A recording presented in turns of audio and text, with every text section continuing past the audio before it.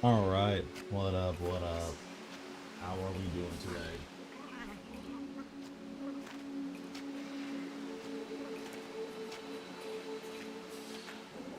Probably hitting the boss just all day today. I want to try to make a meaningful dent in the log since I'm chilling today. Don't have anything else to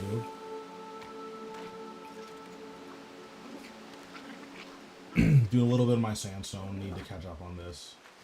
I was caught up and then I didn't do it for like 4 days, and now it's piling up again.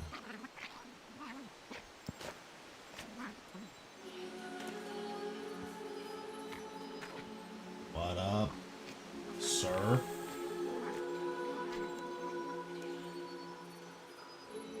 I enjoy it. I think it's fine. A lot of people like don't like it, which I don't really get. I think it's totally fine. I guess I will say a lot of my likes about the boss are more like what the boss is rather than the actual fight. The actual fight is like fine. Skilling bosses in general are pretty one note, but I do like that this boss is non-committal, meaning that you can do like 1 or 2 kills here and there, and that's just fine. Like you don't have to commit to a full hour.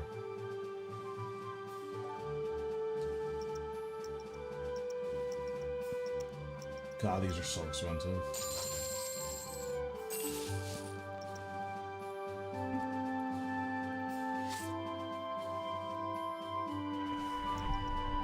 I think having more content like that is super, super, super nice.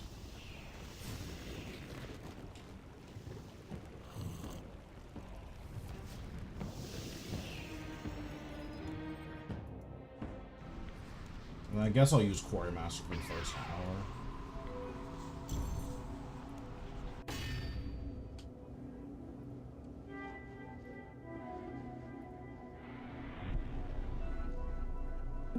What's going on? How we doing?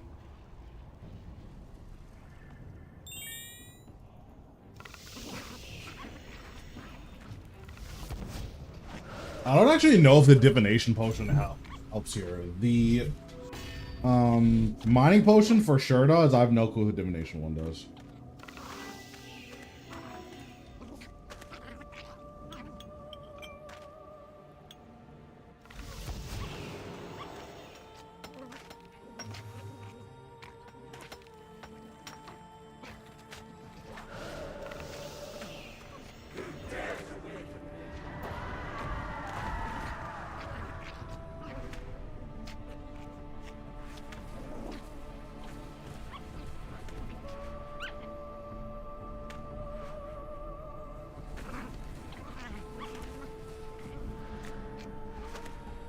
Yeah, I feel like the divination potion does literally nothing here.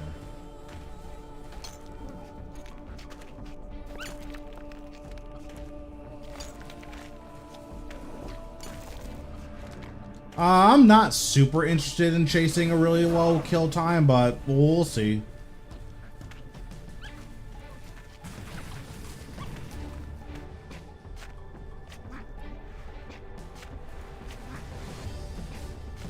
Could be a vibe.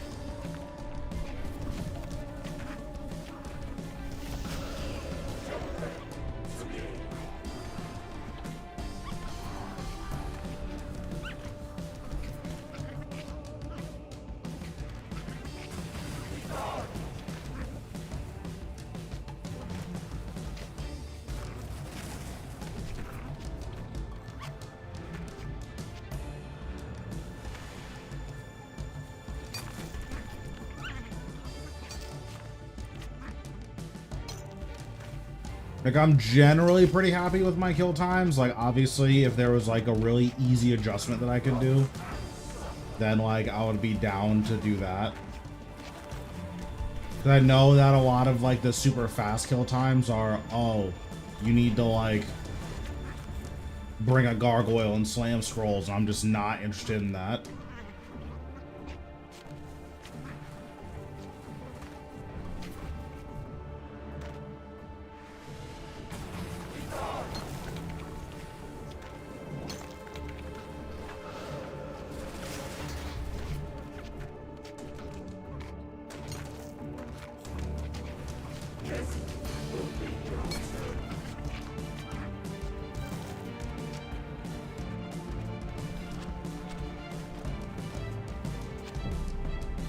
Easy. First kill of the night. Clean.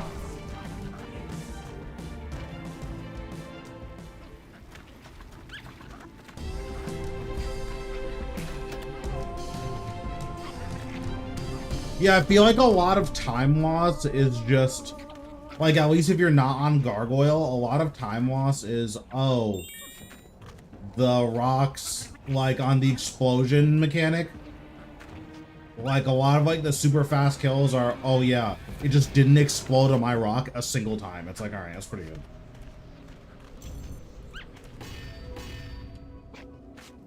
Like, it turns out you probably saved, like, 15 seconds from not having to move.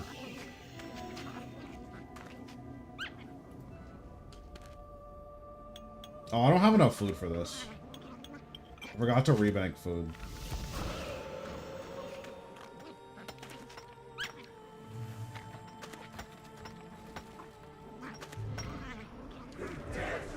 We'll see how this goes. Okay, well now I just have to teleport.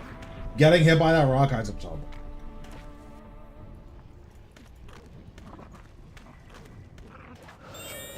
Also, let me boost my max HP.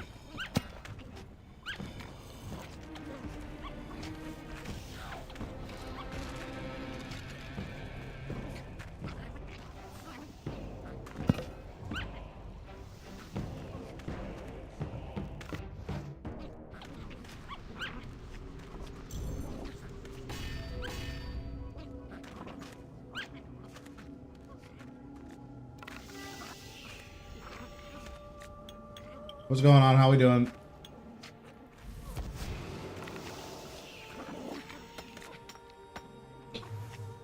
I don't know why I'm over here using keybinds. I can just click.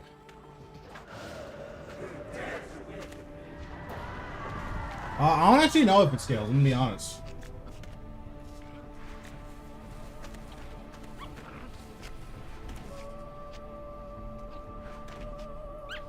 Oh, have you not been getting drops?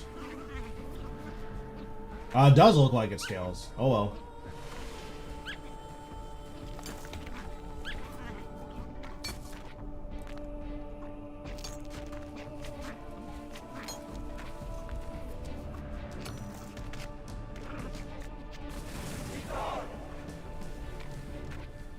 Oh, yeah.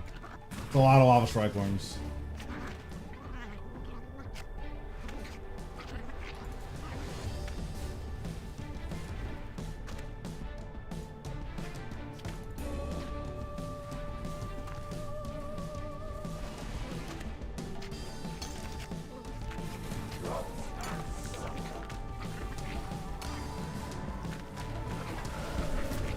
Yeah, I'm definitely getting hit for more. I'm just right now. I'm curious if like getting hit for more is meaningful.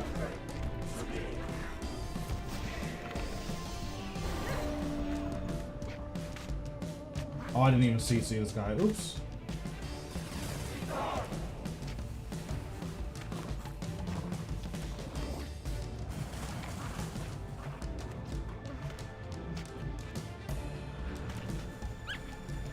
Because, like, I have a little bit more than 10% more. I have, like, 11% more HP, but the attacks aren't hitting me for 11% more. So, personally, I think boosting is still fine.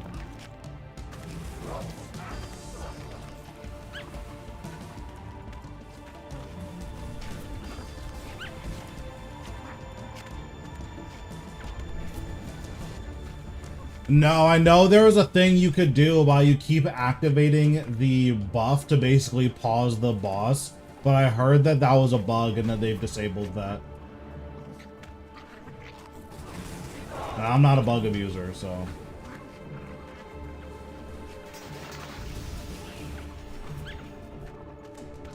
Not that bug abusers get punished, but...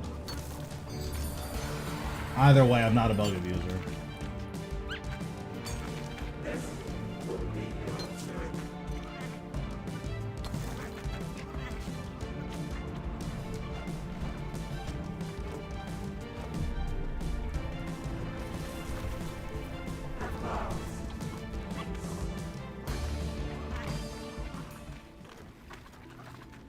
Interesting. So what do you do? Like as soon as the fight starts, you activate the button just to like pause everything?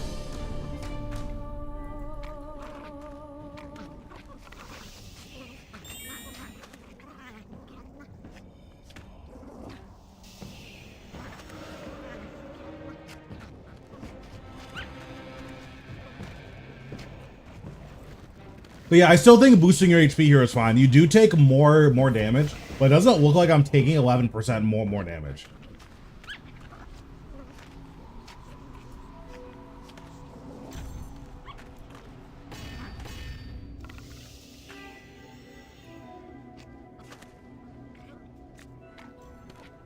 Yeah, well, let me see when he's pressing it.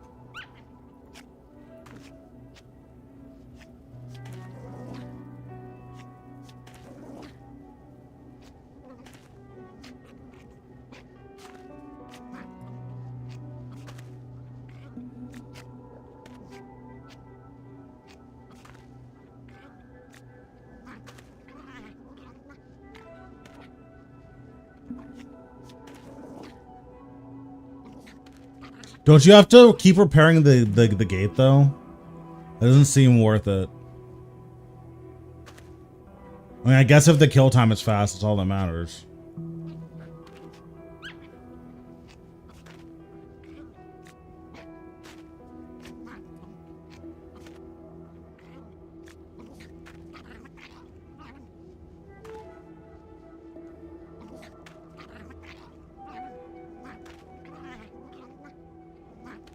So you just don't use the pillars.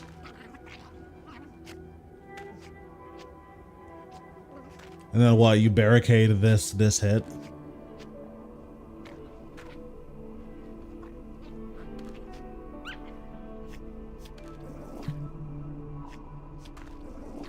Oh, okay. I see. Yeah, let's try that. Also, I need to close Warframe. I forgot I still had this game open.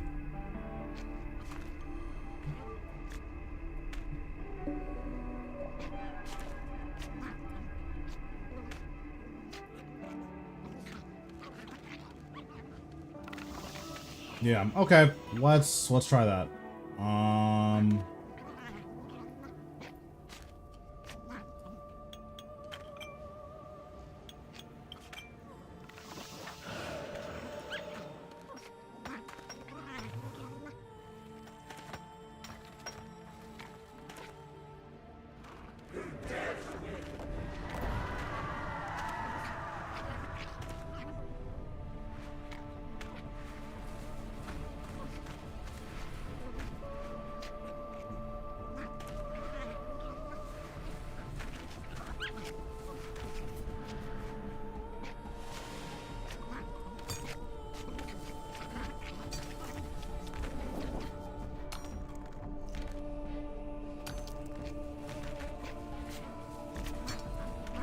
So I use this here.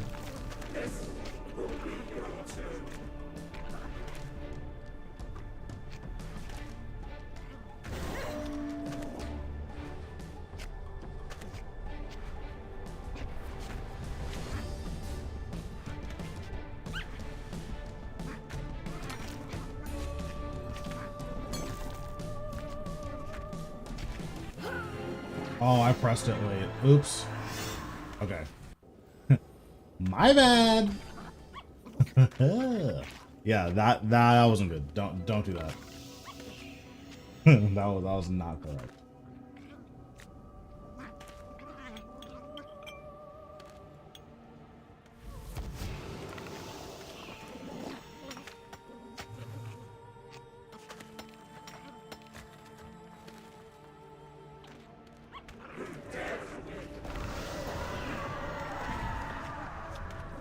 Okay, I'm playing serious now. No more games.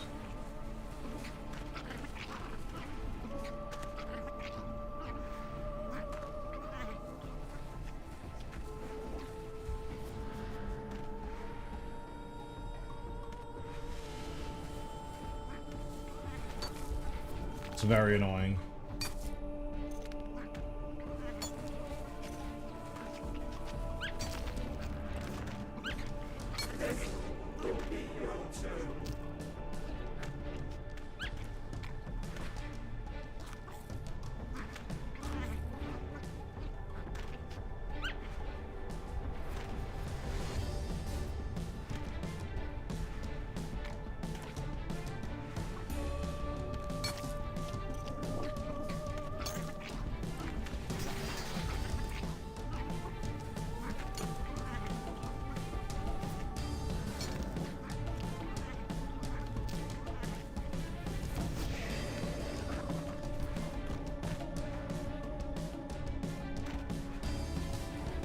Interesting. So it just cancels that whole attack.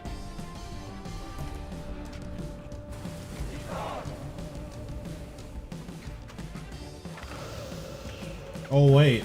Does it even cancel it, or does it just delay it?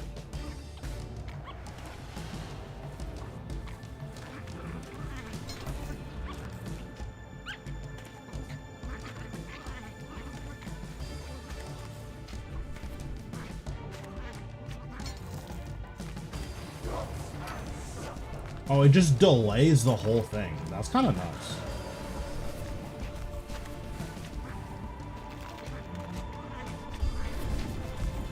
Yeah, obviously this kill is very scummy, but...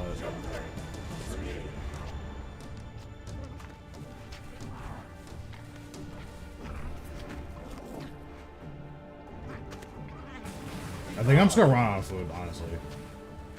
Yeah, I'm just dead here. Okay, let me teleport out.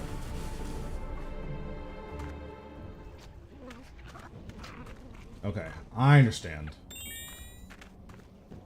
So we'll do this. We'll do this. Probably don't need this many sharks, so we'll try this.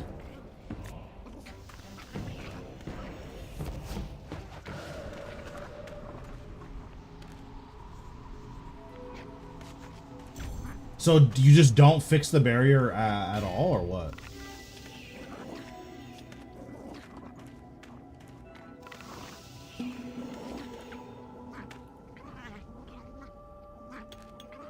Because it feels like there isn't a great reason to actually fix the barrier. I mean, yeah, it is pretty good at XP.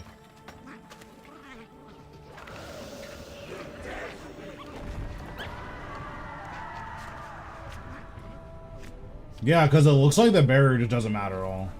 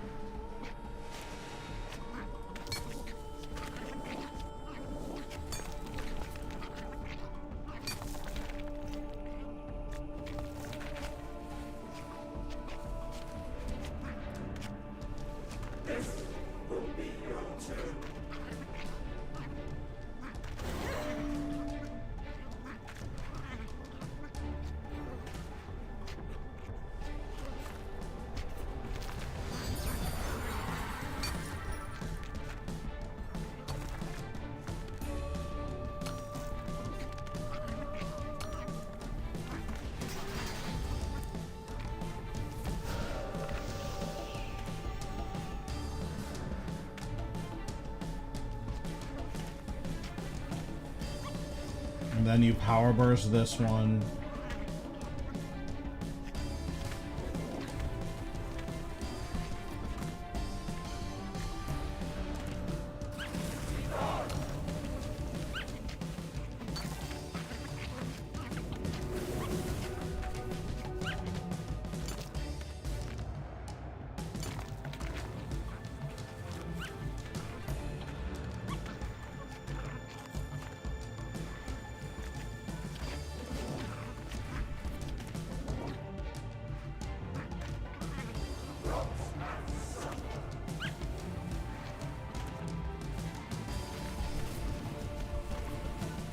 I disagree that that hit me, but okay.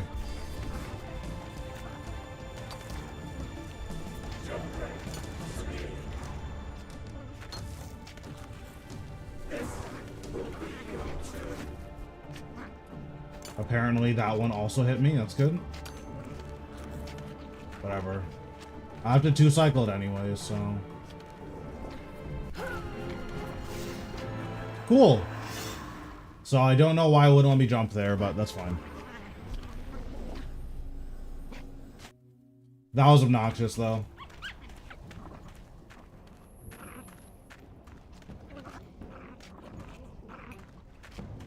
Yeah, that was cringe. What's this potion buffs? It's from these cauldrons. You unlock them from completing the shard hunt for the Gate of Eldinus.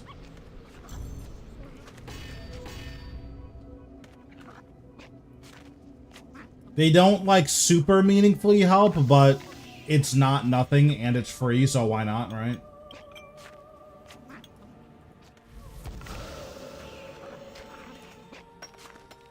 That's only the second time it's happened to me. It's very annoying.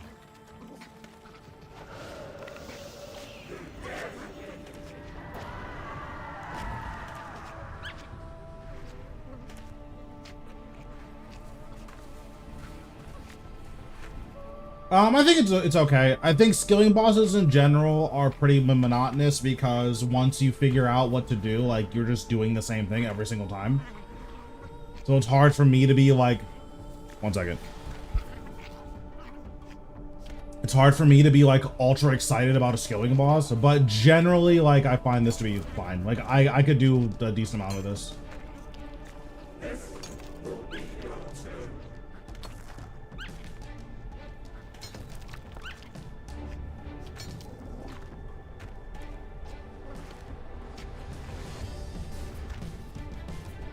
Yeah, the click boxes here are definitely a lot. So.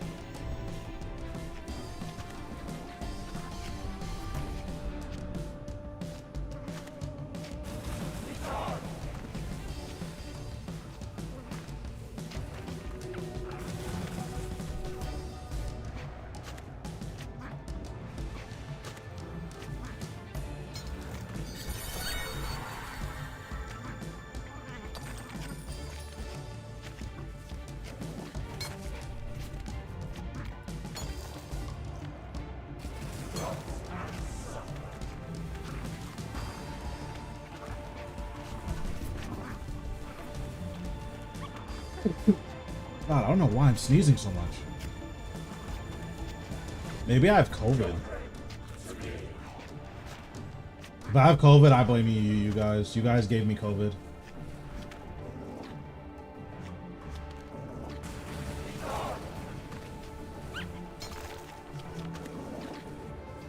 Oh, I guess diving away does nothing.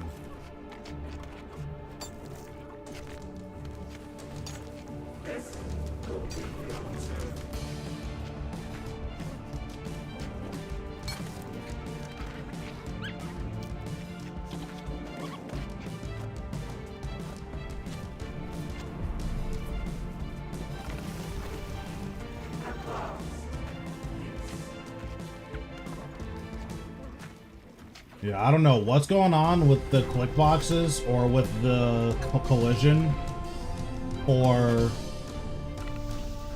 whatever those things are for the pillars, but super annoying.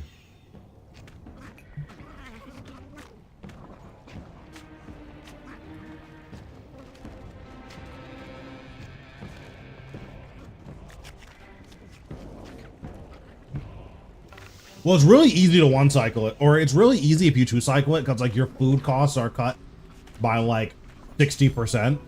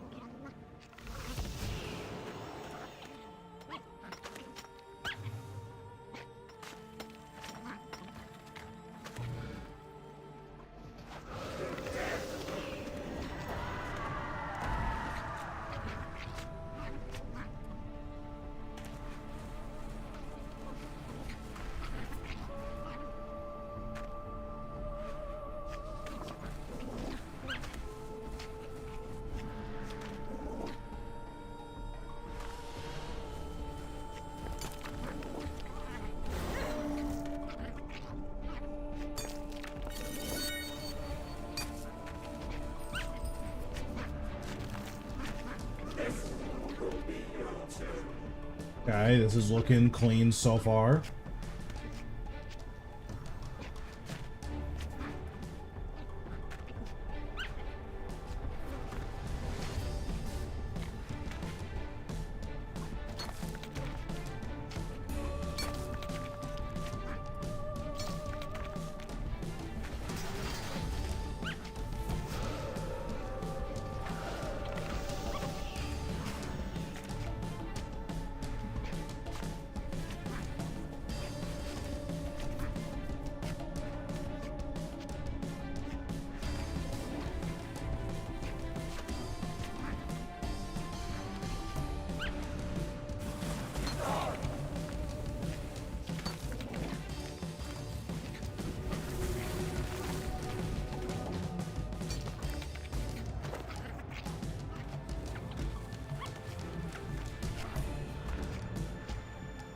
It's Grace of the Elves. I have the upgrade for it, but it's literally just here to get more loot. It doesn't actually, like, improve the boss fight for you. You're just getting more loot.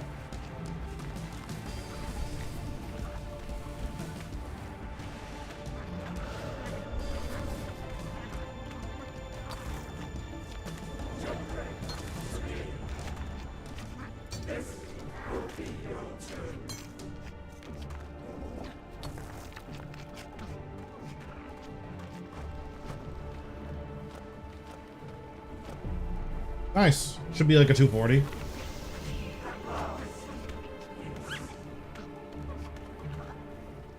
Oh, okay. Well, we could have gotten a sub 240. But that one misclick cost me like a second. The upgrade worth it in general?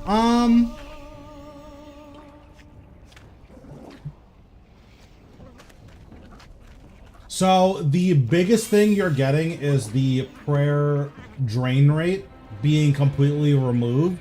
That will pay for itself eventually. The question is, are you ever going to use 800 mil worth of prayer points? Probably not, but generally speaking, if you've had a Grace of the Elves for the lifetime of your account, or for a majority of the lifetime of your account, the Grace of the Elves has more than paid for itself anyways, so you're mostly paying money for quality of life with a very, very slight, like, profit incentive. I'm rich, so I got it, and like the 2,000 porters is very nice, especially for archaeology. You don't really need that many porters for anything else, but it is very nice for archaeology.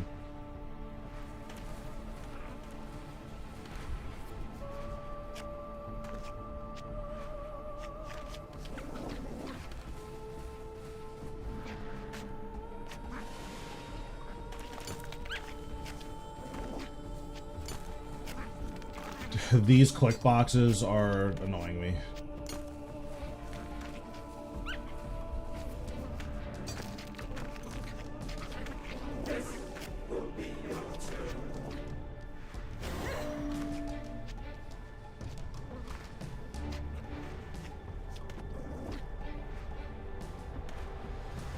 They did fix the AoE though. It's a 1x1, or it's a 3x3 again. It's not a 1x1.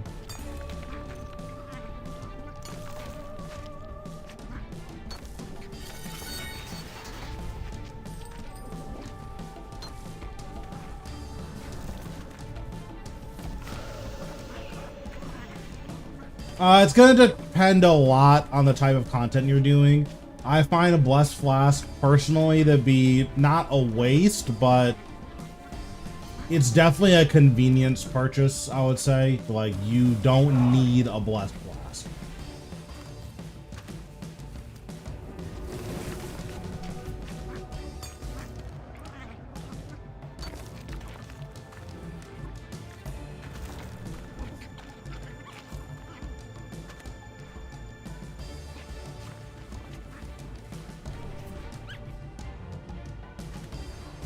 Like, it's going to depend a lot on the types of bosses that you're fighting. But if you're fighting the types of bosses where Blessed Flask is good, it's a very good.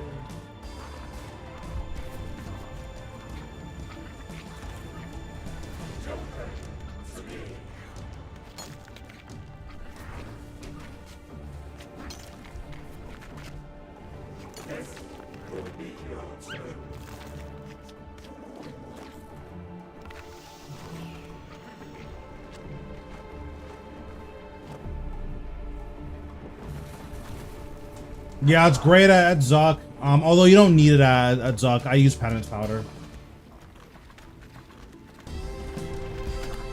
Basically, the big upside of Blessed Flask is sometimes it's cheaper than penance powder.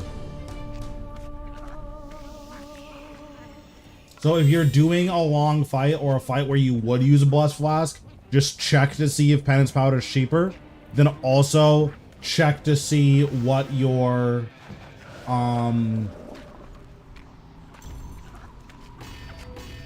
I'm having a stroke, hold on. Check to see if your inventory allows for you to just bring super restores. You liking this method? It's fine. It doesn't feel like way better or way worse. This method does seem to punish you a lot harder for mistakes, but we'll see. I mean, I'm gonna keep doing it because it is obviously faster.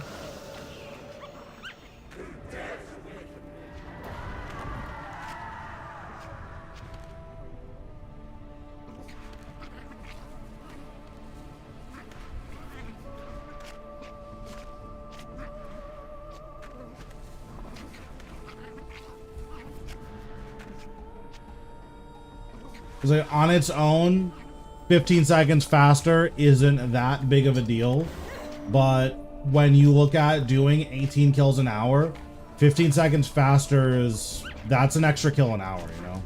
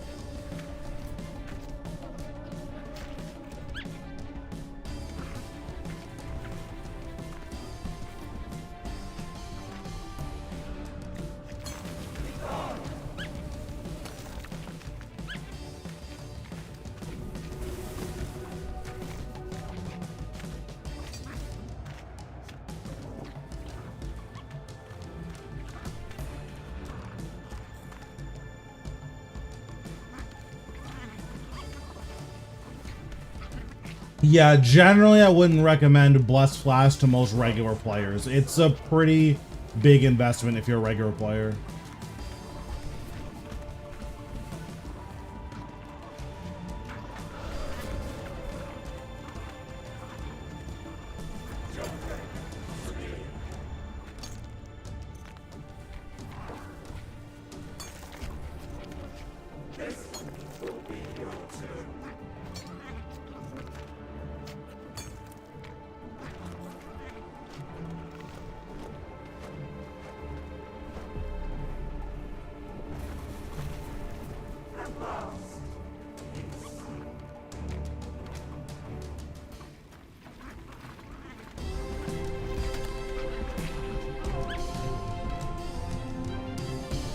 Draculus should be around 1.5 bill.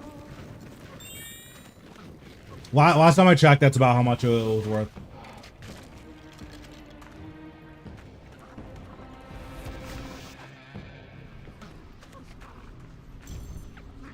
I do want to see what it looks like dyed. I feel like it's going to look nuts dyed, but we don't know when it's going to be dyed.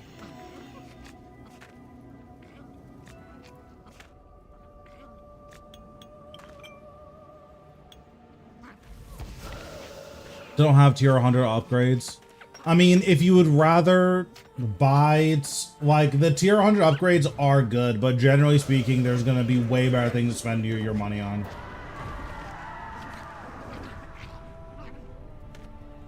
I was gonna get, Aurora died. I had a full extra set of Draculith in my bank, but I sold it to pay for Premiere. So when you say to tier 100, are you speaking about Shard or the tier 100 pickaxe?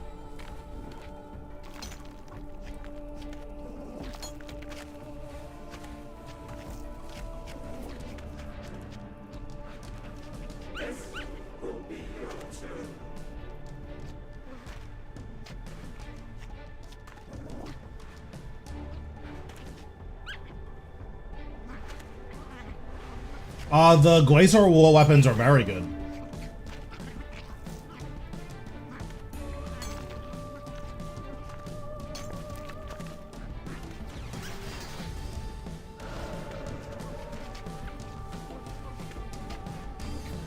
We might have a PB on our hands.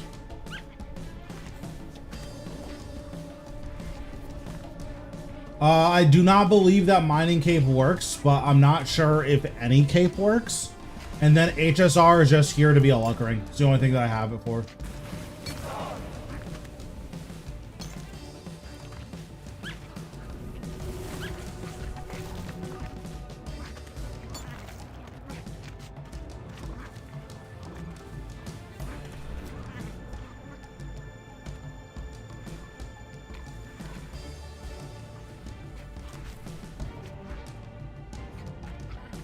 If you like Art Glacier, then yeah, like it's definitely worth trying to make them. I don't like Art Glacier, but I like Golden Reaper, so that's why I made mine.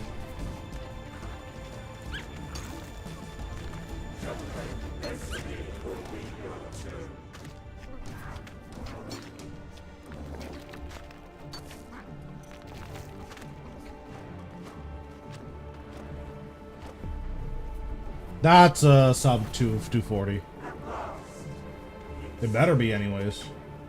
Alright, come on. Alright, there we go. Oh, let me go and open that effigy.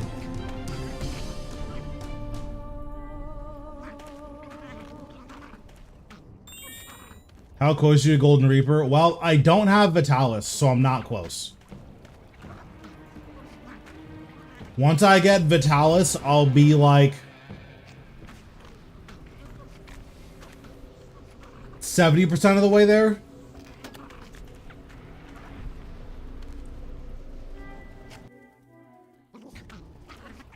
So I guess lock the doors over Ring of Whispers. Ring of Whispers is probably better.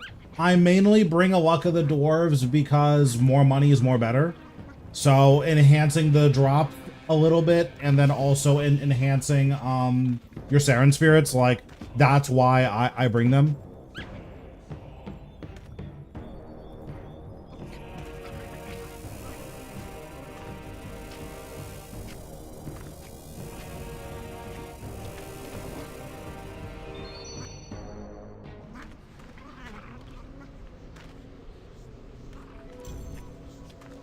Yeah, I don't really know what the latent necklace does, so I don't really have any opinions on it.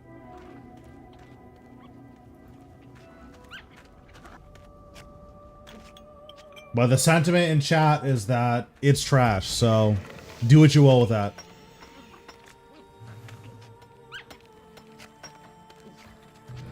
I'll just say 10% more XP is not that good. Maybe if you're doing like a rune bolts, because rune bolts are relatively cheap. Yeah, it's also good for broad arrows. So like anything you're never gonna use anyways, it's probably fine with that.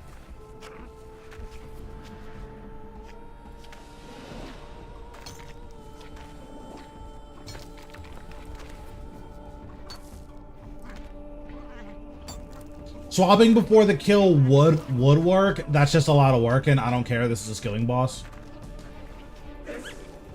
Like there are a lot of optimizations I'm willing to make, but there's a lot because like, you know, if it helps improve kill times without costing a ton of money, like I'm down for that.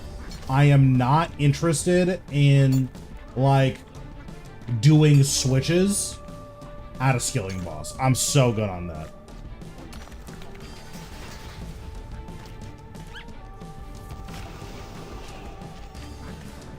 I don't know what the GP per hour is here. I know that the trash loot appears to be like 10 mil an hour.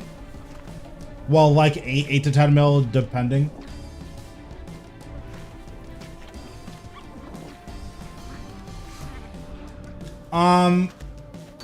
For Limitless or the prayers, it's gonna depend on what combat styles you use. Limitless is better with everything except Necro. It's not bad on Necro, but like it's really good with the other styles.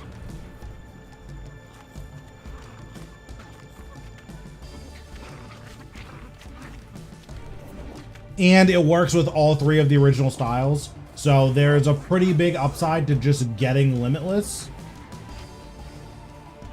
as like a minor buff to all of the original styles.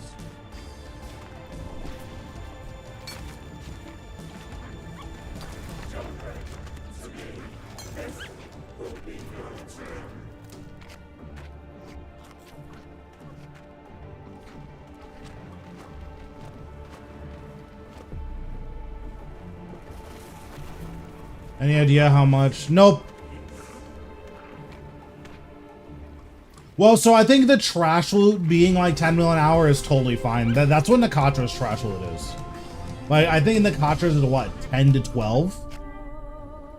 So, given how little effort this is compared to that, I'm pretty content with 10 mil an hour in trash loot.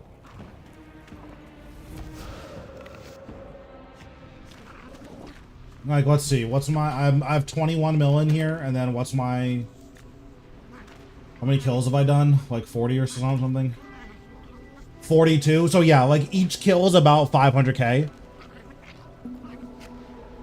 So again, like in terms of trash loot, this has better trash loot than Raksha by like 15%. So I'm definitely not complaining about the trash loot here. Does trash loot include pages? Yes. I don't know what pages are worth. Pages might be trash. But just looking at like the number that my chest says, it's about 500k a kill. Okay, in which case the trash is going to be pretty substantially worse. But even then, it's like fine. I don't know, like when I think about the GP per effort spent, it's pretty good here.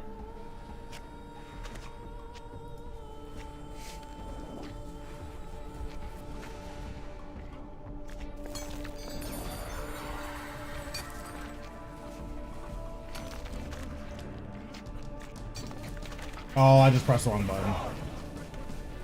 Well.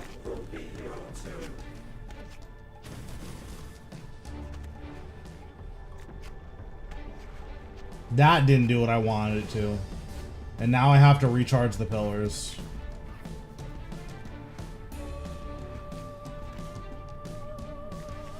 Honestly, I'm just gonna go back.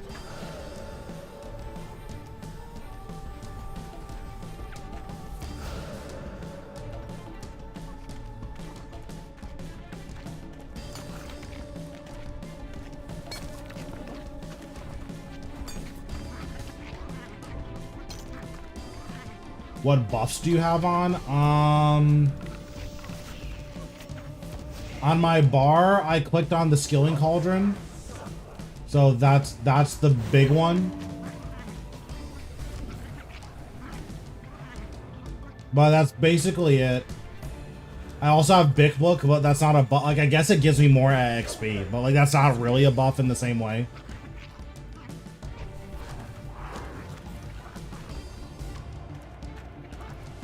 They're gonna be decently expensive probably for a while, I would imagine.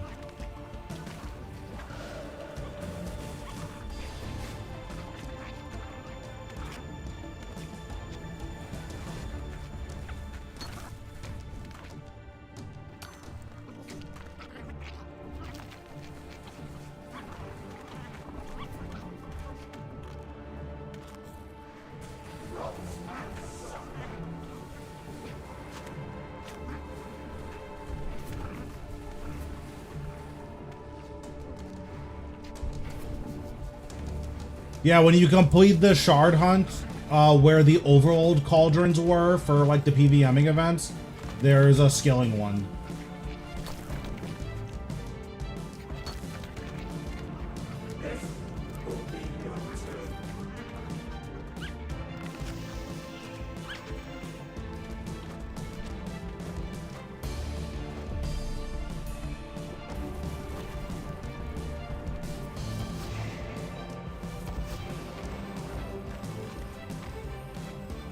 So I should be able to get like one rock from this and just be chilling, but we'll see.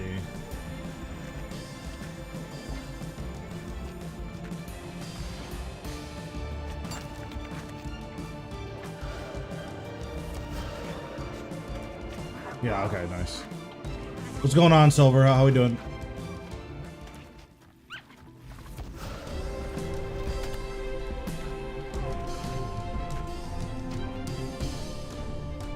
Yeah, reading is pretty good. I'm a big fan of reading.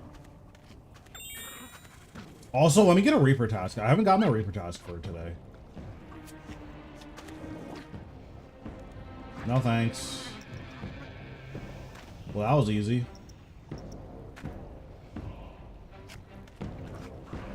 But yeah, these unlock when you drink or when you combine the things. So you just drink from it and then it gives you extreme divination, super mining, crafting potion, and agility potion. I don't know if the agility potion or crafting potion are very good, but You know, that's what it is. Could be doing better. What's been going on, King? I took one psych class, so I'm basically a professional therapist. Now, did I drop that psych class? Who's to say? But I did take it.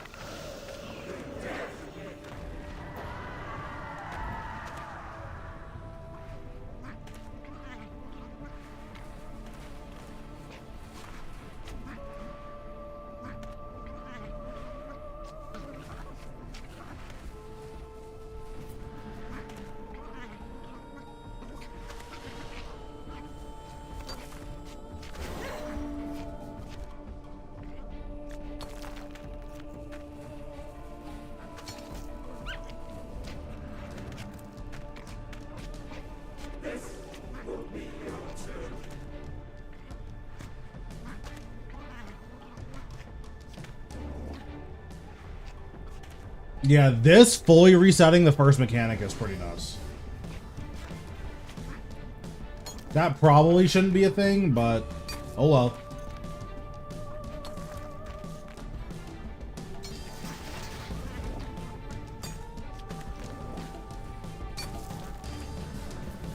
Ooh, that heal was pretty bad. What's going on, Tamara? How you doing? I'm officially a skiller now. My PVMing days are over.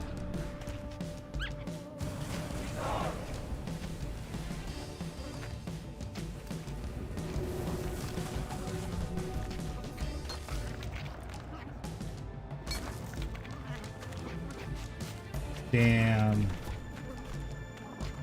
Listen, for you, I'll get a drop for old Gramps here.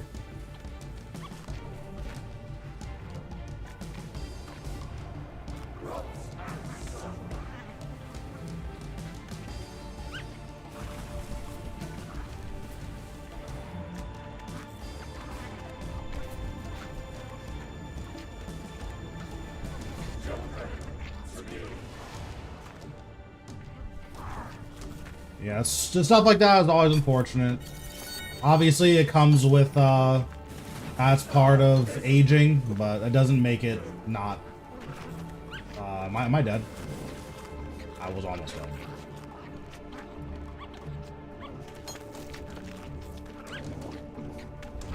Well, that was treachery. I kept canceling my mining action. That'll teach you to ask how I'm doing. Listen, it takes a lot more than that to bother me. I don't care. I'm chilling.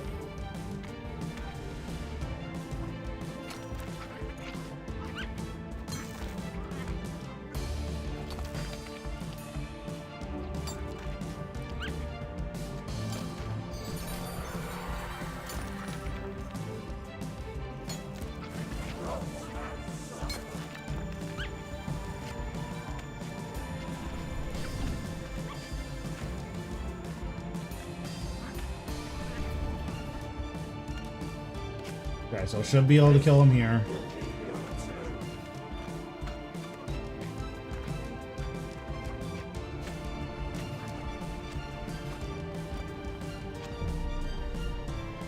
What's going on, Mr. James? How we doing?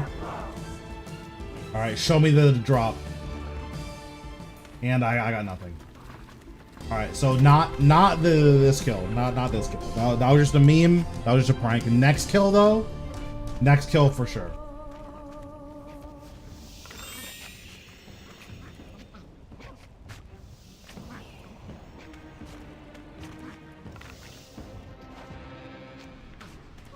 What's your KC? Like 43.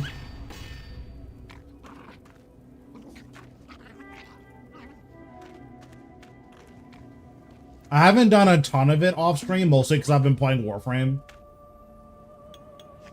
And, that game is currently more fun than RuneScape.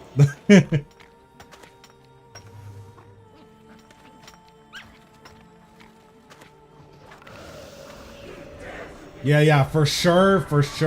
Next kill, for sure.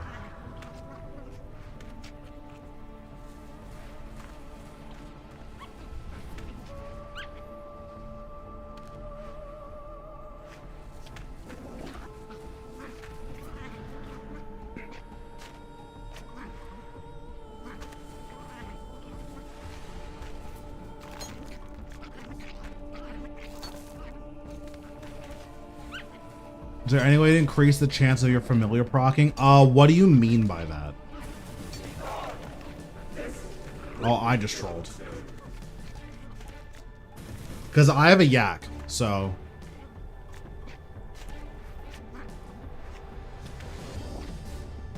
Oh, do you bring a water fiend here? That's kind of sick.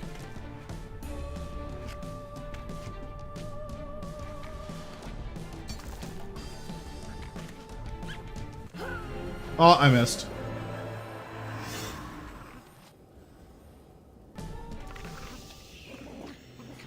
Yeah, as far as I know, Water Fiend is RNG.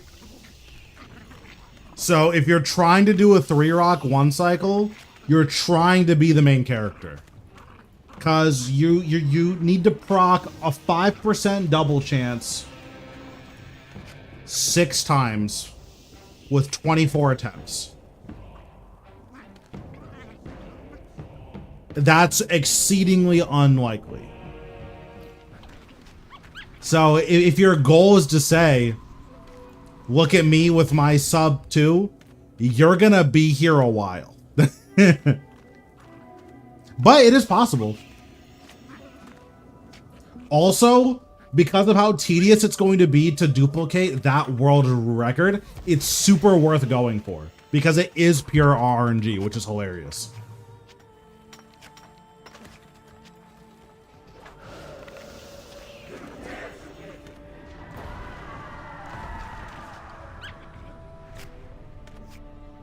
Yeah, because what you're basically asking for is for a 1 in 20 to succeed 25% of the time with only 24 attempts. That's really crazy RNG. I'm sure some of the math people in chat can like tell you exactly how rare that is. That's asking for a lot.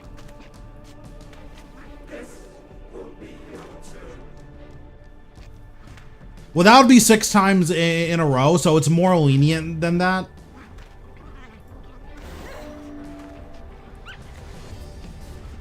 I guess it would be like 4 times in a row, effectively.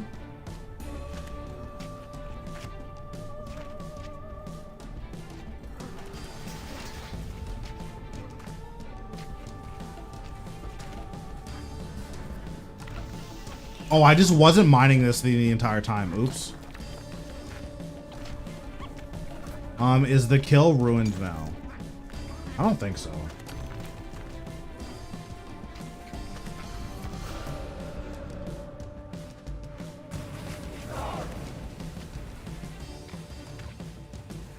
I mean, mate, bro, I'm telling you that that is levels of unlikely. That's like, I would be surprised if anyone ever gets that. Although, if you do get it to proc like 5 times, you might be able to like get it to work just because the boss will have less HP.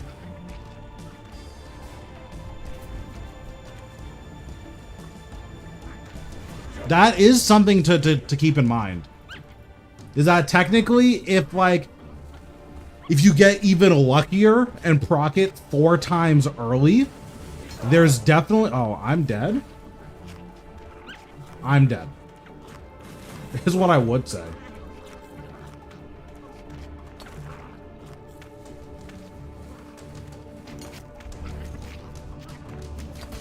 Yeah, but there's definitely a world where you get it to proc earlier, and if it does, you need to get less shards.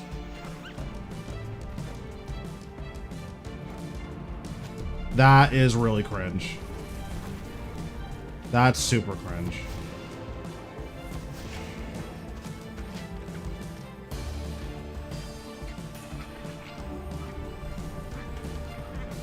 Don't you love dead clicks? Dude, I just found the channel through the Telos guide. Nice. How much is Leighton offering? I heard it's like 5 or 10 mil. Like, I'm not saying it's literally a scam, but it's literally a scam.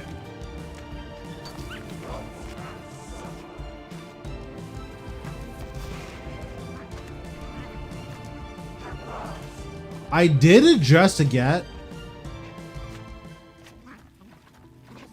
So, interesting. Off the regular rock, I did get a double. I wonder why that was. Like, is that honed?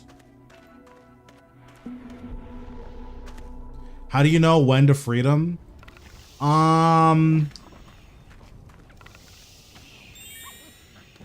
Yeah, I mean, if you did that, that would be guaranteed, right?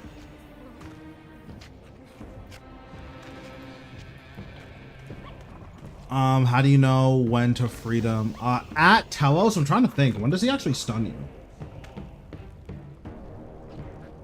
So normally it's by counting auto attacks. Once you're comfortable at Telos, you know when certain attacks are coming. Meaning if you know that a certain attack is coming, you know what the counterplay for it is. So when you know that the Hold Still Invader is coming, that's when you freedom.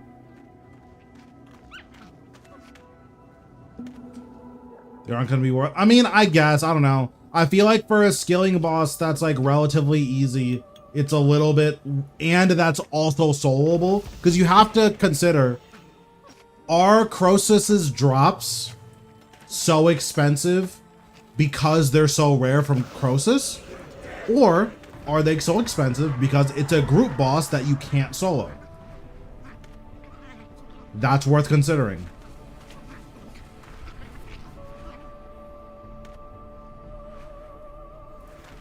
Like, I think for how simple this boss is, especially compared to Crosus, it's a lot easier to mess up a Crosus kill in my opinion. But because of how simple this boss is, I'm just not that convinced that, like, it needs to be a god tier moneymaker also. But that's just me.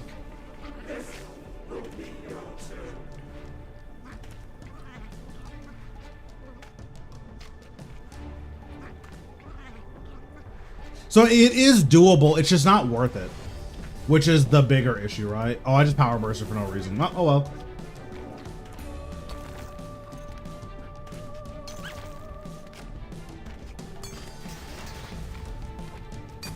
We are going to be taking a lot of damage.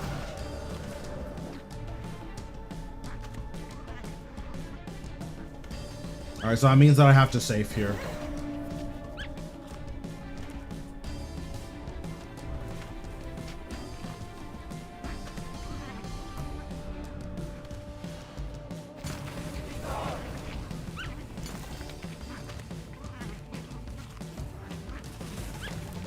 Yeah, the Hold Still Invader is the stun.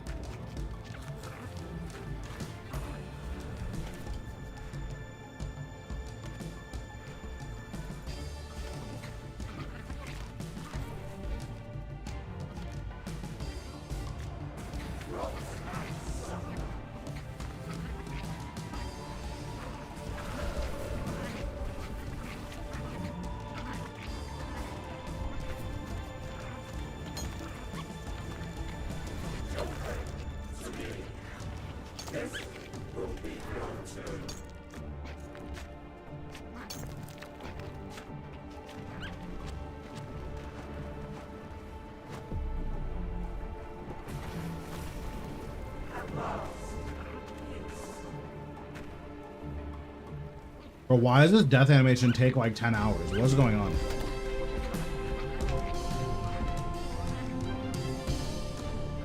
Like, let me see. What's the kills per hour on solo Crosus? It's gotta be terrible.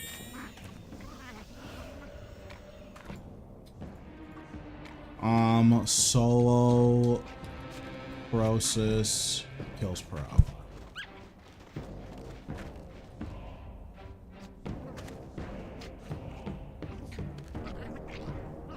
I mean, this is saying like 30, so you can get like 5 kills per hour. That's just not worth it.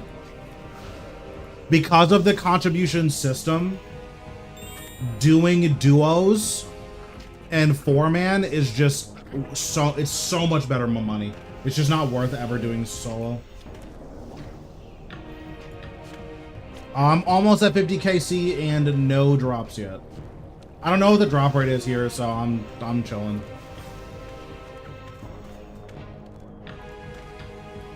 What's going on, Mimente? How we doing?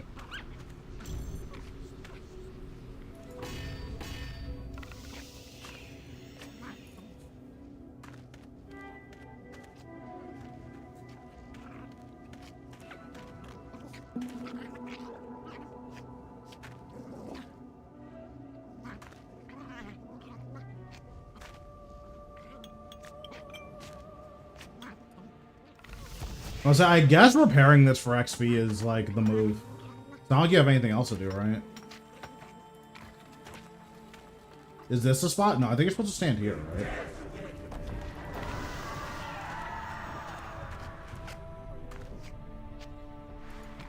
I was right the first time. I'm pissed. Wish I would have kept my core hammer. What did I tell you guys about selling gear? Now you understand. And the worst part is, I think right now is the most expensive it's ever been.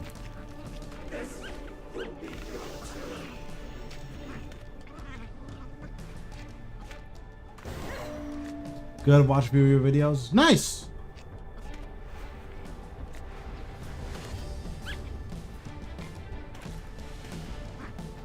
Tell you guys all the time, don't sell gear because eventually you're gonna have to rebuy it and you're gonna be super annoyed that you had to rebuy it. I'm 5.8 bill, so I don't really need it yet. That's what they all say.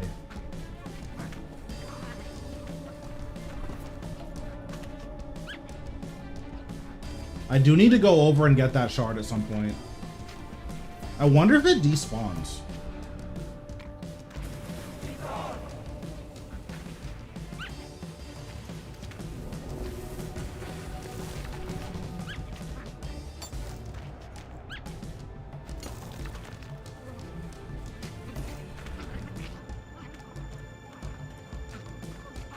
Listen, Christmas Village is coming back around soon. You'll be able to try to get a Black Party hat again.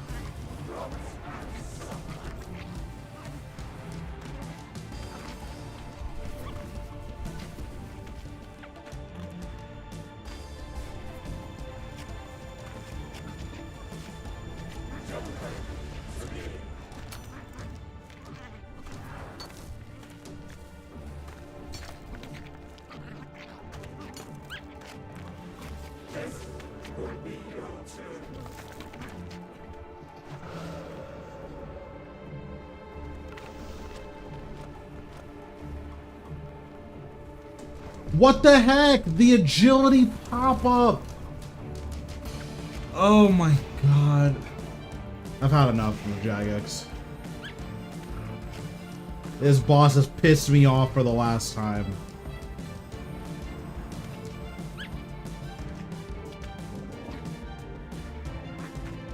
Like, what was that? Hello?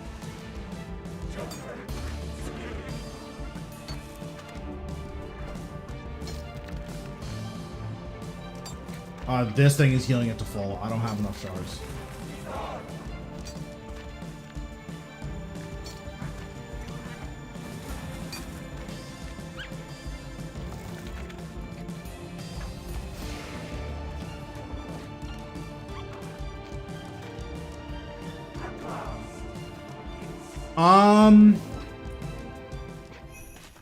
Oh, nice. I got a memory dowser. Isn't that one of the good ones?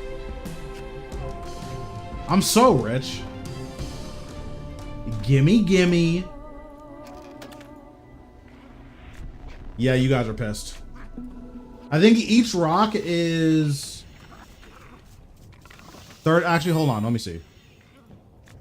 100,000 divided by 32. 31.25 is how much each rock does.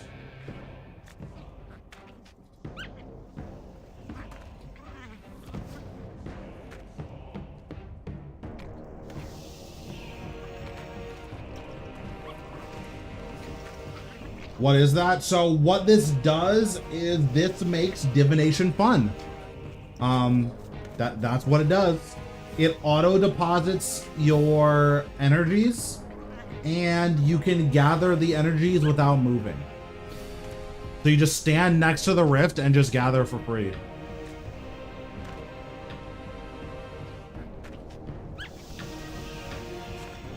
But yeah, so James, in theory, if you could dupe, how many rocks? So if you dupe 4 rocks really early, you only need 30. That's asking for a lot, but that is possible.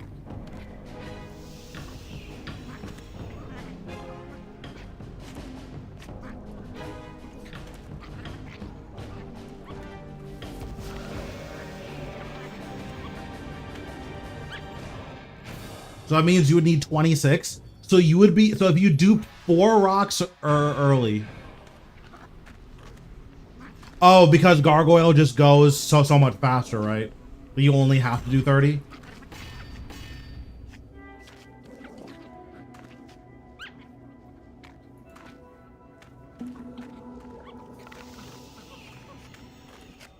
Yeah, I mean, well, you know what they say, guys. The rich get richer, right?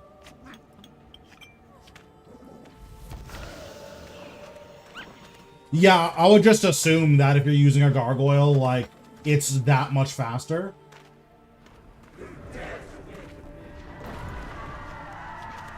You sound no, I'm keeping it. I'm keeping the first copy of every drop set that I get from here.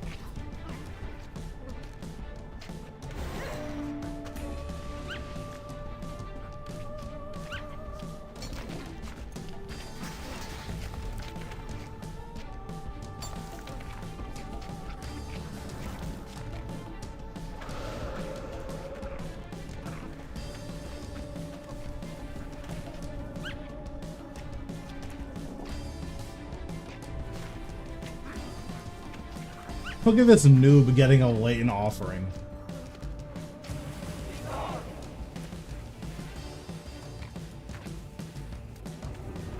Seven minutes. 7 minutes is all I can spare to play with you. Thanks, Mente, for the follow. Appreciate it.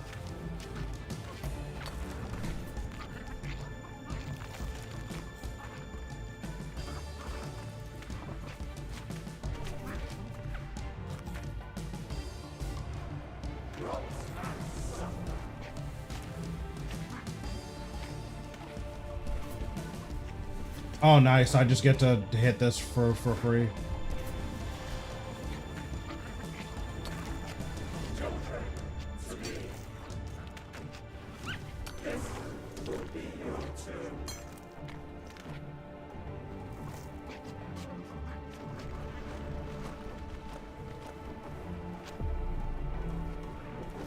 All right, any back-to-backs in the chat? Scammed. Bro, never lucky.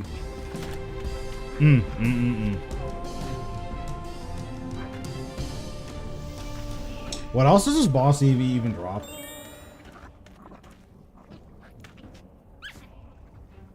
So it drops this one. I'm pretty sure this one's bad, but I'm not sure.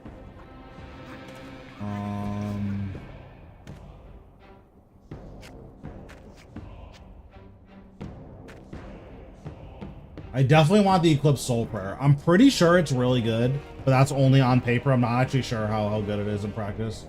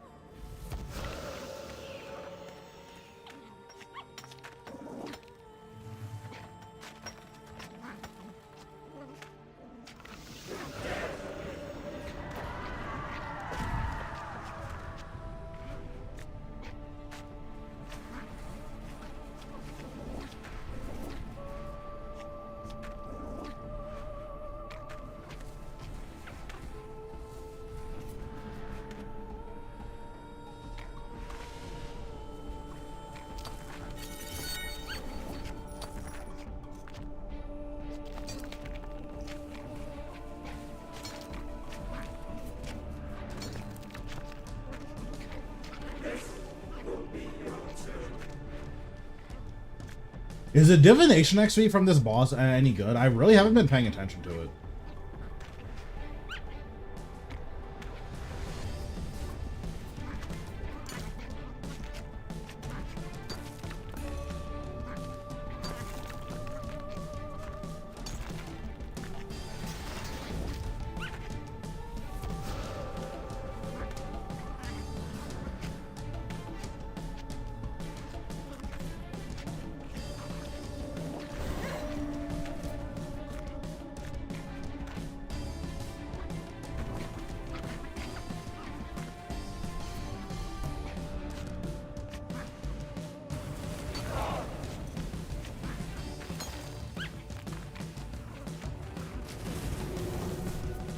What's going on, CJ? How you doing?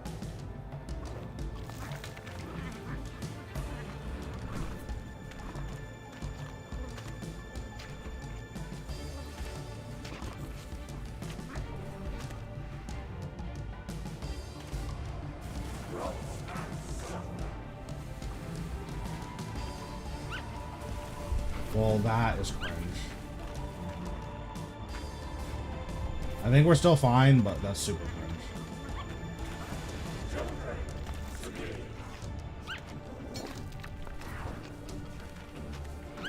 Nope, never mind. Not fine anymore.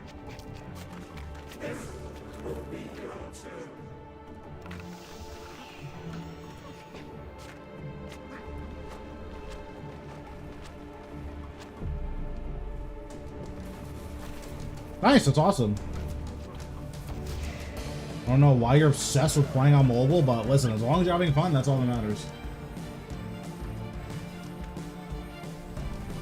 I think 105 to 120 is doable. I mean, I don't know, but I will say archaeology is a good skill, so you should just do it. Now is the best time to do it, but it's also just a good skill, so you should just do it.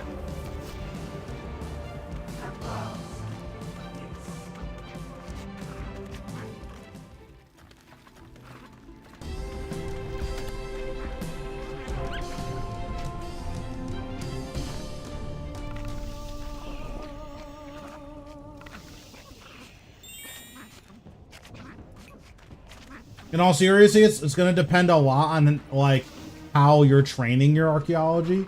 So like if I have a day off or something where like I'm just chilling the entire day, I'll have archaeology on my second monitor and then just be doing whatever on my main monitor. If you're doing that, you'd be very surprised how much XP you're getting in such a short amount of time.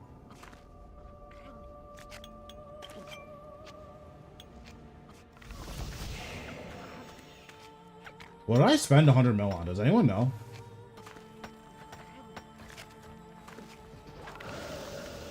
Oh, the Bic pages. True.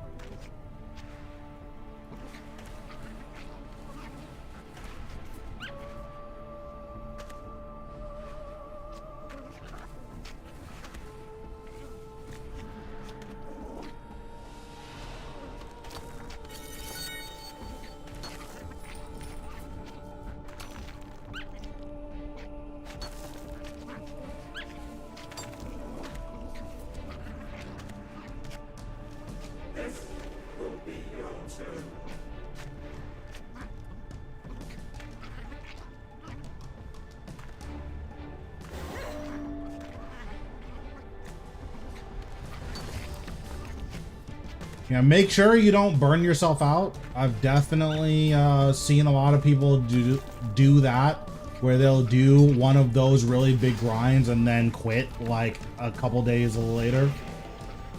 So definitely pace yourself, and if you generally don't enjoy archaeology, then don't force yourself to do it.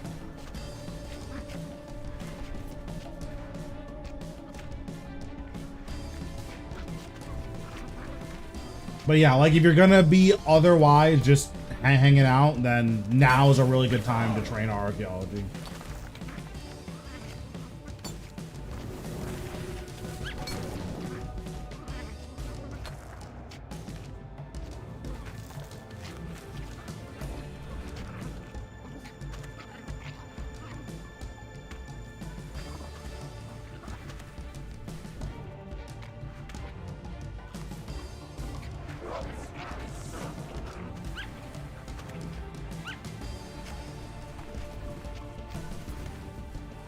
Ooh, we might have a PB here.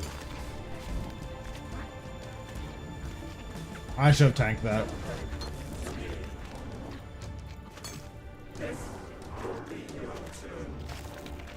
I should have tanked that. That would have been a PB if I would have tanked it.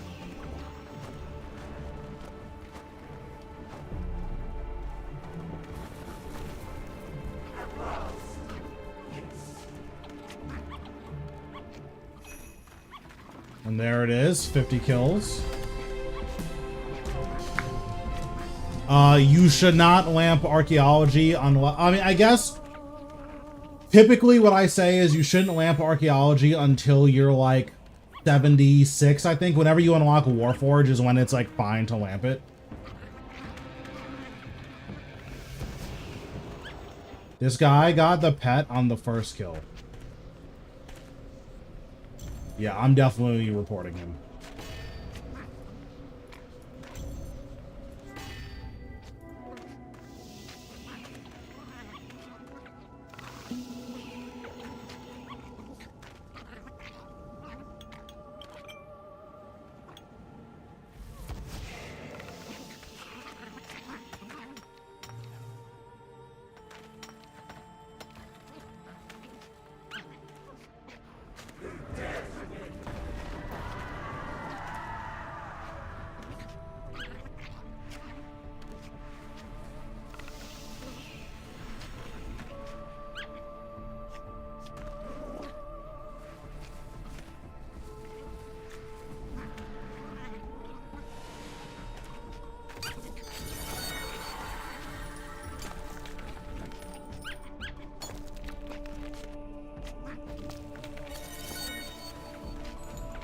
Okay, the back-to-back Saren Spirits.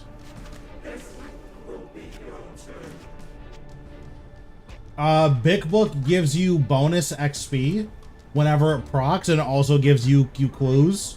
So I'm mainly doing it because it's clues.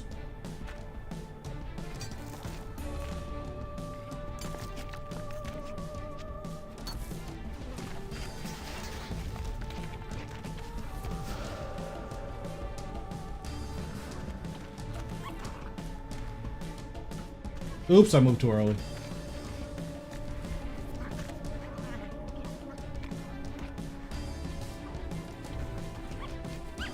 If you don't have a big book, but you have a... What's the thing called? A Brooch of the Gods. Brooch is also good here. It doesn't help with the boss fight, but it's just more money for doing what you would be doing anyway, so why not?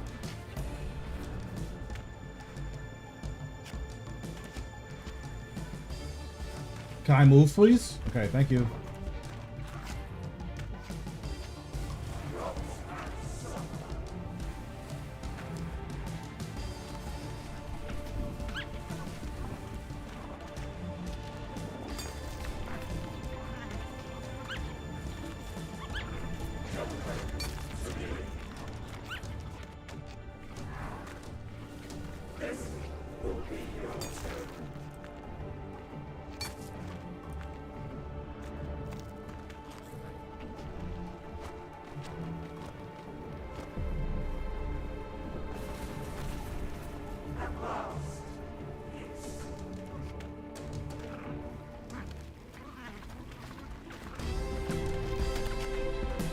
Damn, no drops. Scammed again.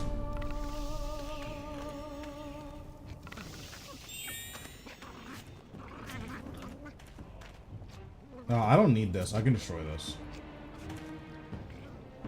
Oh, I guess here, let me read it in case that matters.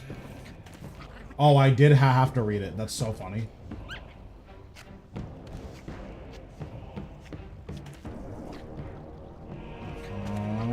Let me sell these, because these don't need to be in my bank anymore. At least not for a while.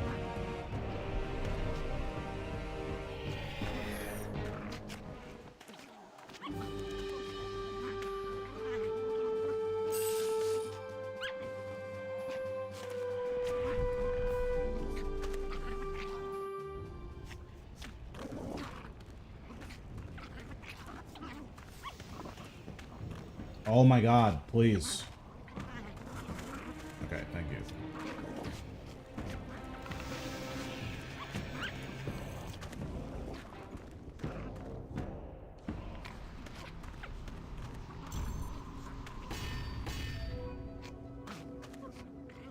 Okay, 1 second.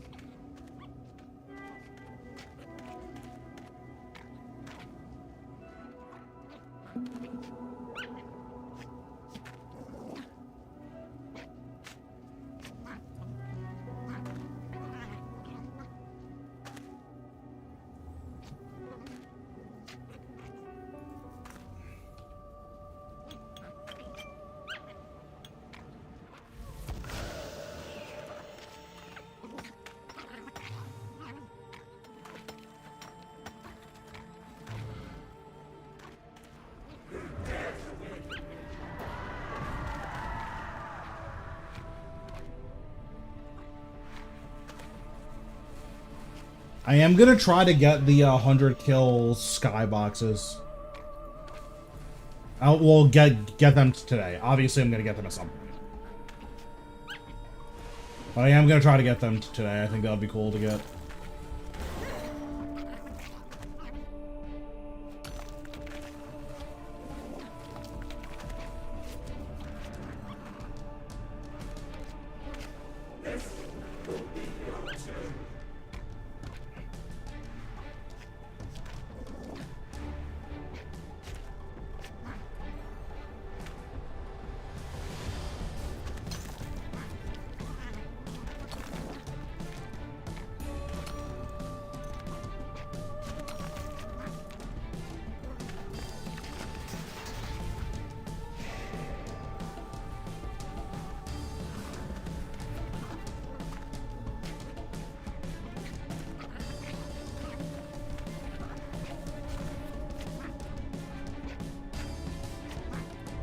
Yes, whenever you collect these rocks, they give you their ore twice as fast.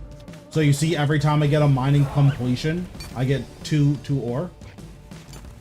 But to offset it, you get hit with these typeless bombs every so often. What's going on, Alexi? How you doing?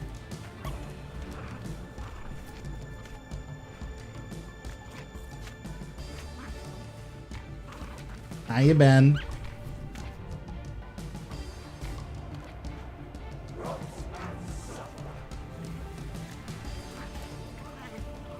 So these typeless bombs that I keep dodging, oh god, those don't spawn if you're on the backside of the wall.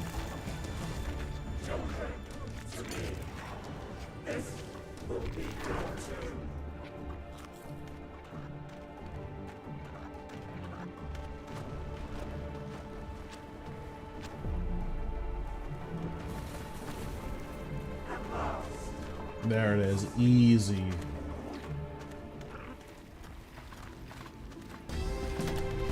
I'm pretty happy with my kill time. I don't think I'm gonna push much lower, although it might be funny to try to go for the like omega high roll. That sounds horrible, but it could be funny. So James, are you still here? What would you do for your food? Would you use like primal feast for the inventory space?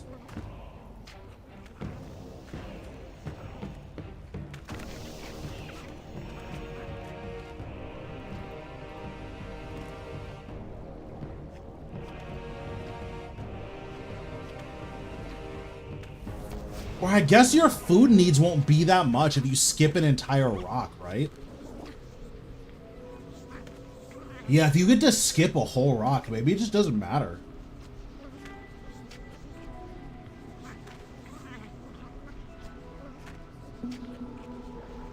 So, in theory, if you ultra high rolled, you could use a water fiend to duplicate rocks. So, Water Fiend, I believe the chance to duplicate is a 1 in 20. In theory, you could skip the third rock altogether if you duplicated 5 rocks by the time you got to the last one. So, in theory, you could probably save like 45 seconds on a kill if that happened. But You're asking to hit a 1 in 20 5 times over what? 16 attempts? Or sorry,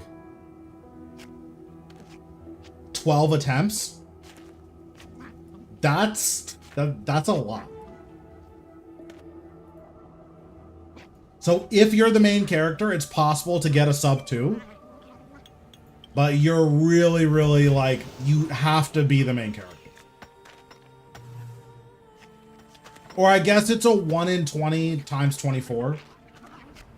Or so you have 24 opportunities to roll a 1 in 20 5 times.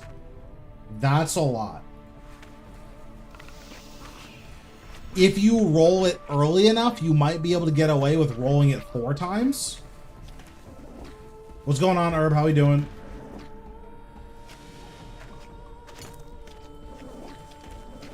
Well, yeah, it's called the God roll for a reason, right? My guess is that if anyone ever gets that PB, no one will ever be able to break it. Just because of the unlikelihood of hitting that high.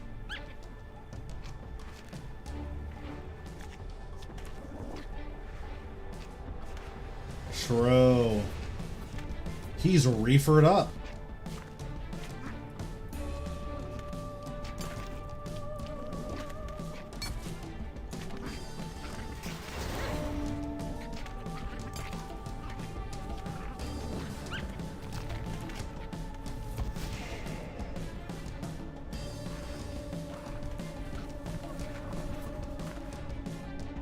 You literally repair it because it's free XP in the sense that it doesn't meaningfully slow down the kill.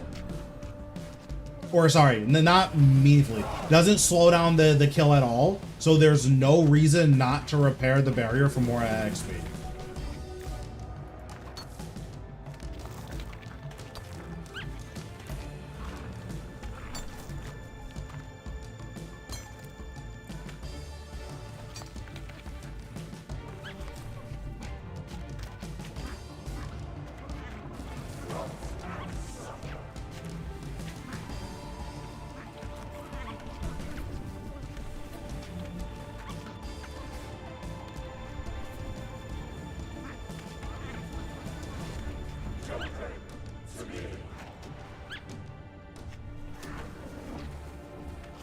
We might need spam eat here. Yeah, we do. We do.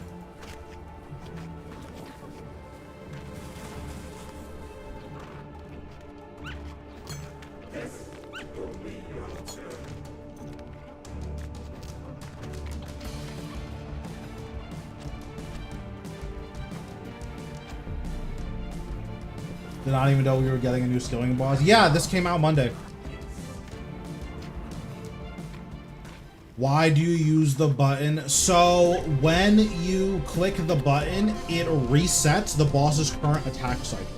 So right before he does the first obliterate attack or whatever it's called, be gone. Whenever he's about to do that, so when the bar is at 9, if you press the button, he'll do his special mechanic and then restart that same cycle from 0. So this is something I learned today. So something I've been testing, and it does seem to give meaningfully faster kills. Like you save about 15 seconds every kill by doing that. You do take quite a bit more damage, but saving 15 seconds a kill, that's pretty good. That's an extra kill an hour, right? Oh god, I don't know why it did this.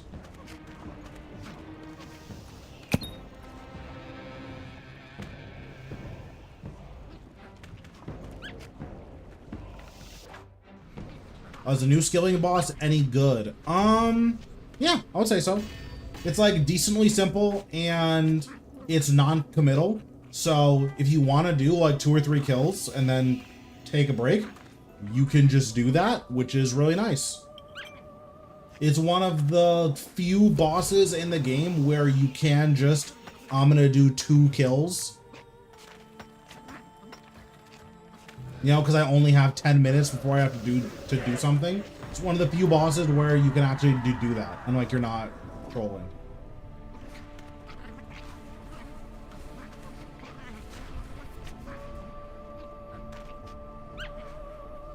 technically you can do it with any boss, but a lot of the other like PVM bosses, you're usually giving something up. So, you know, if you're at Carapac and you're buffing your HP, your HP buff like unsnapshots when you relog, right? Do you prefer this to Crow? I think Crow sits actually. Well, let me think. So, assuming I had a competent team every time I did Crosis, probably not. But that's kind of the issue with Crosis, is that you need to have a competent team every single time. Otherwise, you're not really having an enjoyable experience.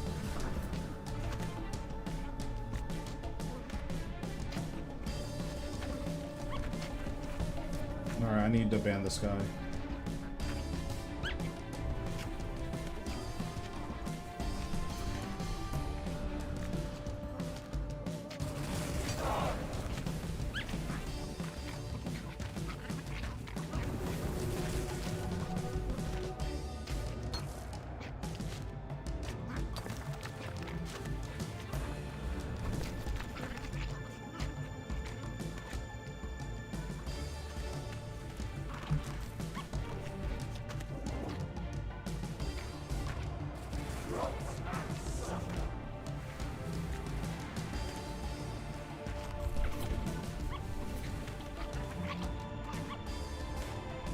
It auto uses them from your yak, so you don't need to like do anything crazy there.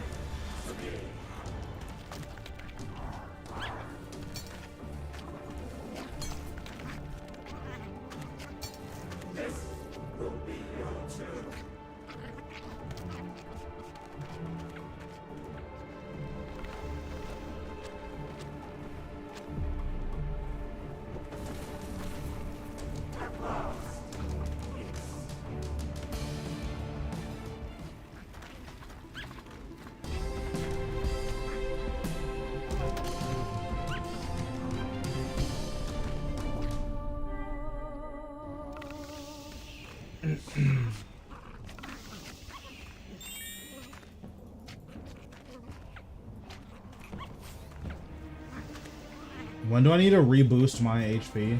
Oh, after this kill. Okay.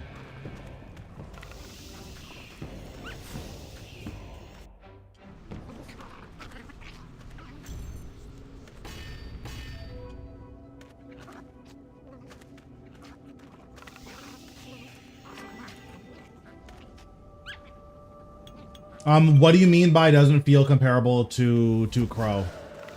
No, not that I disagree with you. I'm just curious.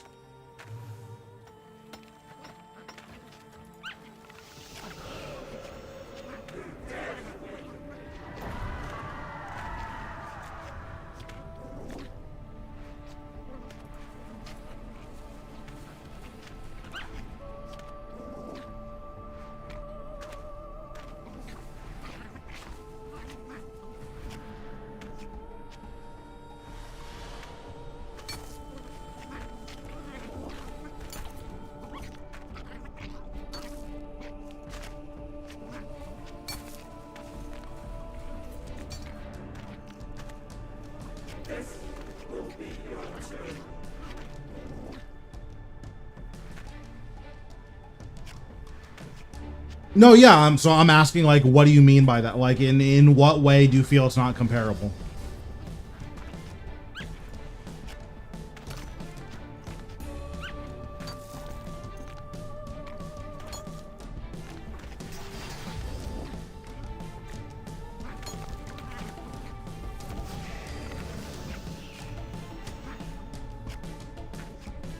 Yeah, because Crosis is a forced team thing, it does mean that you have to commit to an hour every time you do Crosis, and that is a relatively big deal for me anyways.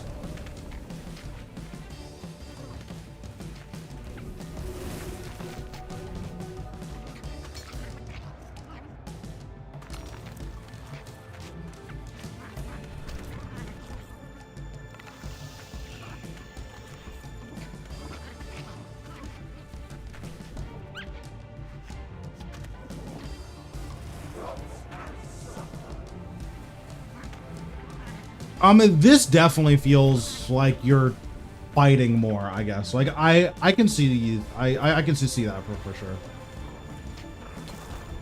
Because, like, the thing about Crosis is that once you figure out the boss, you're never in any danger, like, ever again. Like, once you've gotten your first clean kill at Crosis and you're like, oh, okay. Like, once you've had that moment, you're, like, never messing up a kill again. Whereas this feels relatively skill intensive. Like, especially when you're doing the faster kills, every mistake you make is like, oh, this is a pretty major setback.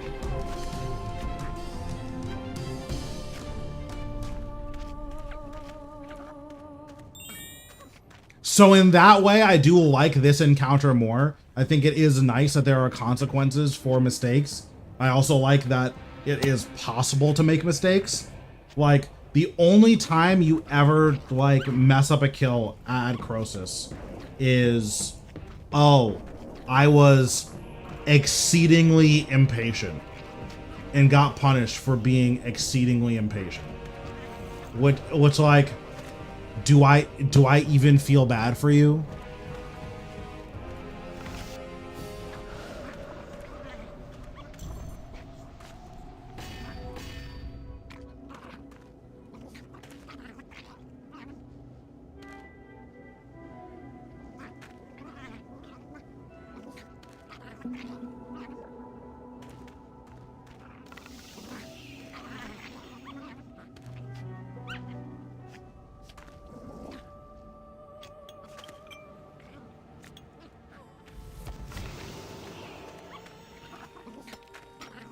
Whereas it feels like if you mess up at this boss, like, that's a lot.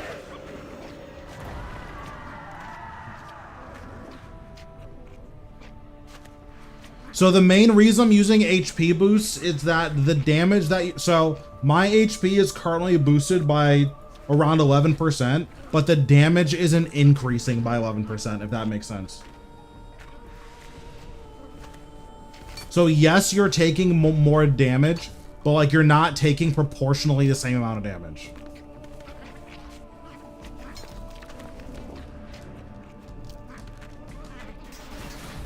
Oh, I just trolled.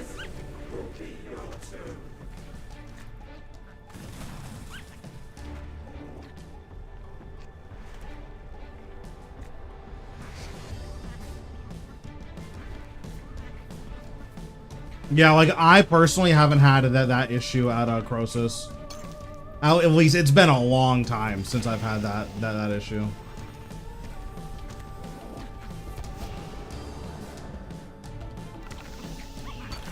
So what I'm saying is that you do take more damage because your HP is higher.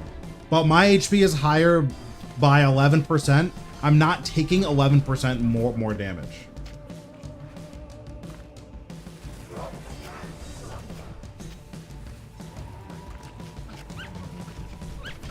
Like, it feels like I'm taking a little bit less than that.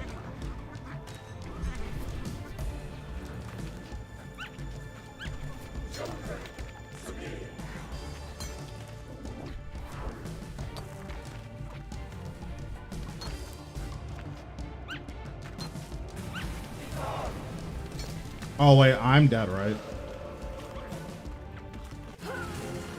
Yeah, I definitely trolled. Oops! Oh well. I need to turn off action bar binding because it keeps like messing me up and it's very annoying. I wish that you could bind your action bar to like skilling items.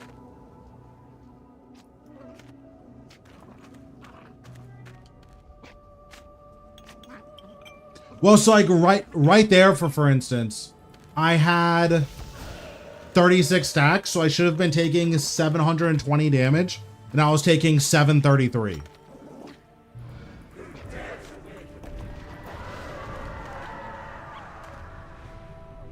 So if I was taking 11% more damage, I should have been taking 779 or something, right?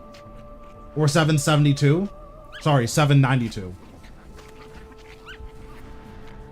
So even though like my HP is higher, I'm not getting punished as much as I should be. Now that could be a bug. It is Jagex, so it's possible that I should be taking more damage, but I'm just not right now, so.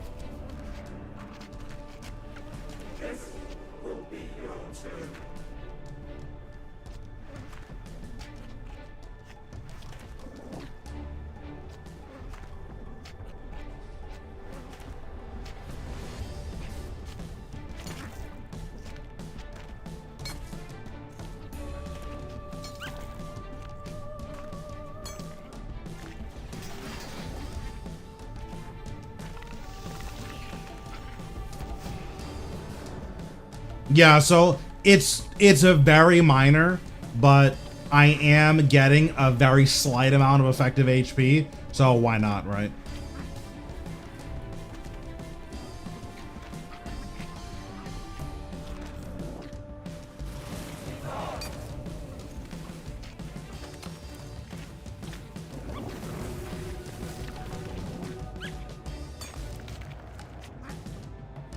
Let me think.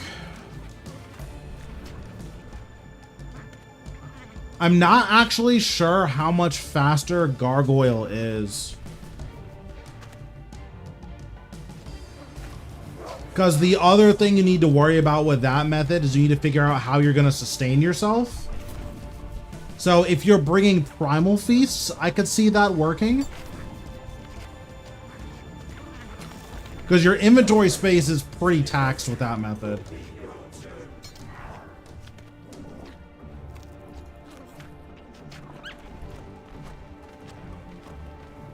I think this is a PB. Oh, if you're no fooding it anyways, you're probably fine. Yeah, if you're already bringing no food, that's probably fine. How much does Phoenix Necklace heal?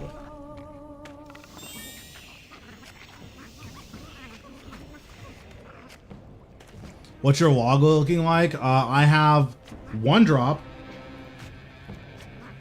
But it's the good one, so it's pretty good.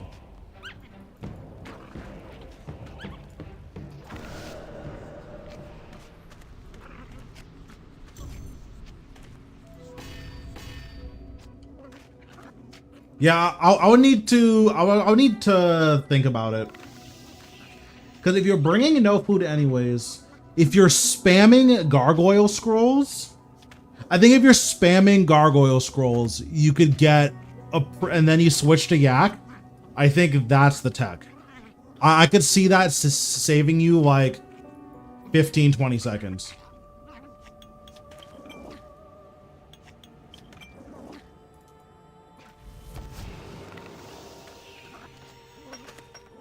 No offhand or scripture. Well, sit. No, I don't know. That's all I have to say about that. He's not me, so not my problem.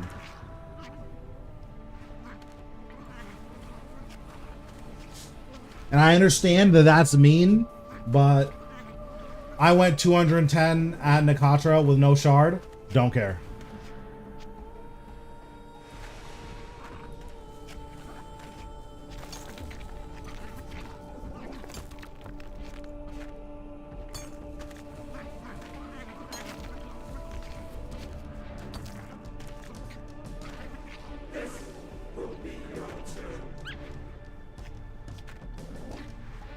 Helpless theory crafting Gargoyle Scrolls, drop resources, so yeah.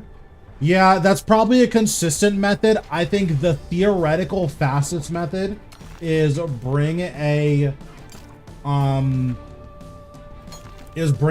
Fiend and pray. Now that's on average going to be slower, but I'm 99% sure that's the theoretical fastest method.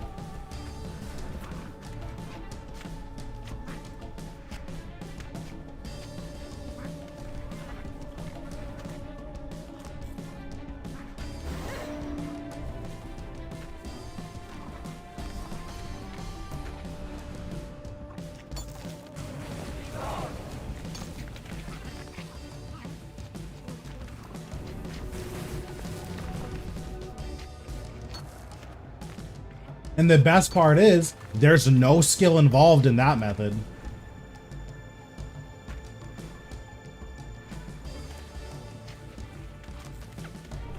Well, yeah, so so I guess like a more reasonable theoretical fastest method would be your water fiend duplicates 5 rocks, and then you can skip the 3rd rock altogether. Because you'll just have so much time. Oh god.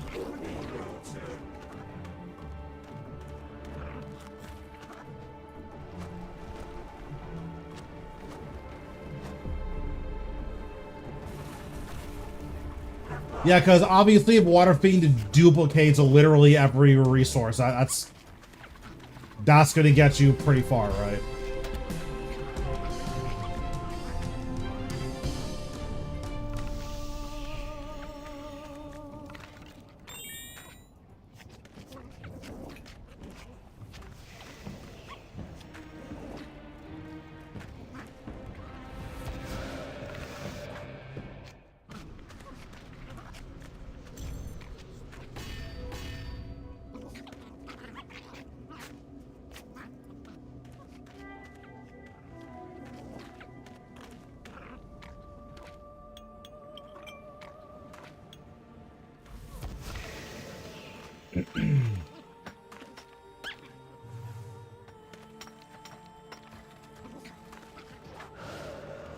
Yeah, recently, or basically since the stream started, I've been doing this method where you button press to delay the first mechanic, and that's been going pretty well.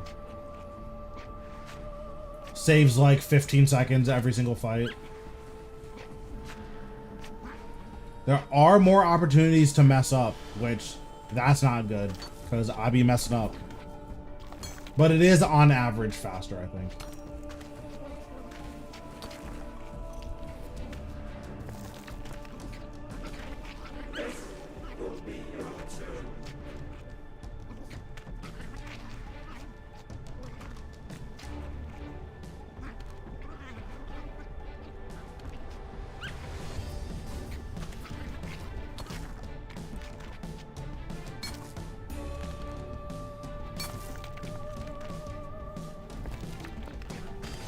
I will say this feels unintended. It wouldn't surprise me if this ended up getting fixed.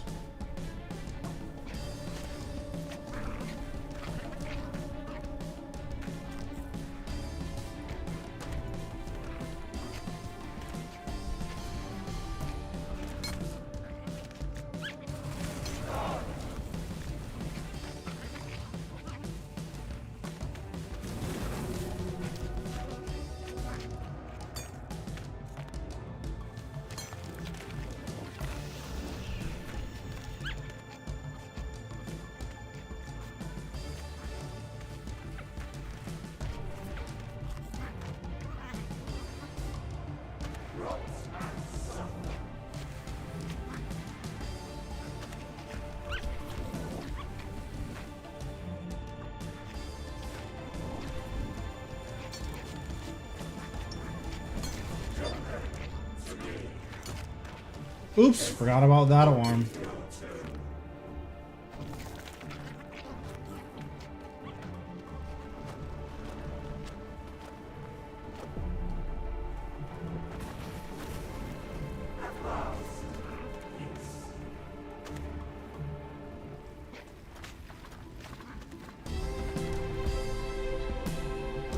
Yeah, I'm assuming they're going to fix that. That just can't be correct. Oh, that reminds me. Let me see if there's any new comp requirements. No, there's not. Okay.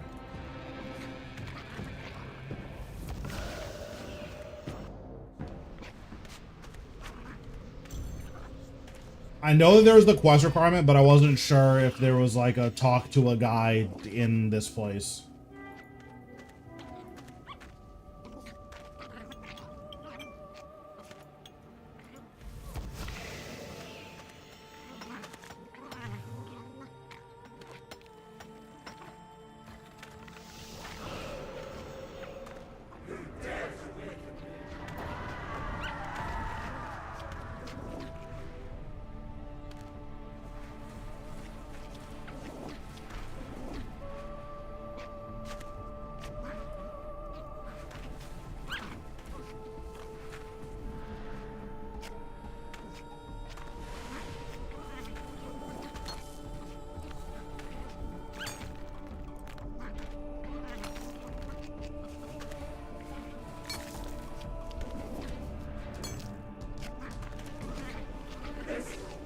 I'm curious if any of like the mining buffs actually help.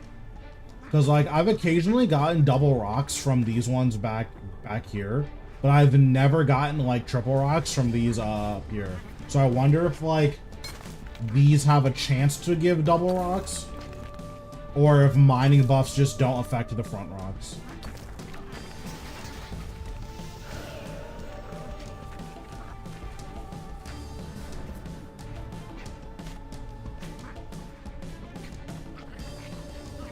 Yeah, very interesting.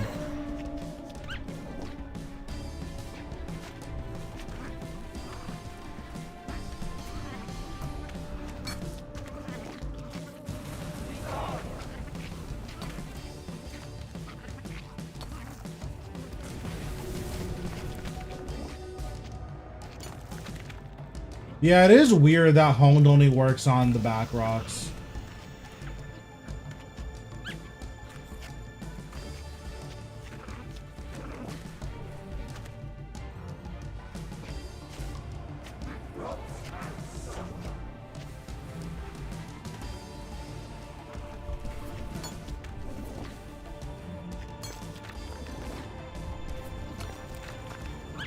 I should have just tanked that.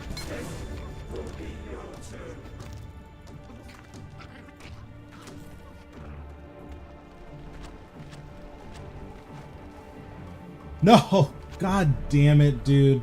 I need to move this.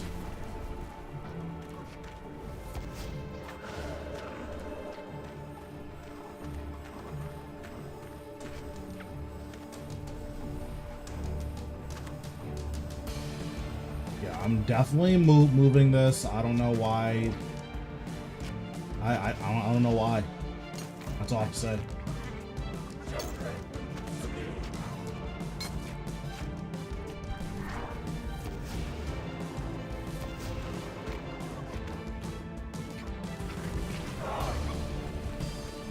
I forgot it didn't do as much damage.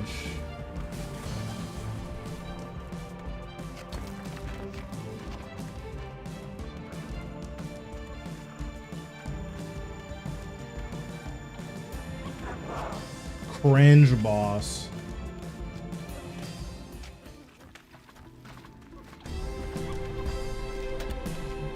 Okay, we need to fix this. Advanced options. XP pop-ups. Yep, these can go. That can stay there.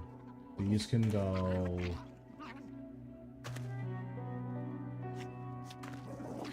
Where does this go? I feel like wherever I put it, it's gonna look stupid if it's not centered. I guess I'll put it here. We'll try that. Maybe this doesn't look stupid.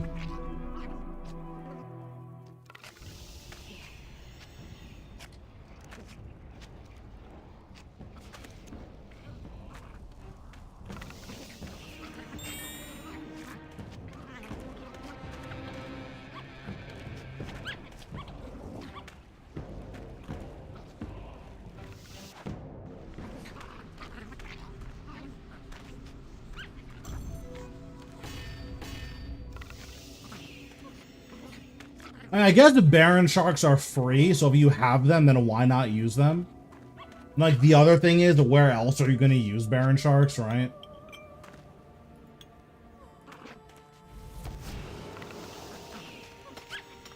Yeah, this looks so dumb. But I guess I'm never going to accidentally click on it over there, right?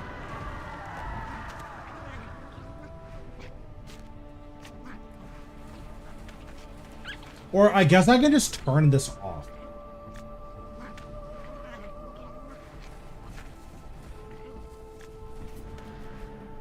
Yeah, I think a better move is to just turn it off. Or move it completely off screen.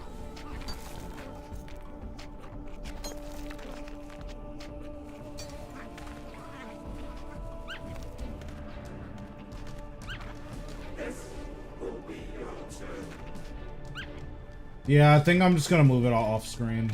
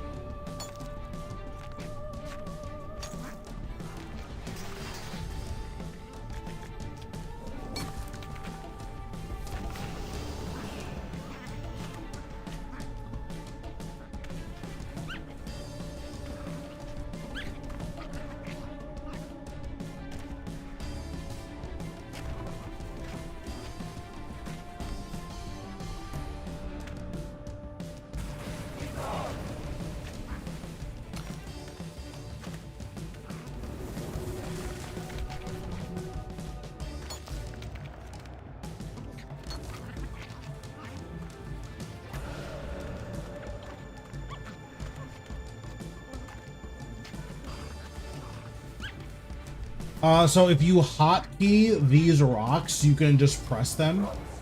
Like, you can press the hotkey and it'll put them into your yak.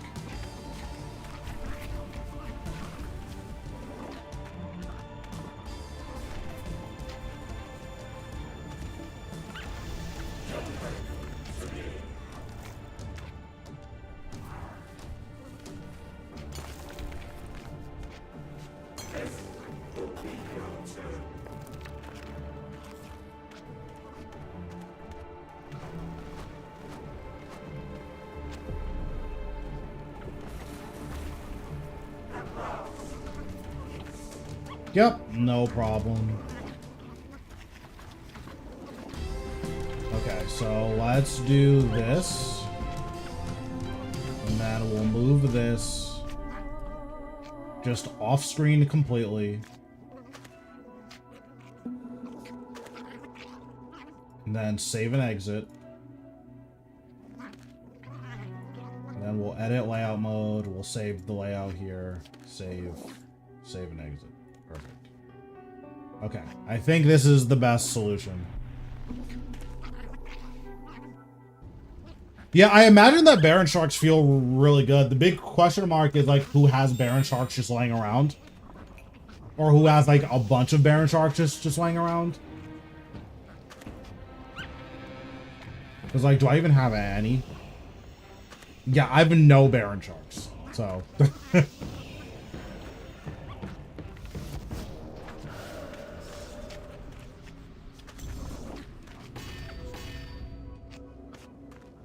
It's a new skilling boss, yeah. It's not really like Croesus, I would say, basically at all. But it is a skilling boss.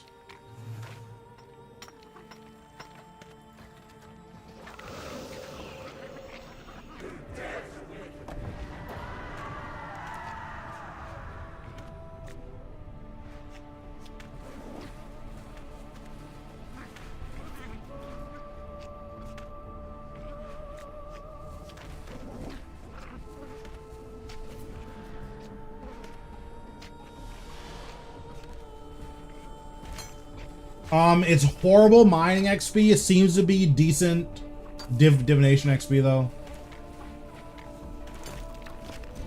Like, it seems to be decent divination, like, very minor crafting XP. I forgot to do the thing. Oh, well. Like, very minor construction XP, very minor agility XP.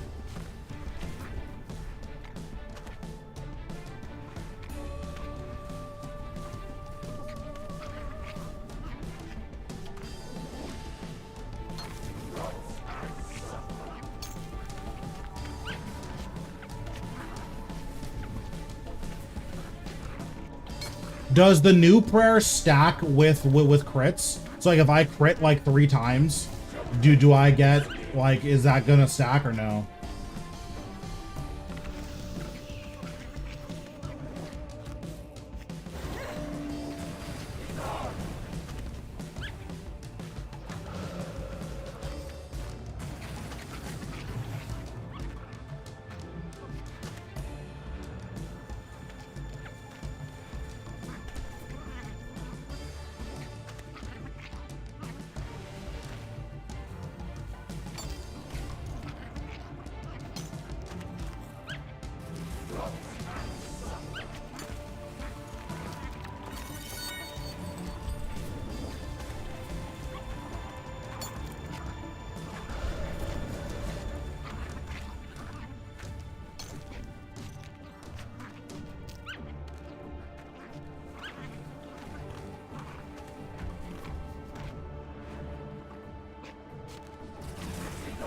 I don't mind this boss. I mainly enjoy how if you mess up, you get punished.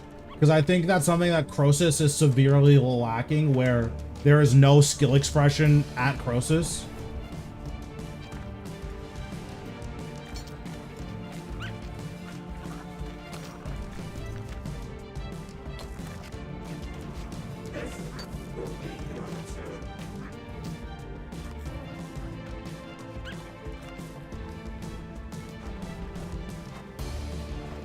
Like, the only skill expression that Croesus has is, are you fast enough to bring, like, bolts with you so that you can fletch while you're waiting for the slow players to catch up? Like, that's not very exciting.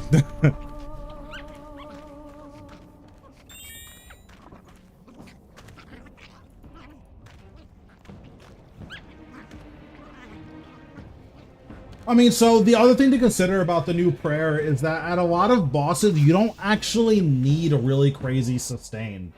Like, if you're prayer flicking properly, you don't actually... Like, Soul Split isn't doing a whole lot for you. It's mainly just keeping you at full health.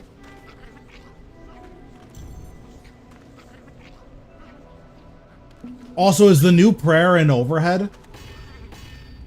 I'm assuming that it's an overhead, but I'm not sure. My KC is 50-something.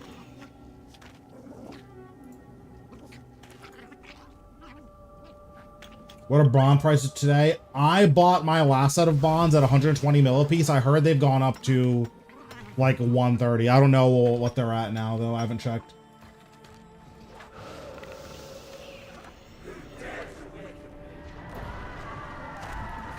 So what I'm curious of is if I get a crit while it's on and then I turn it off, do I keep the healing? Because if you do, that's pretty compelling.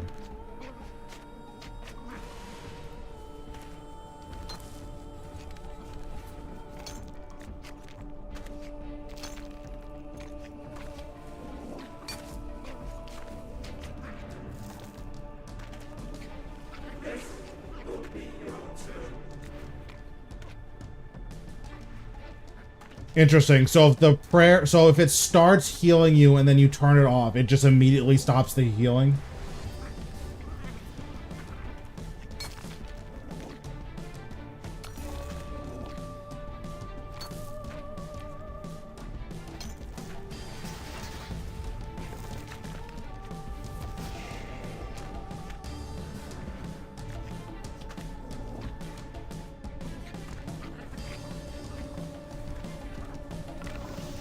Where did it just put me? What? Bro, I'm telling you, the click boxes on these rocks are like super tilted.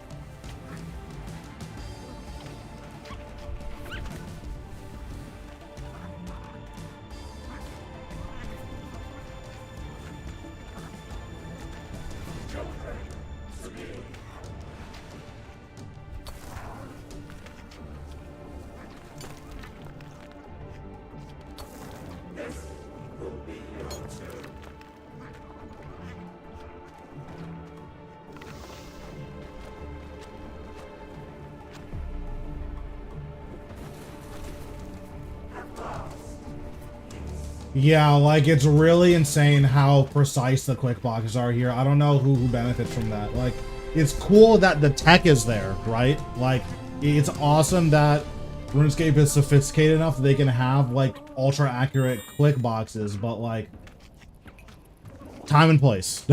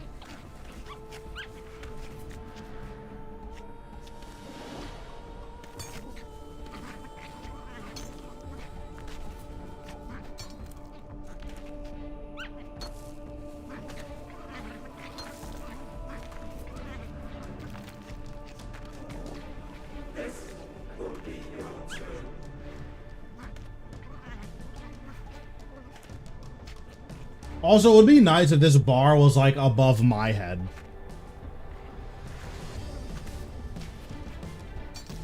So I'm using the Persistent Rage Relic, which gives me adrenaline while I'm out of combat. I also have the Infernal Puzzle Box on my tool belt.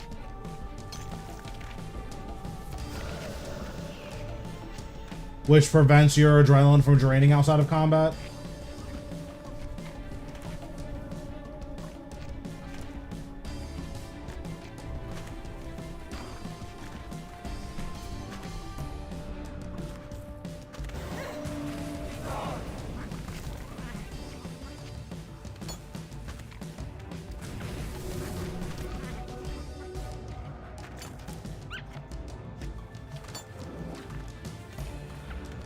Yeah, that one's not bad.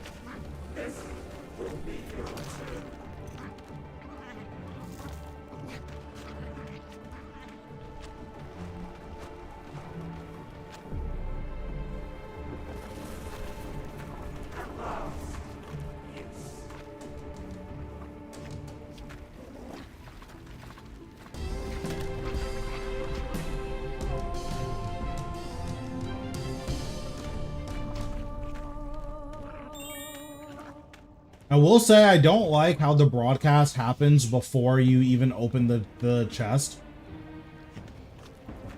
Like, it would be cool if there was just more, you know?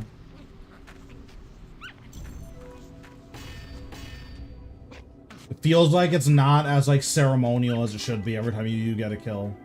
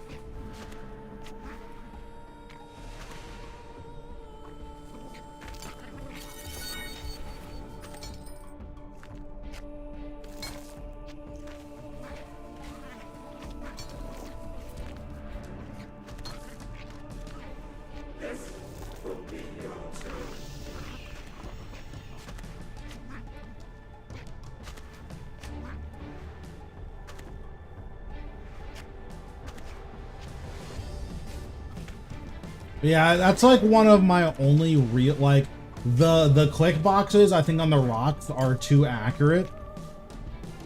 What's going on, Mr. Joe Geppetto? How you been?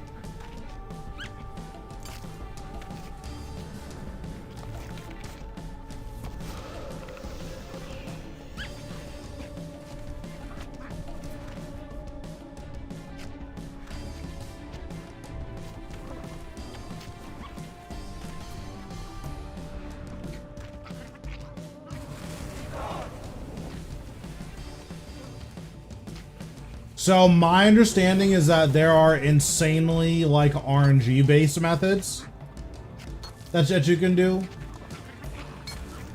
Like, in theory, if you're the luckiest person that's ever existed, you can get, like, one something with a water fiend, but, like, that's insane RNG that you have to get, right? So... and, like, there's no skill involved. So it's just, you try to high roll, and if you do, awesome.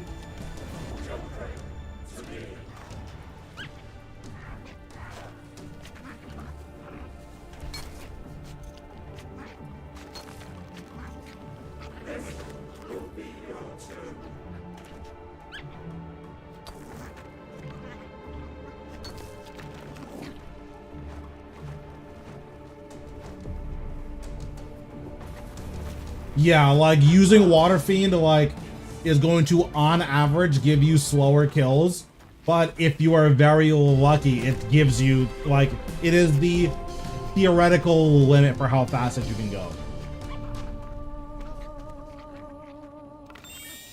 Like I think someone earlier said that it's possible, like it has a 1 in 28 million chance of happening, but it is possible to get like a 117 if your Water Fiend duplicates like every single orb, basically.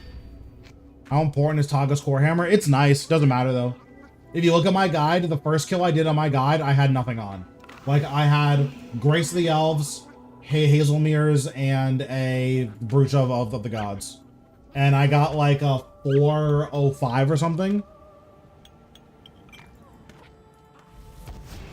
And then with all of the gear, I'm getting like 3-minute kills. And like right now, I'm getting like 240s.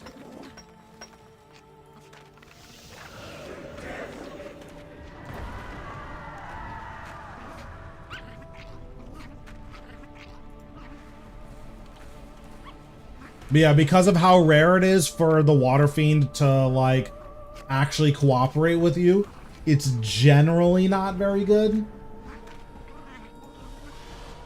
Like I think it's on average slower, even in accounting for high rolls.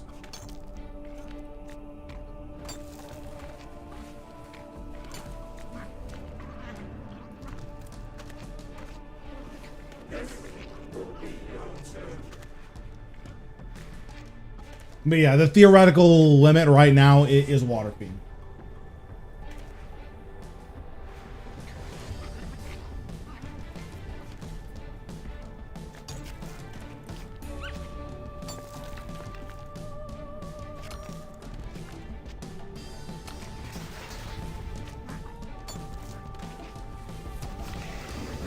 Oops.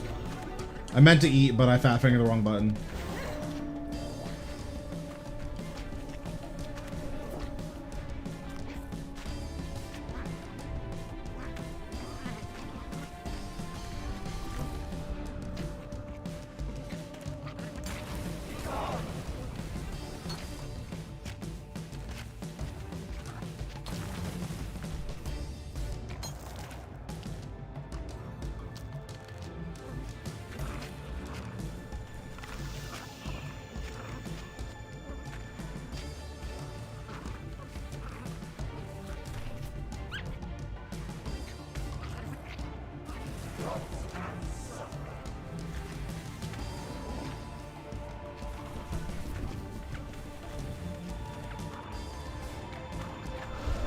What's going on? How you doing?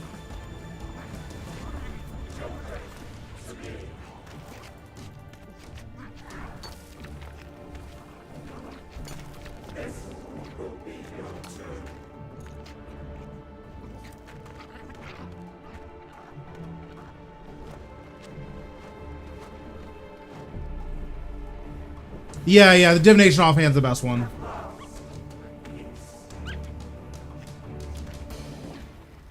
It's also the one that I got, which is very exciting.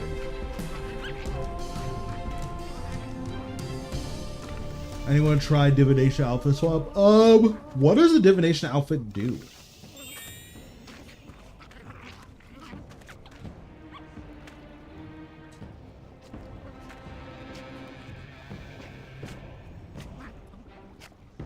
I can't imagine this being very useful. It just, unless there's a special interaction with this, I can't imagine it being very, very good. Oh, that reminds me, I should chuck these Divine Rages in the Grand Exchange.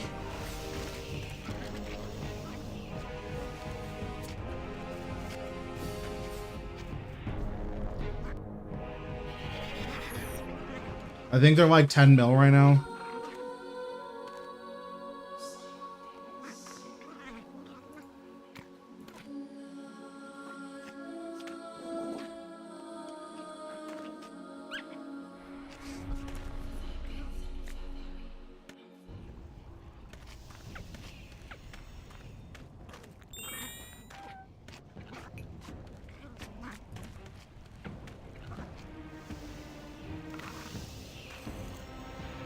Let me think. Do I have any more dailies? Before I finish this, I'm gonna check my player-owned farms. My total at Nakatra, I want to say it's 4 something. 350. And this was my log. I'm gonna go back eventually because I'm 99% sure that at some point we're gonna need 8 shards total. So I'm going to go back eventually, but I'm not in any rush.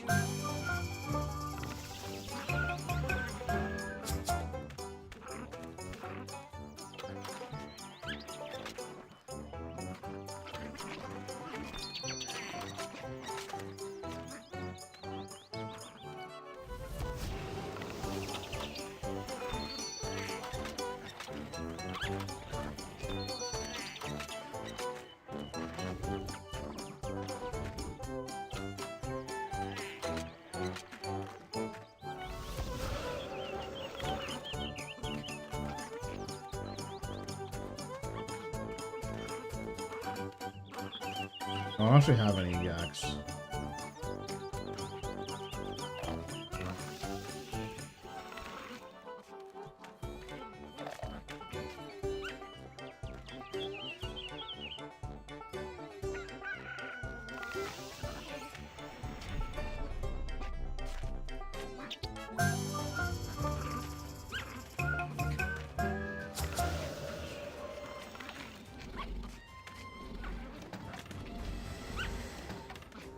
Still searching for this Draconic Jidinko. The 3 Draconic Jidinkos I got were all shiny, so I got scammed.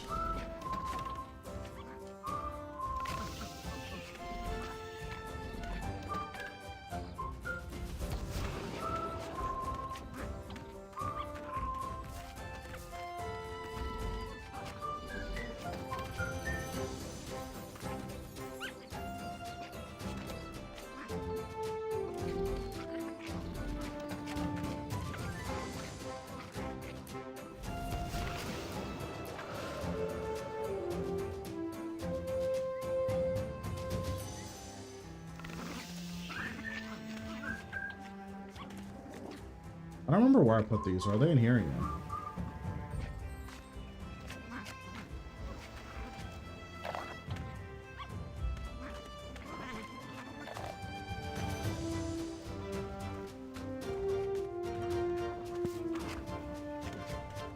I guess I'll go and get that shark back.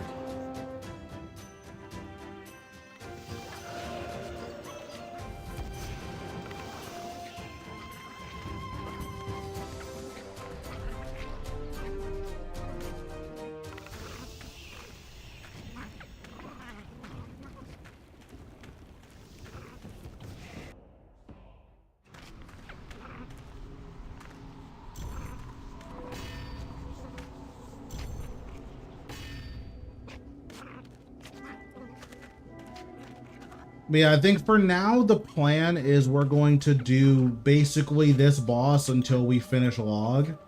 And then the next big project I want to work on is Vitalis for Virago, like Vitalis Week.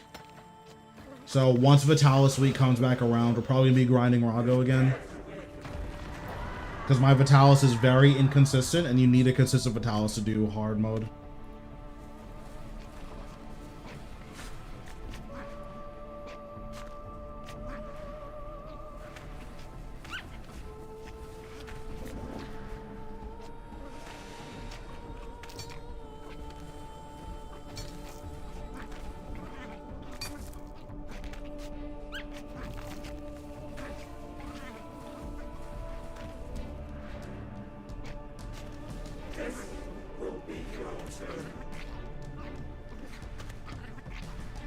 Yeah, it would be nice if this bar could be over the player instead. That way I don't have to turn my camera. That's like super minor and not a serious complaint. It's mostly just, it would be nice if.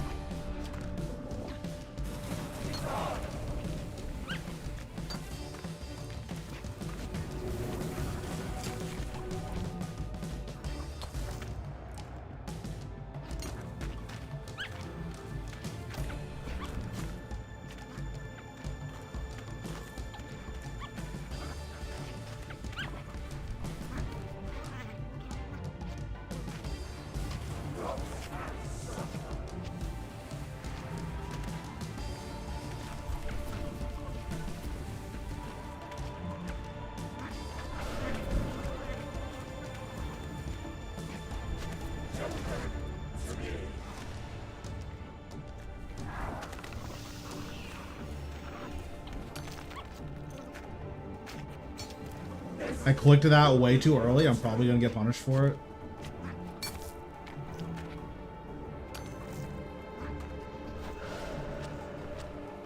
Is what I would say. Yeah, that was a little dicey. Probably shouldn't have done that, but it's fine.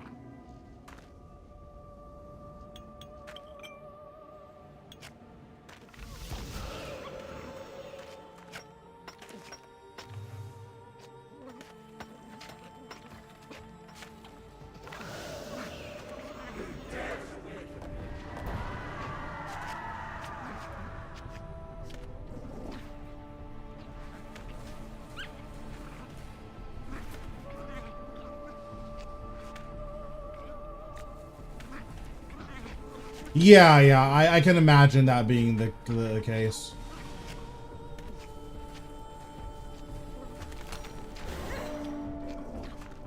Like, you Excalibur as soon as your health drops below, or like as soon as you lose 400 health. Then once you're like minus 2,000, you eat a Baron Shark.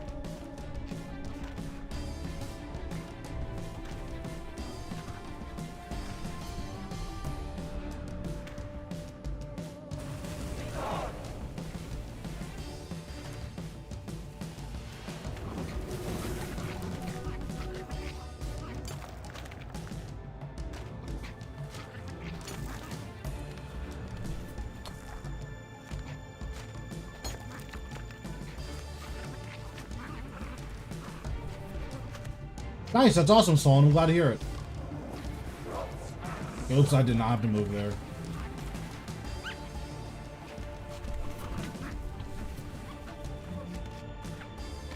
That's just save a little bit of the time that I lost, because I definitely griefed a little bit earlier in the kill.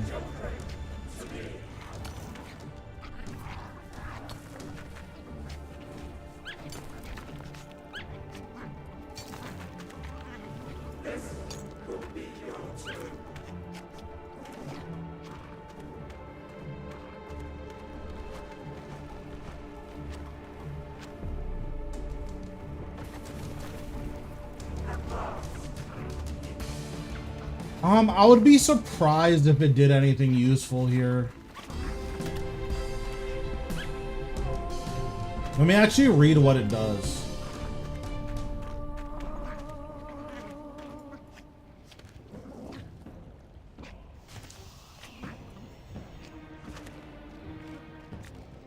Maybe if cleansing the corruption counts as harvesting a memory, then maybe it's a possibility.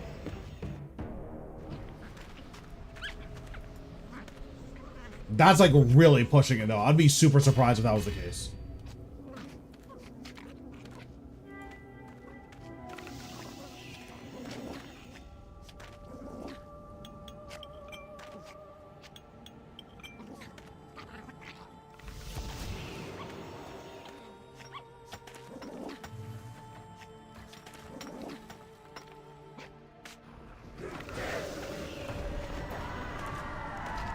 Still able to one cycle consistently after the updates they did? I don't know what updates they did. But yes, I've been one cycling basically all night, so.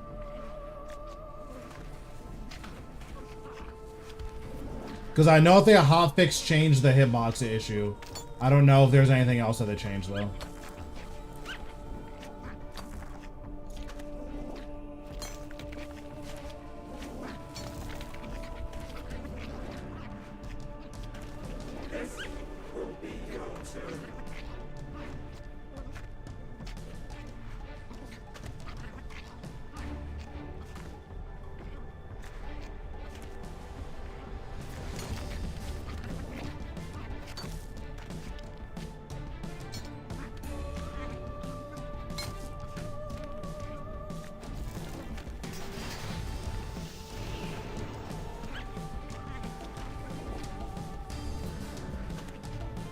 Oh, interesting. I wonder if that's what the ultra fast kill times were, where people abusing dwarven tools.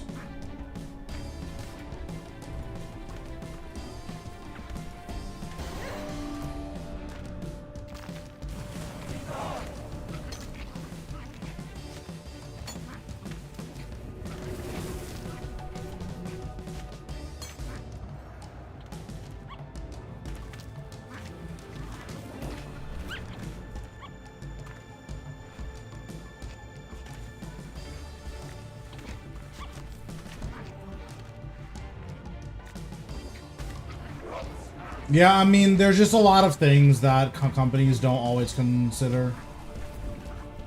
Like, sometimes it's just, wow, you guys suck, but usually it's like a coding issue that they didn't foresee.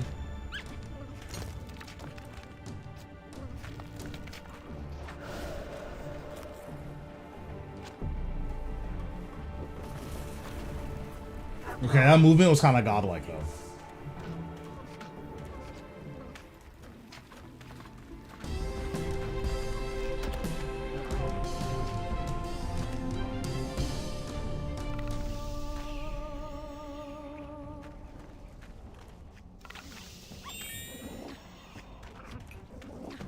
Is the boss really easy? I would say it's relatively easy. I think the biggest difference from this boss compared to Croesus is that Croesus, you basically can't mess up once you know how to do the fight.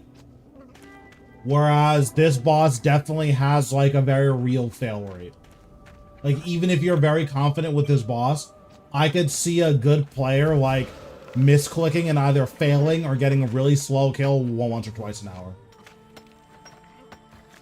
Whereas with Croesus, it feels like there's no way of messing up a kill once you've like gotten a few clean kills and you understand what's happening.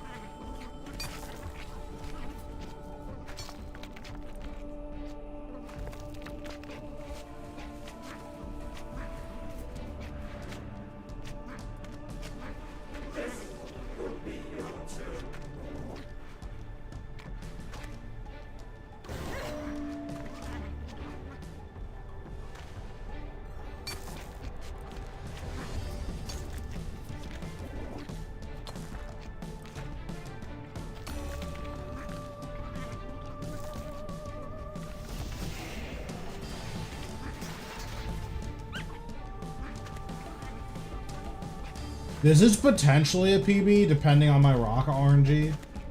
If I get crits on the rock, then I think we'll be able to PB here. It also just might not matter.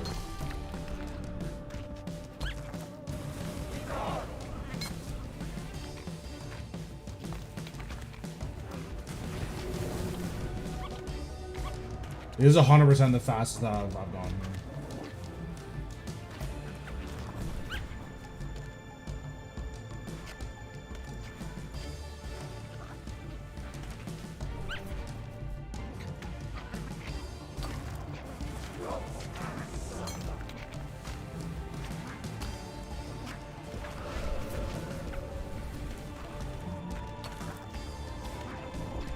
jeez.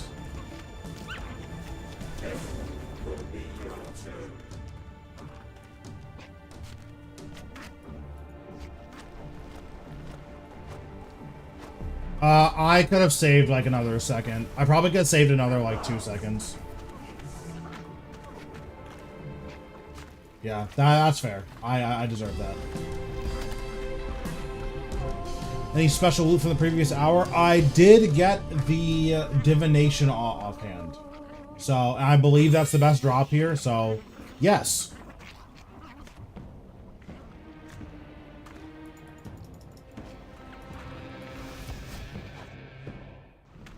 Yeah, I'll probably put out a Croceus guide within the next couple of days because I know that a lot of people are going to try to get the hammer.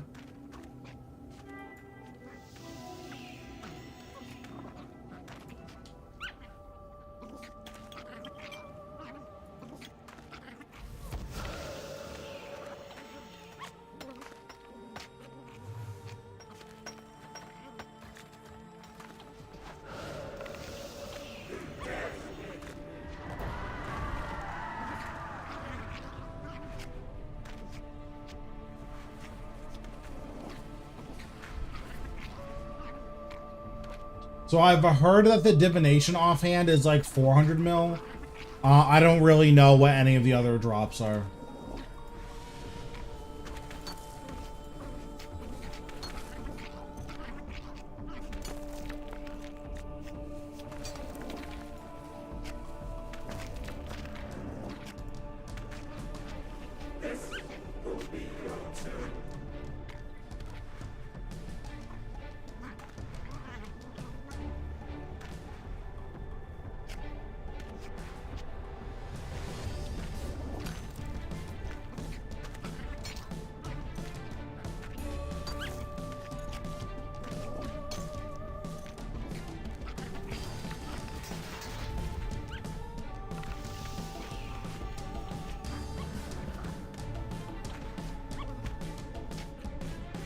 Yeah, as soon as I said rock boss, I'm like, wait, you're gonna think that meant Virago. No, we're hitting Virago. The next time I plan on like grinding Virago is Vitalis week. My Vitalis is pretty inconsistent, so I want to like iron out a clean Vitalis. Yeah, as soon as I said it, I'm like, you're not gonna be happy with that.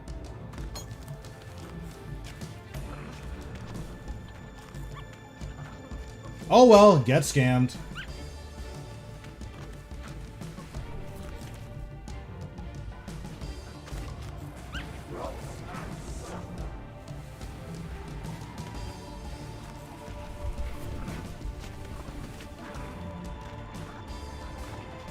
Oh, that's not good.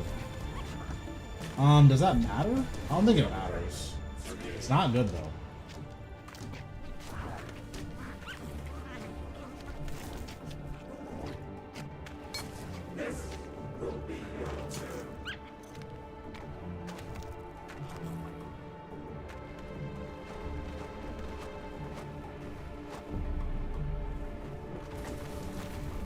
But yeah, let's see. When is Vitalis week again?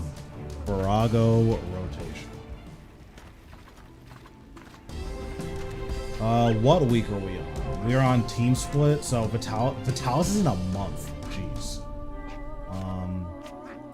Well, Virago's gonna be in a month.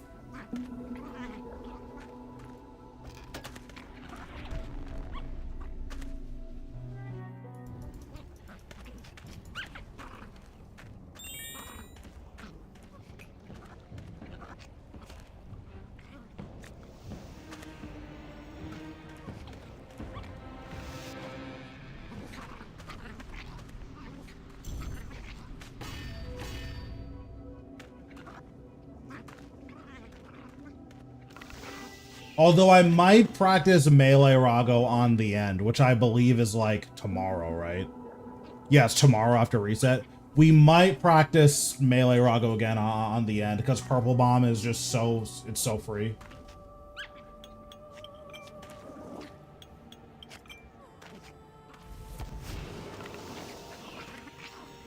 Oh yeah, it might be tonight at reset.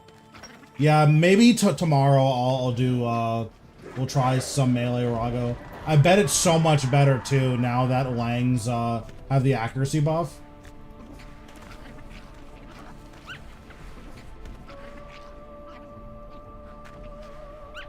What necklace is that? This is great to the elves. Unless you mean the one in my inventory. The one in my inventory is expensive spices.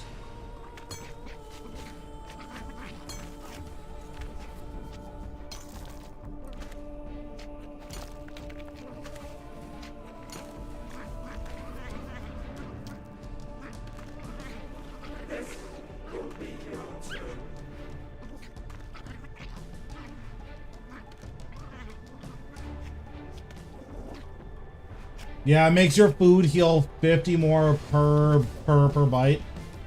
It's not nothing. It's not the most useful, but if you're not going through a whole inventory of food anyways, then it's totally fine.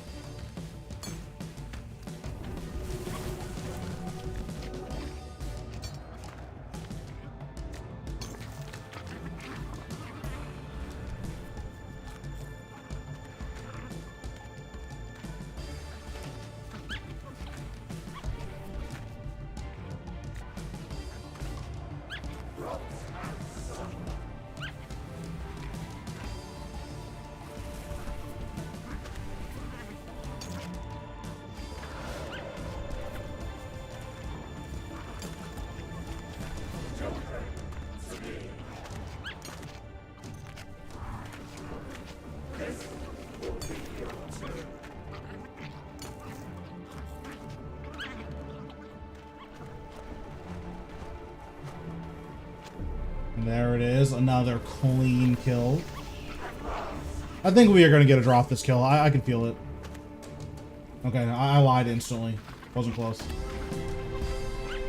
Alright, I'll admit it. I lied.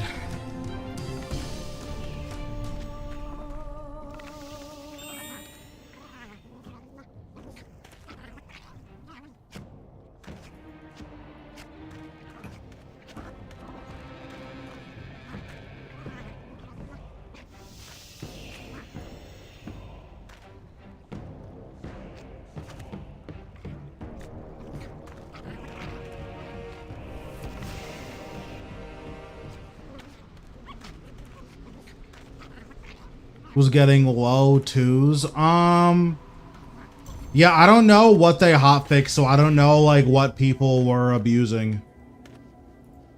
So I generally like I've no idea like what is different about the fight, because I'm basically doing exactly what I was doing yesterday.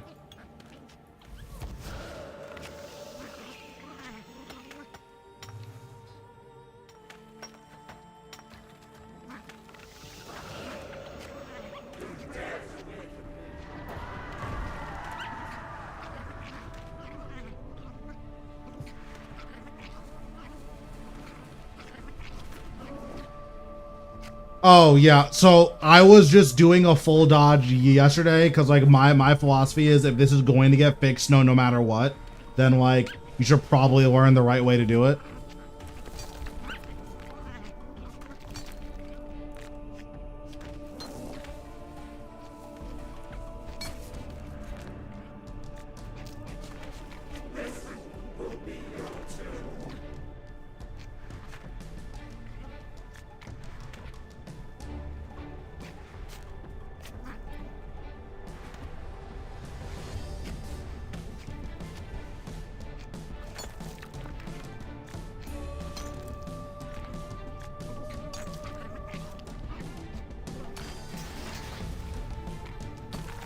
I mean, the way that Jagex deals with like bug abusers too just means that whenever a bug comes out, you should just do it because you're not going to revert any of the gains you got from it.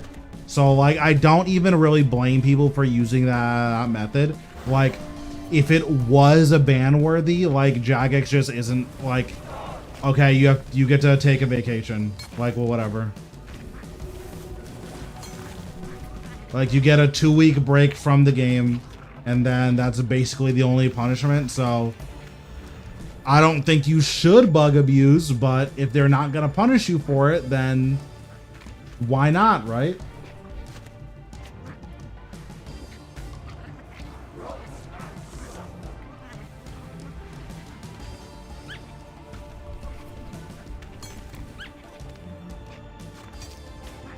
Like, I generally try to be a little bit more honorable than that, but again, like, if other people don't want to, it's hard to blame them.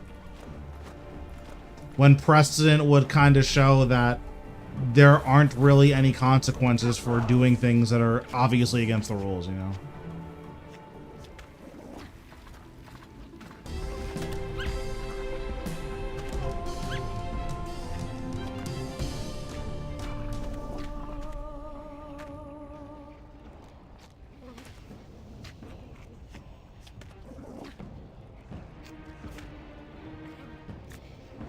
But that's just me.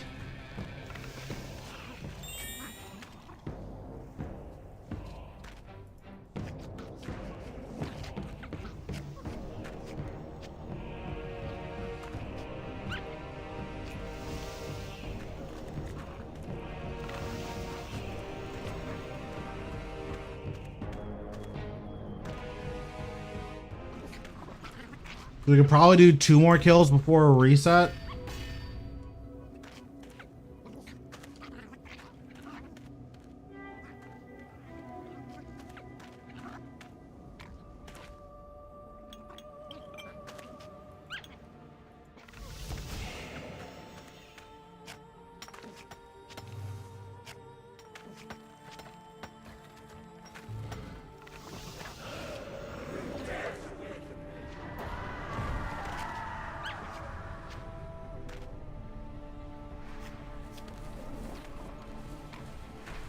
Yeah, exactly. So like when that's how Jagex deals with bug abusers, it's really hard to like say, hey, don't do this. Because like, why shouldn't you, you know?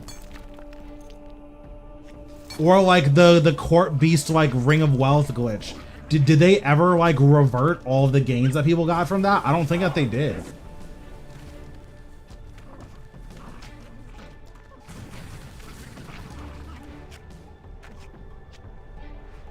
And that was like one of the first major examples of that.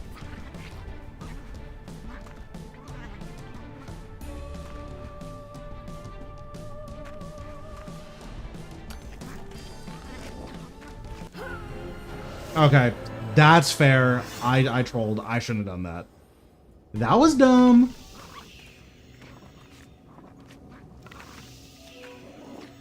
I try to be a hero.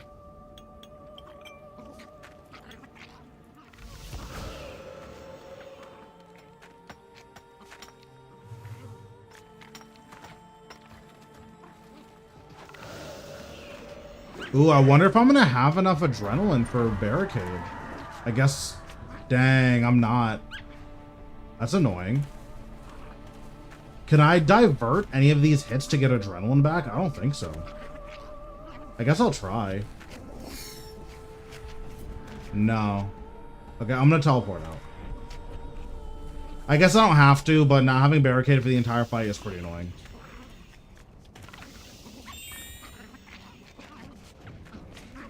Then there was like the archer's ring thing where they gave that guy like 1,000,000 archer's rings, and they just, did they delete them after the fact or what? Like, because I know that that's why archer's rings like nosedived in price all those years ago. And obviously they've recovered now, but I don't know if they actually deleted the archer's rings.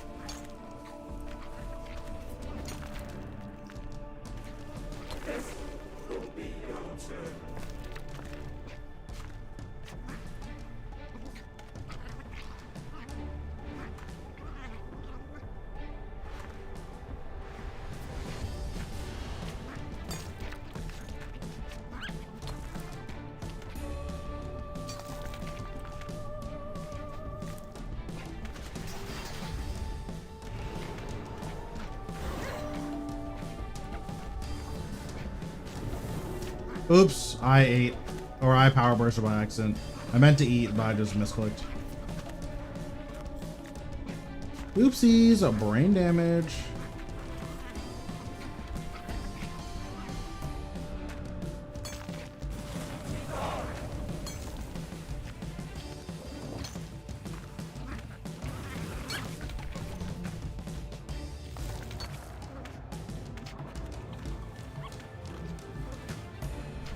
Yeah, it wouldn't surprise me. He seems to be very good at XP.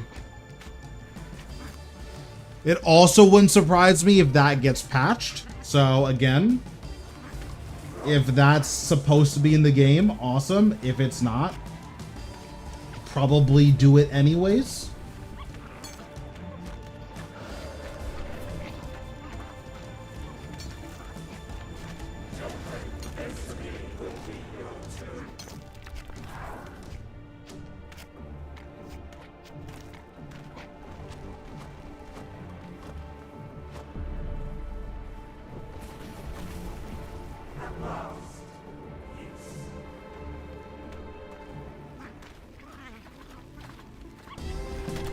Okay, let's relog. We'll do our totems and we'll get a new Reaper task and then we'll decide what we're up to for the rest of the night.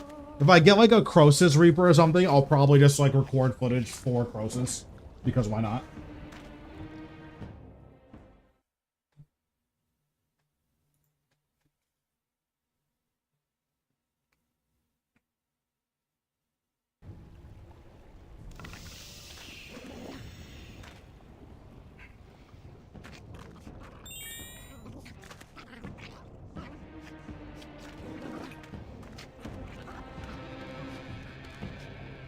Okay, I'll do these at some point.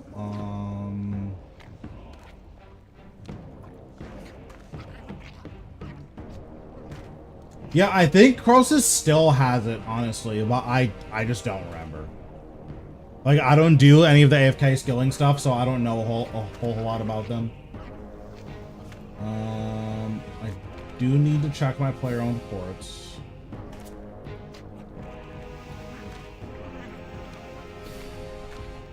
Any scrolls? Nope, okay. Don't care about player-owned ports anymore.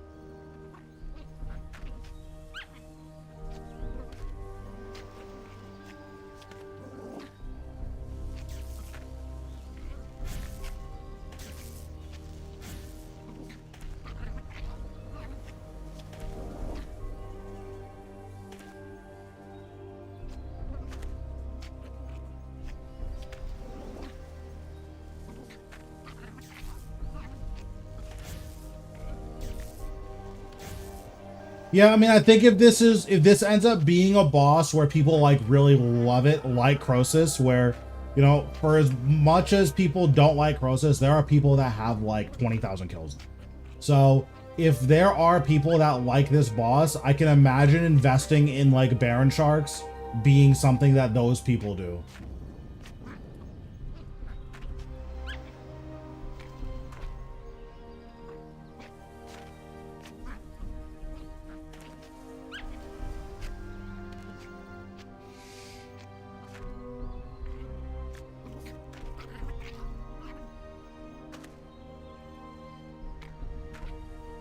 Codex is 80 mil. Yeah, I'm gonna get it at some point. I don't plan on buying it because I plan on getting it as a drop. But once I get this whole log, or once I get like the relevant drops, I will test all the drops here and put out videos for all of it. Think of mining cape? Nope, it does nothing. But none of the capes do anything, so like I just took my old mining preset and then edited it. So that's why this is the way it is.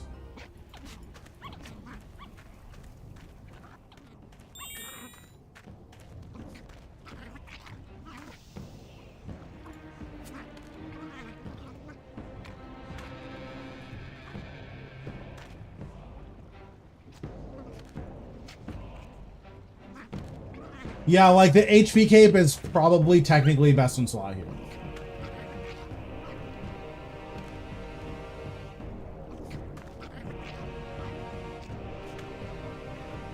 Yeah, like I don't have just a random HP cape around, but I don't care. So that's where I'm at. I wonder why I have a dunge cape in.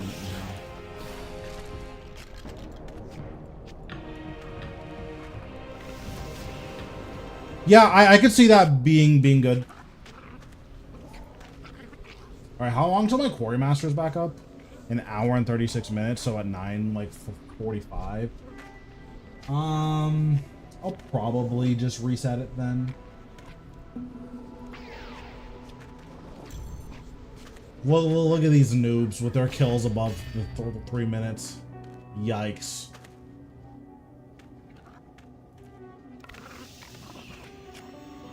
Yeah, I think going all in on health regen probably makes sense. Like, probably no regen bracelet. Like, that's a lot, but probably all of the other health regen is probably fine.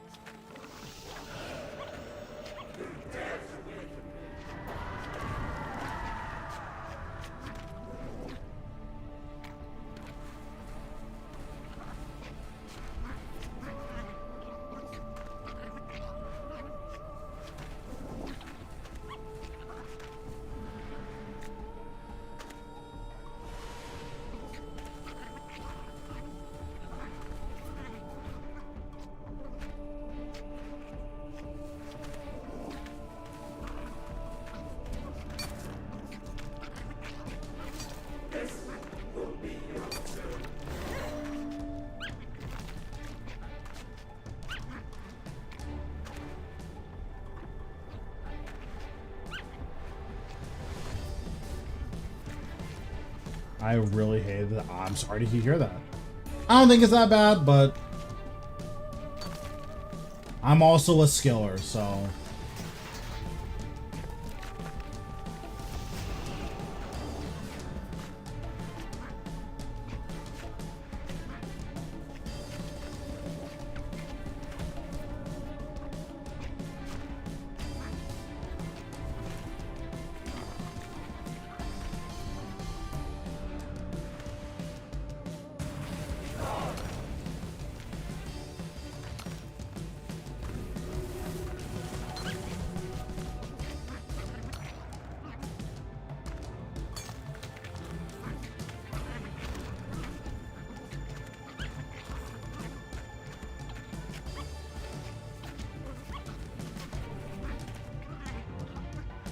What are your issues with it? Like, I'm curious why you don't like it specifically.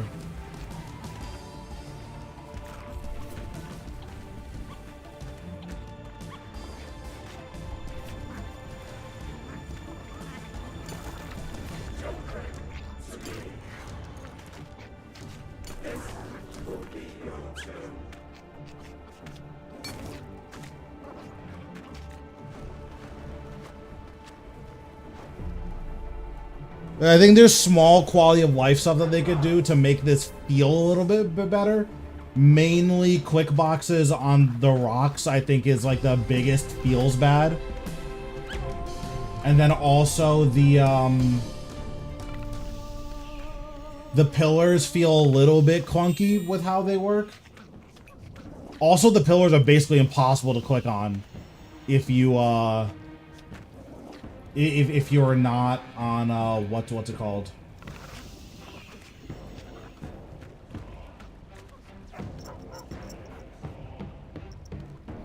if we're not on I'm having a stroke. If you're not on the freedom camera, then it feels like pretty impossible to do and get the max bonus.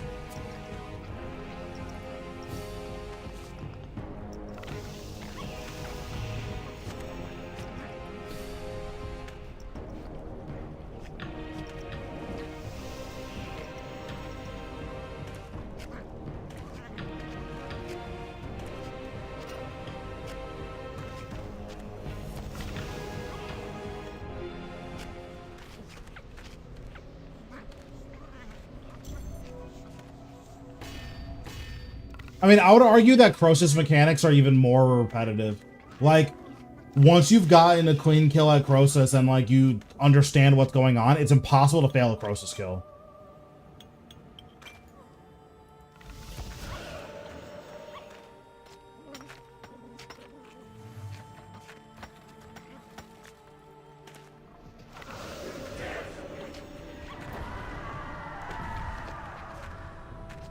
The spawn-in animation for these rocks is really janky. I do not like that.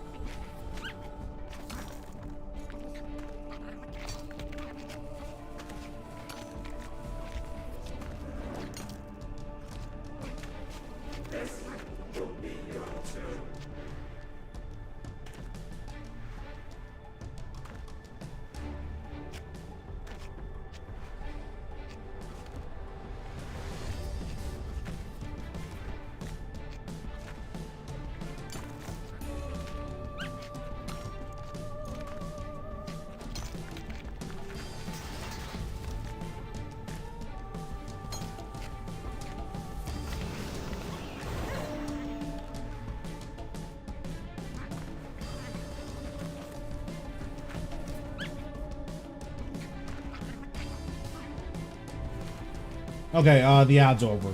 So, I would argue that Crosis is more repetitive, especially when you consider how it's impossible to fail a Crosis kill once you're, like, decently comfortable there. And by decently comfortable, I mean you've gotten, like, 4 kills.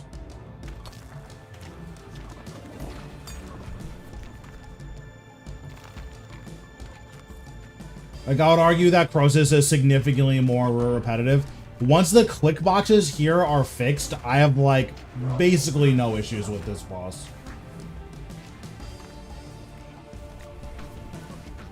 Which doesn't mean that it's a flawless boss by any means, but I think the only, like, major issue here is the click boxes are simultaneously, like, not accurate enough and too accurate. I don't know how Jagex managed to pull that one off.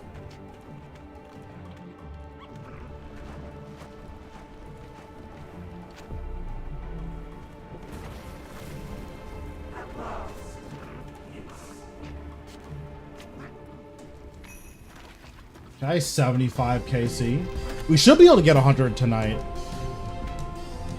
Like what, 25 more is like an hour and 15 minutes. So yeah, we should be able to get 100 tonight.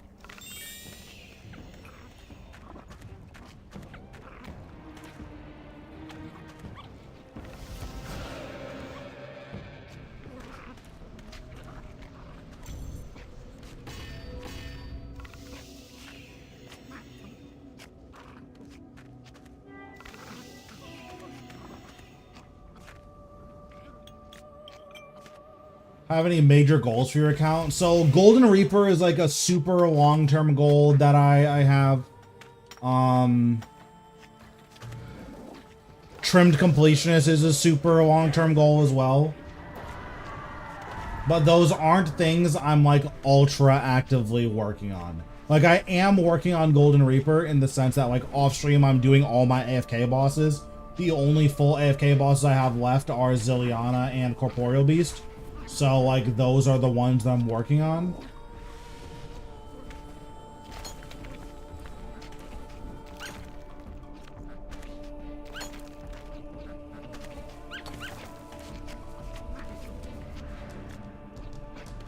And then in terms of trim, like, I'm just very slowly working on trim requirements in the background. I'm not actively working on anything right now. So, like, the player-owned ports, my scrimshaws, I'm working on those. I'm almost done with my scrimshaws. Player-owned farms, I'm almost done with those as well.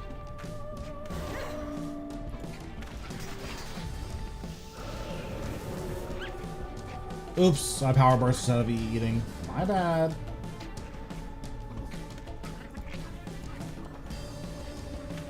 There's a lot of like Master Questscape stuff I need to do because that's 80% of trim at this point.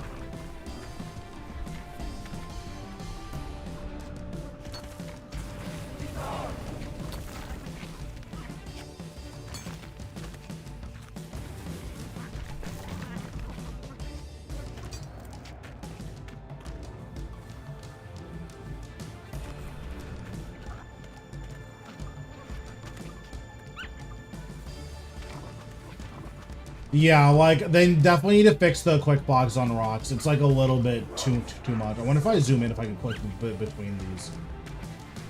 Yeah, the fact that you can click between these if you're too zoomed in is nuts. Like, look at this. If you're zoomed in too much, you can click, like, what is this? Why?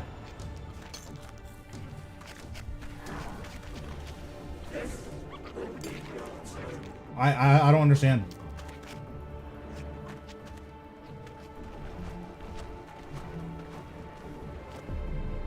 Like, obviously don't zoom in that much.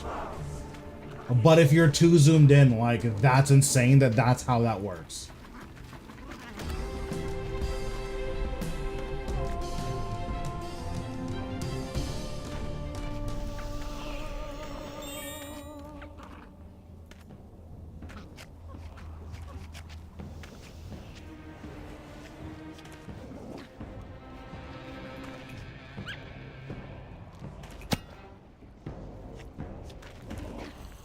Well, yeah, that's because the little rocks on, like, the edges, those are click boxes as well. Which, again, just don't understand why that's the case, but I'm assuming a lot of that is going to get fixed on Monday. Like, my guess is that the single biggest complaint about this boss is the click boxes. So it wouldn't surprise me if the click boxes were fixed on Monday.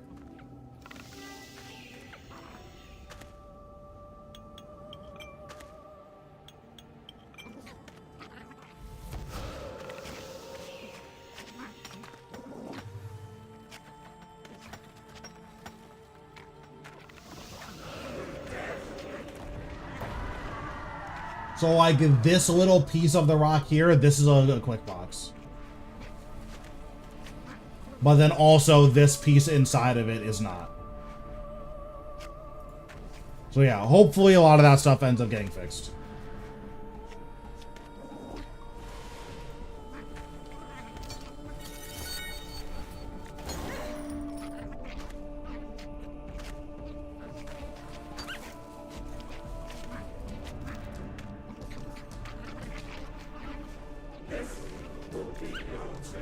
Yeah, it's definitely a weird cadence. Like,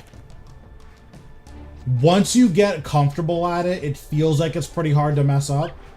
So I think I've messed it up a total of 4 times in my, 70-something kills. With that being said, sometimes when it messes up, it feels like you didn't do anything differently. And that's something I would like to see addressed.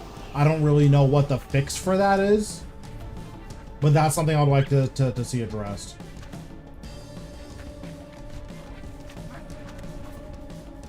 Also, it is a little bit weird that you need a line of sight on the pillars in order to click on them. Like, I get it, but it is a little bit weird.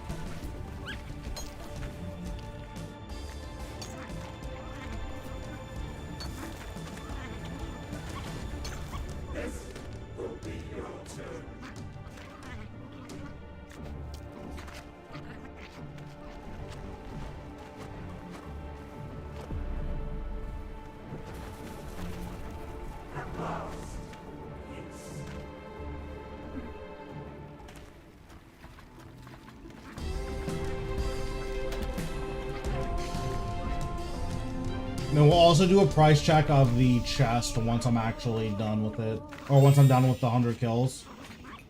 I'm pretty sure it'll even out to around like 500k a kill, not including the price of pages. Because you basically just can't count the pages because they're pretty much free. So like, where am I at now? Yeah, I have 52 pages in here and these are at 200k each, so... That's like 10 mil, so it's closer to like 300k a kill, which again is still fine.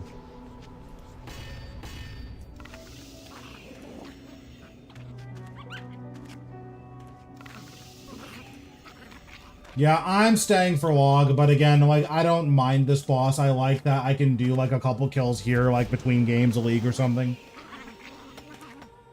Or like while I'm waiting for something to start in another game, I can just do like 2 or 3 kills. I do enjoy that quite a bit.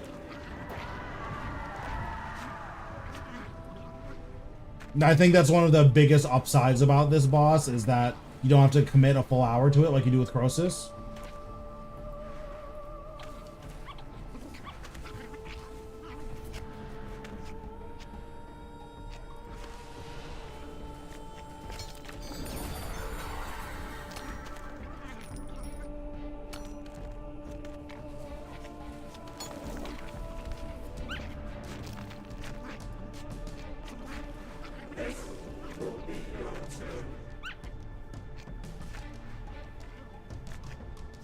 I just get sleepy. I mean, that's fair. Yeah, like the way that I see this boss is like I play a lot of games. So whenever I'm like doing something in another game that has any downtime, it's like, okay, I'll do, you know, 1 or 2 kills.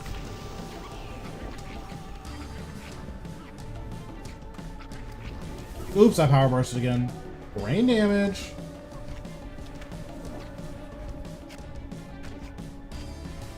Like, I've been playing a ton of Warframe recently, and you spend a lot of time waiting for missions to start, right? So that would be a really good time to, you know, do a kill of this boss.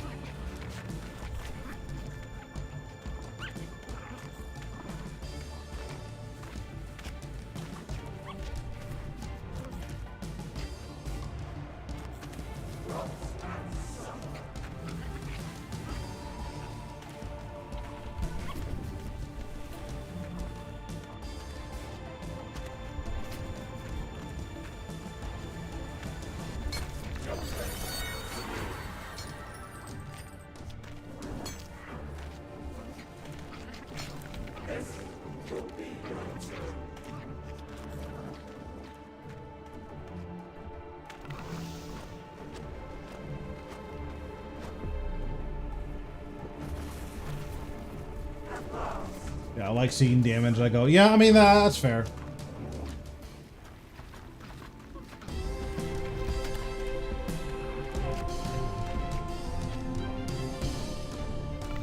So many anger.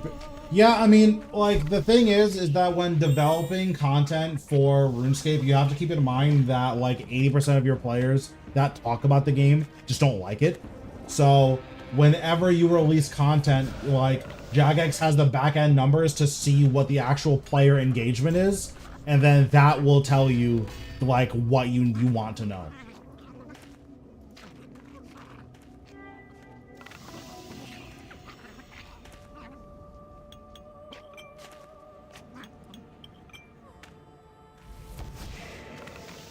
Thought I was on auto. I mean, I do autopilot pretty often.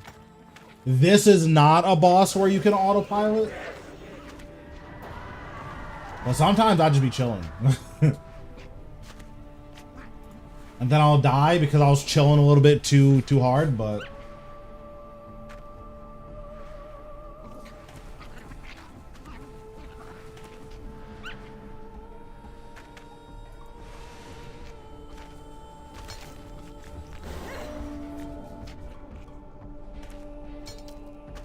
I actually don't think you're supposed to Excalibur that or early. I think you're supposed to like wait until you've taken like 1,000 damage or something.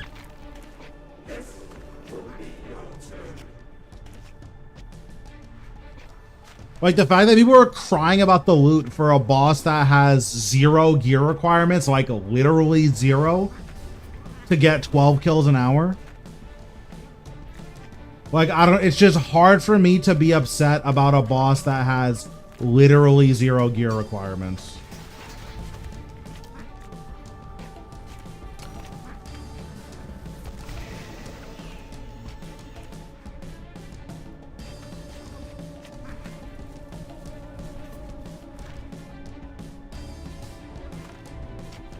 Like in the guide I put out, I wore nothing to show that like, hey, you don't need any gear. So like, if you feel like you need gear, that's just not true. But yeah, like I wore literally nothing and I got a 4-minute kill. And I was intentionally doing a 2-cycle method. I'm pretty sure I still could have gotten like a 330.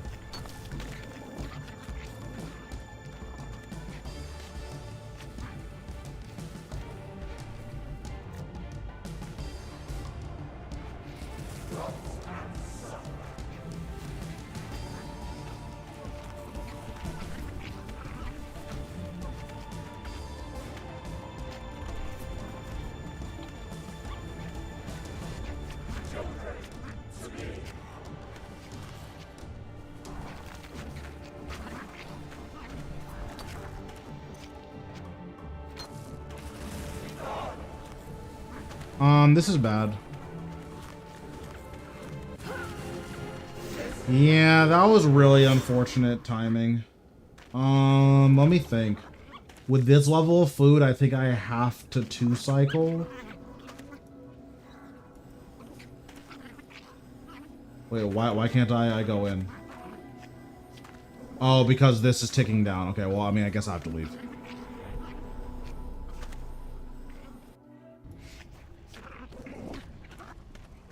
But yeah, like whenever like any new content comes out, I think going on a Reddit is just going to give you like a really warped idea of what's actually going on. How much is the new skilling weapon? I know that the divination one is around 400 mil. I don't know how much the other one is.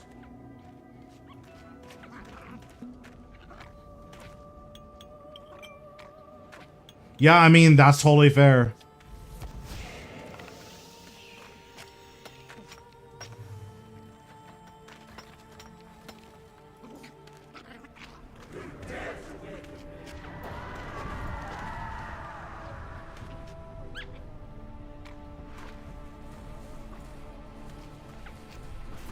It's hard to say. I'm not great at speculating.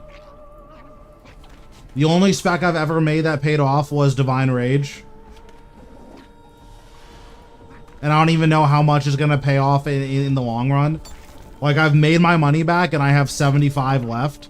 But what do I need to sell the 75 at in order to actually get rid of them? I don't know.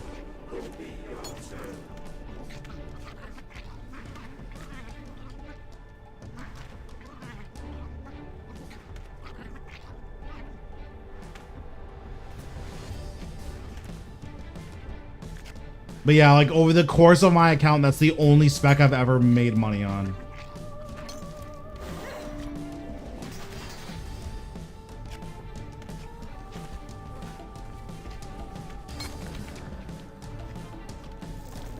I did also make like 500 mil on Aurora dies.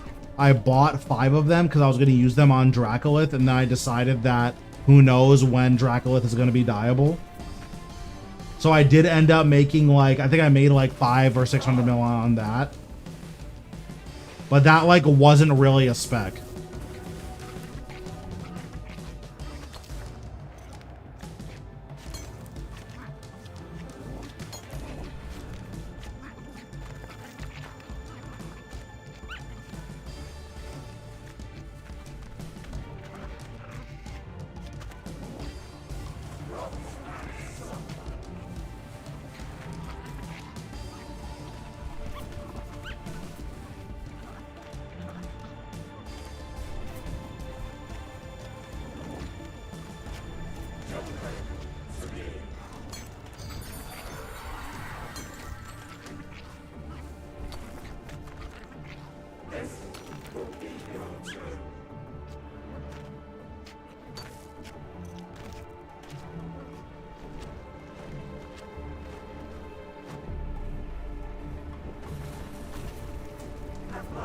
Also, you said something up here. It's funny because they locked out skillers while the quest requirement to the boss itself requires no progression of your account item-wise. I think that's fair. I think the boss requiring literally nothing to complete feels weird. Like, you would think that there would need to be some type of requirement that makes it, like, worthwhile, but there just isn't.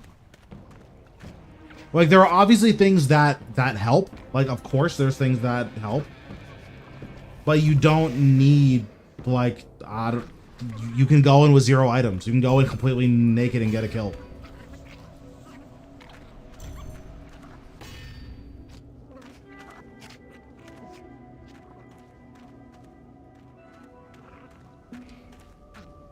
In that way, I do wish the boss were a little bit more strict with, like, what it required you to have. Like, I feel like bringing, like, the top-end gear should give you a pretty meaningful increase in your kill speeds. And right now, it just doesn't. Also, the spawning animation for these rocks looks really dumb. They need to figure that out.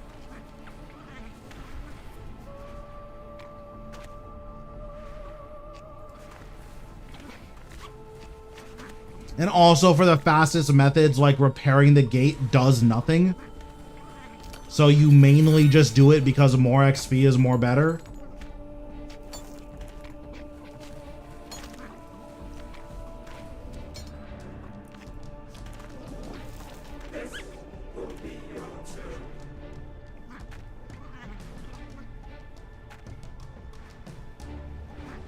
But yeah, there's definitely like a lot of game design issues I have with this boss. But in terms of like mechanical issues, I think it's just the click boxes.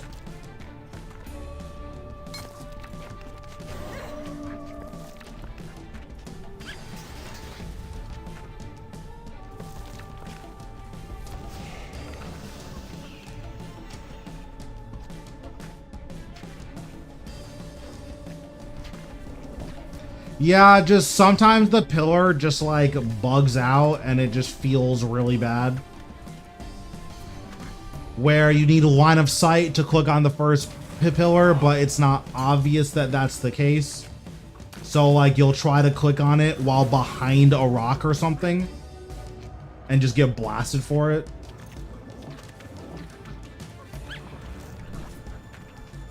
Is it good money per hour? It's like fine. Your trash loot is like 6 mil per hour because the pages are super inflated, which isn't great, but it's not nothing, especially given that there are like 0 gear requirements for this.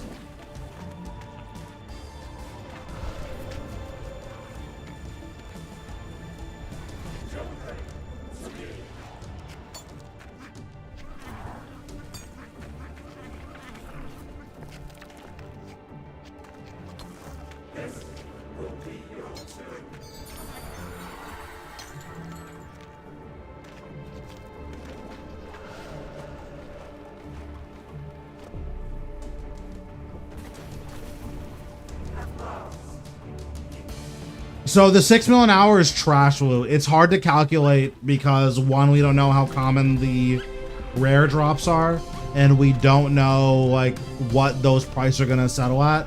But to give a comparison, Raksha's trash loot right now is like 10 mil an hour. And you can't wear literally nothing at Raksha. So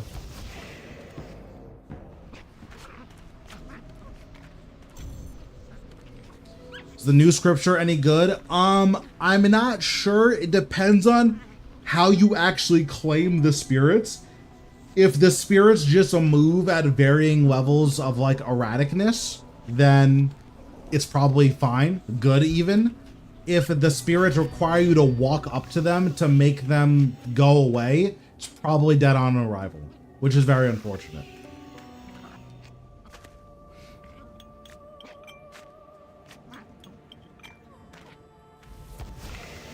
Yeah, exactly. Like, if your character needs to go and physically walk up next to the spirit and dismiss it, it's probably not very compelling.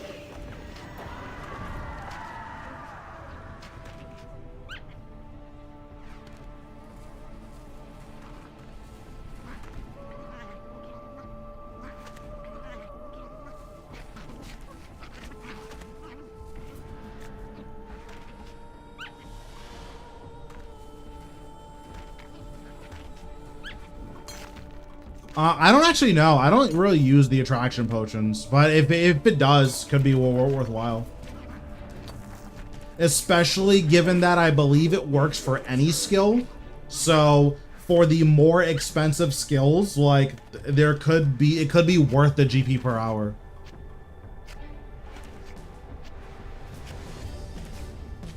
Yeah, I think stockpiling pages, or at the very least not selling any of your pages, I think that's totally reasonable.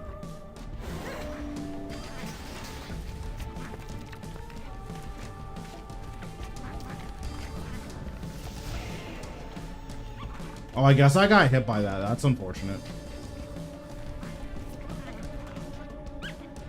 It shouldn't matter as long as I don't make any other mistakes.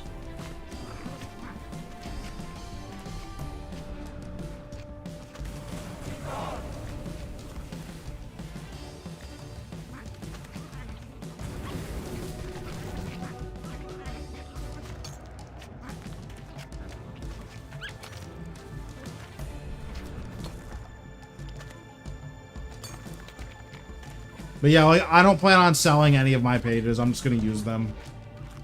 And then if they go up, then I will probably, like, sell some of the excess, maybe.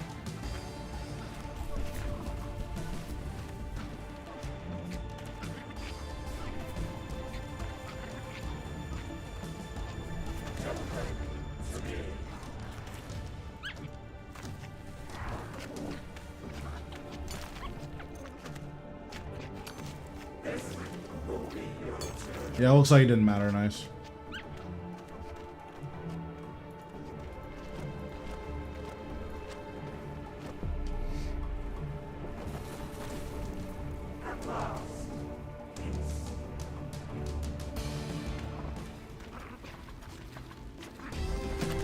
Because you do also get, like, pretty insane amount of pages. Like,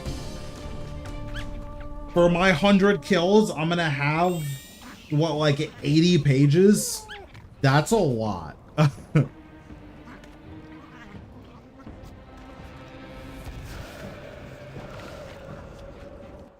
because, like, how many pages do I have now? Isn't it, like, 60 or something? Yeah, I have 60. So I'm probably gonna have, like, 70 or 80 by the time I have 100 kills. It's a lot of pages. So it's probably gonna be like the full book issue, or not issue, but like how full book is, where most people are probably gonna get more pages than they'll personally ever need. So pages are probably not going to be very expensive.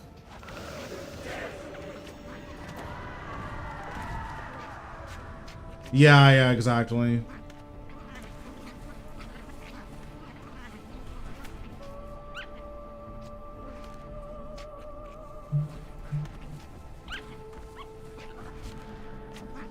Well, how many kills did you end up doing?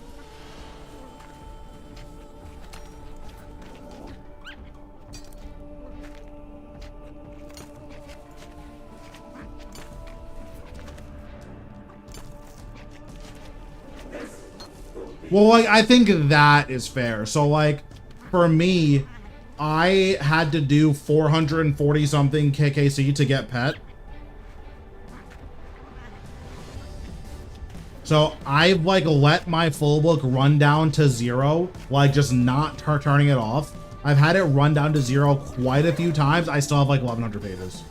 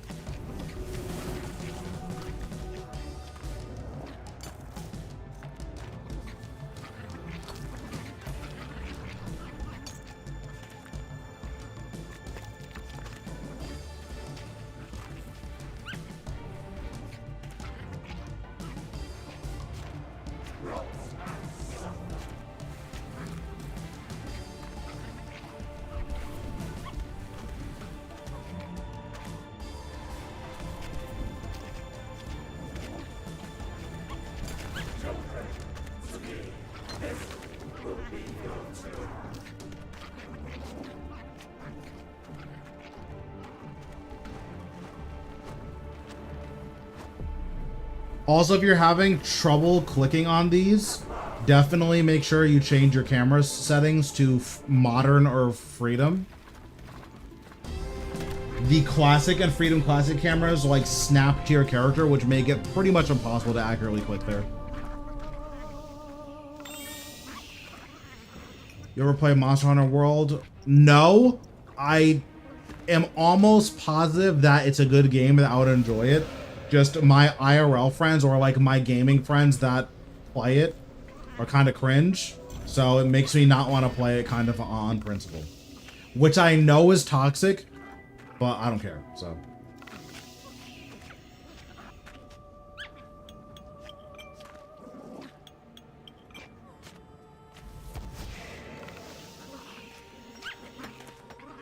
But it is a game that like I would like to play at some point, but not enough to like buy it. So we'll see. Right now, the main non-RuneScape games I'm playing are Warframe and Tekken 8. Those are the big ones. I'm spending a lot more time with Warframe than I am with Tekken. But those are the big ones that I'm playing.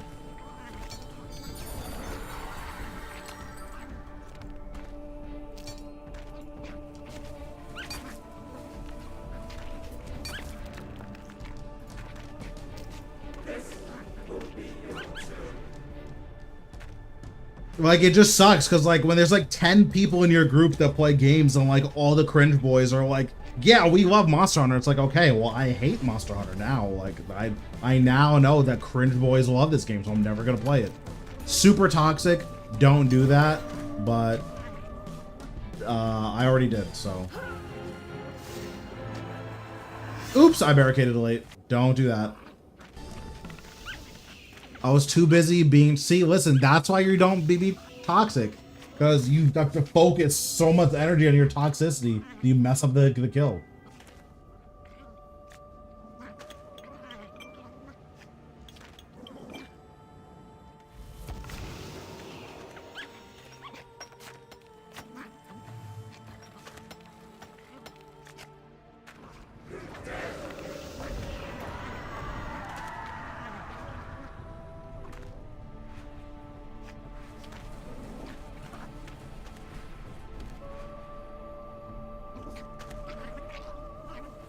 Check Discord? Okay, word.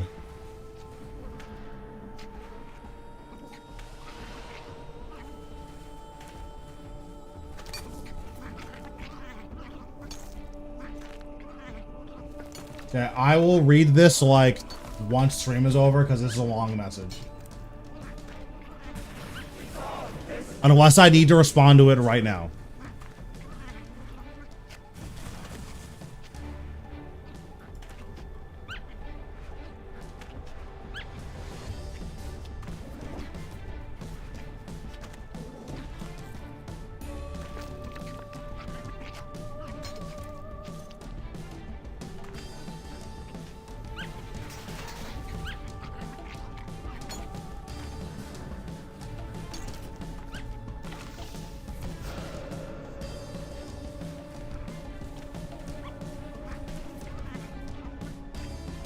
So I think it's just going to be explosive bombs because I messed up, so I don't actually know how it's going to affect my kill speed.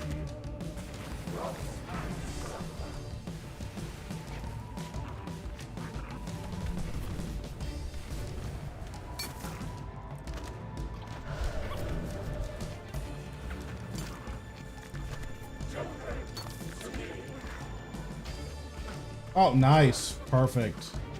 Wonderful misclick.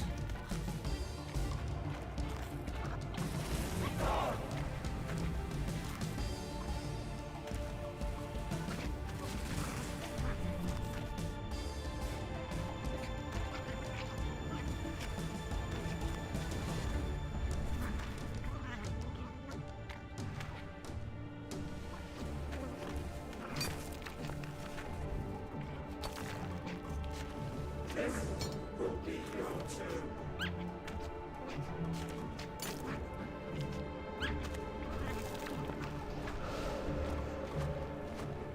That visually looked very weird.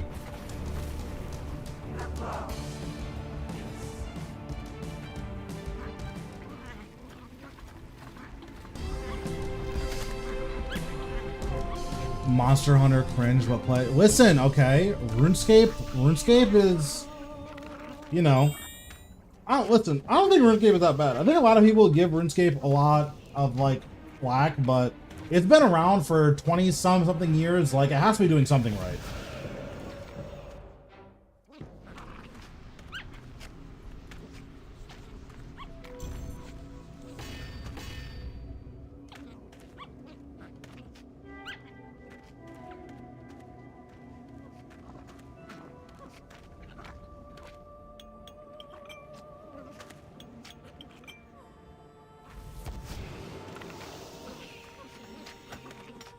And listen, okay, there are just people that play games and it's like, okay, if you like this game, there has to be something seriously wrong with it. No, I was saying that, like, there are people in one of my friend groups that really like Monster Hunter and they're cringe, so that makes me not want to play it.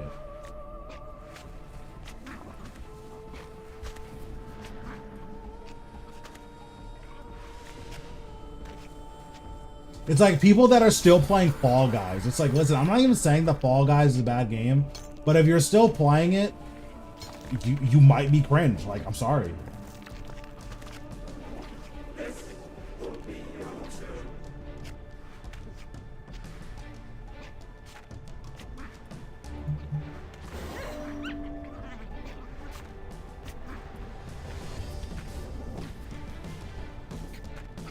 Listen, I don't like Souls-like games.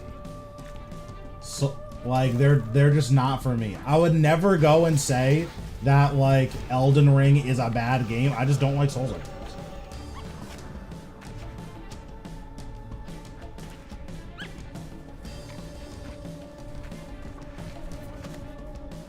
Well, yeah, I mean, yeah, it's a Souls game. It's not Souls-like, but yeah.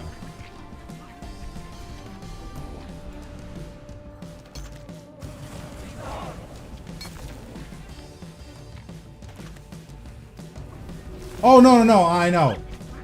Yeah, like, I know what Monster Hunter is. I think Monster Hunter would be really fun, honestly.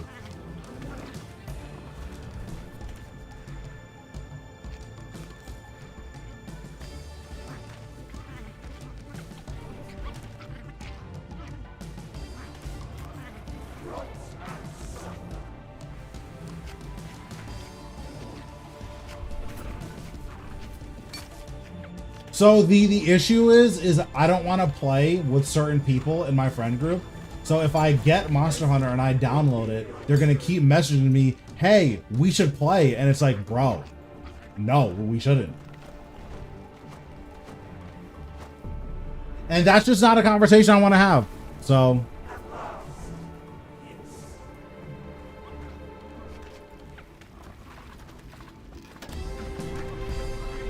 how do you not like... I don't think Monster Hunter is... hopefully they never play RuneScape. Well, even if they play RuneScape, like, I just play solo. So if I just keep doing content that is solo only, you know, if I keep doing content, it's like, no, I just prefer playing this part solo. That's, like, fair. But yeah, I just don't want to put myself in that scenario.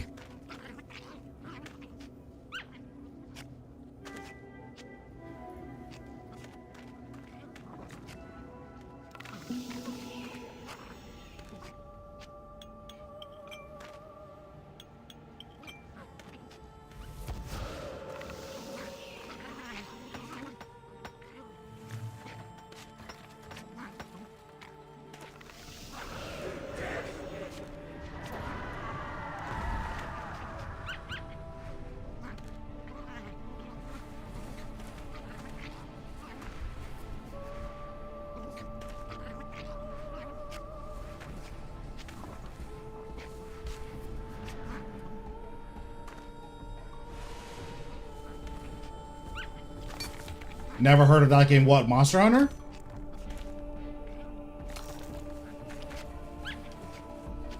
Because they're just... listen, if it were that easy, how much easier would my life be? Because it'll be like, okay, that like I have friends that are not cringe, but then their friends are cringe. So what happens if their friends are like, oh, you play this game, we should all play. It's like, well, I can't just like burn the bridge with all these people.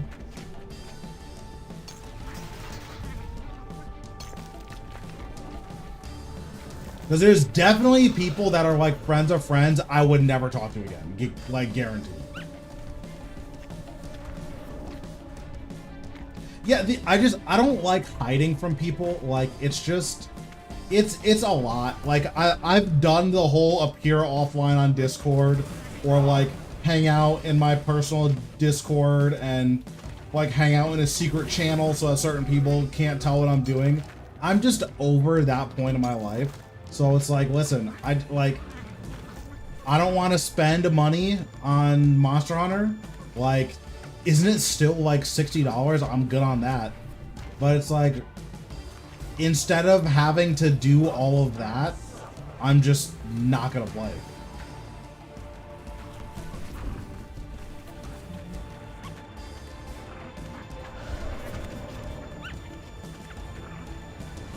Yeah, I know it's one of those games that goes on sale like relatively often.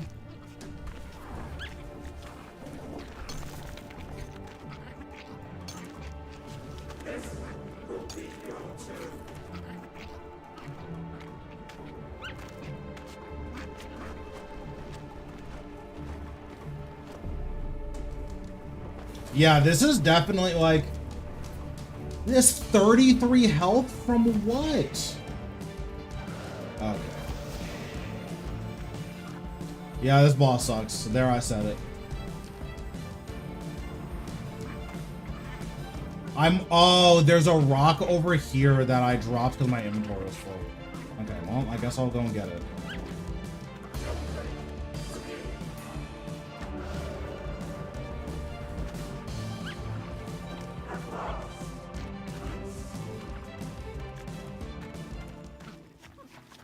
I mean, I don't think the divination part is bad. I think you need to be able to eat. You need to be able to eat while doing the mining. You need to be able to, like, they need to fix the click boxes, and then they need to fix, like, the timing stuff with the pillar. That's vague, but I don't know what the solution is. But I think once they do all of that, this boss is like in a perfect state. Not that everyone's going to like it, but I wouldn't like have any changes in mind once all of that's fixed.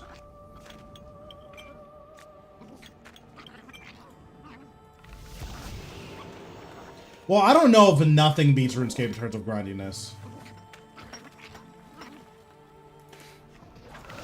Well, no, that's probably true. I think that a game like Warframe, for instance, you can put in like 1,000 hours in Warframe and not be, not be as done as you would be with RuneScape. But RuneScape has a lot of like peripheral grinds or a lot of secondary grinds that are insanely time consuming.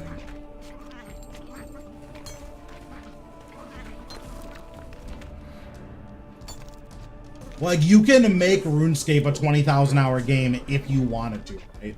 Like, between Golden Reaper, like, all of the clue logs, all of the Slayer logs, like, you can make RuneScape, you know, a 20, 30,000 hour game, and you can't really do that with a game like Warframe.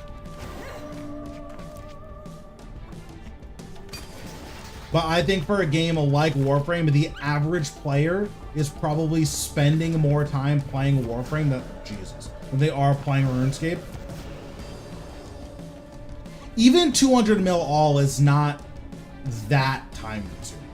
Like, all things considered, like, there are more time consuming things.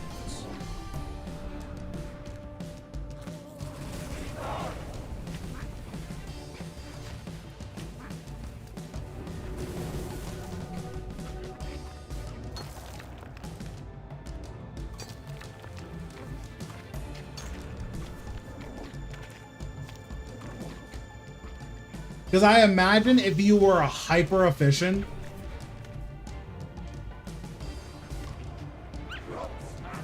Yeah, like I imagine if you were hyper efficient, like you could 200 mil all in like a year.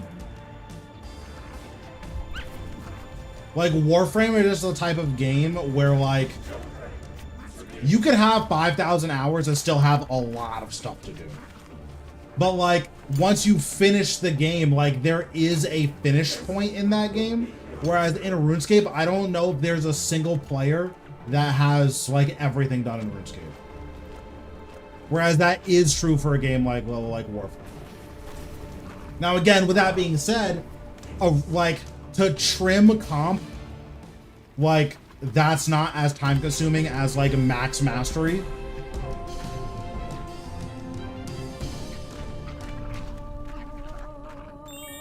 Yeah, I mean, mastery 34 is a lot.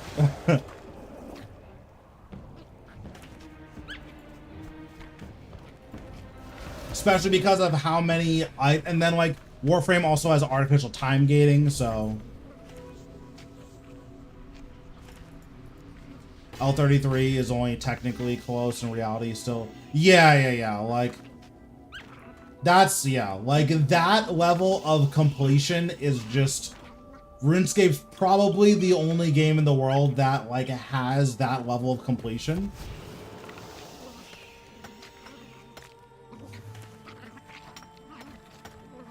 Like it wouldn't surprise me if like the average time to like full complete every log in RuneScape and trim comp is like 50,000 hours.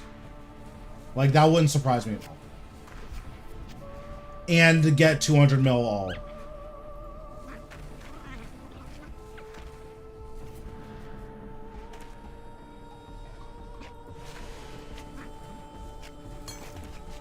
Yeah. Like that wouldn't surprise me at all.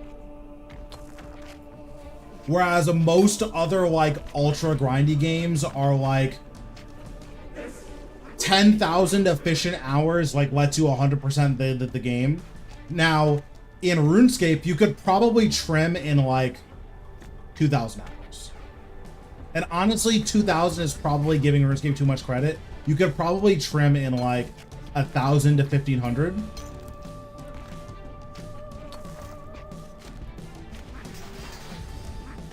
Yeah, exactly. Like, I'm Legendary 2, and I still have, like, 40 or 50 things I need to get. Now, because I'm a super endgame player, getting all of those things, like, that's not gonna take that long in the grand scheme of things. And then Warframe is also a game that not rewards, but kind of encourages you to play it in bursts. So like the way I play Warframe is I like hardcore grind like once a year. But that hardcore grind is like 2 months.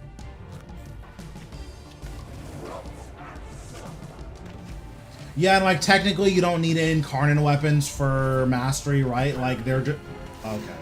I disagree that hit me. But yeah, technically you don't need incarnate weapons for mastery. And then a lot of the incarnate weapons are just bad. Yeah, so like I'm never getting the Magister incarnate because that item is just bad. Like it's technically the best stat stick, but it's a bad weapon. So I just use like the ceramic dagger.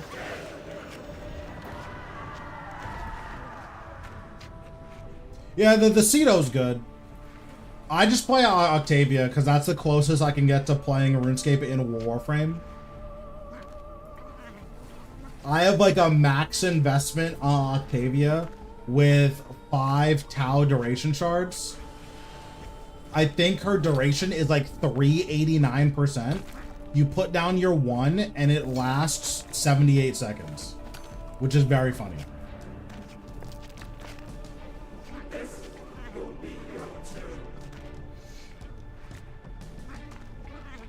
But there's a lot of like really sick frames.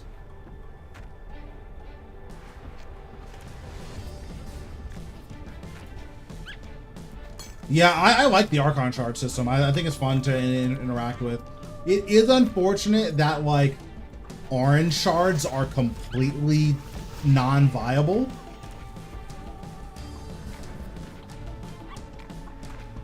Like, I would like to see orange shards be somewhat useful, even if it's super niche. Because, like, even purple shards, there's a build with purple shards for the Vasto in Incarnon that's very funny. Oh, I forgot which mechanic we were on, and I just trolled and died. Okay, I'm playing serious now. I don't know what's going on, but I'm playing serious now.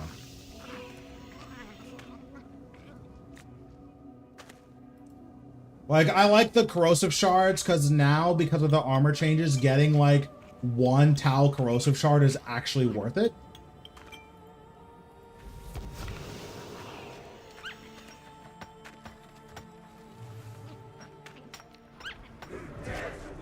And then purple shards have upside with like the equilibrium shards.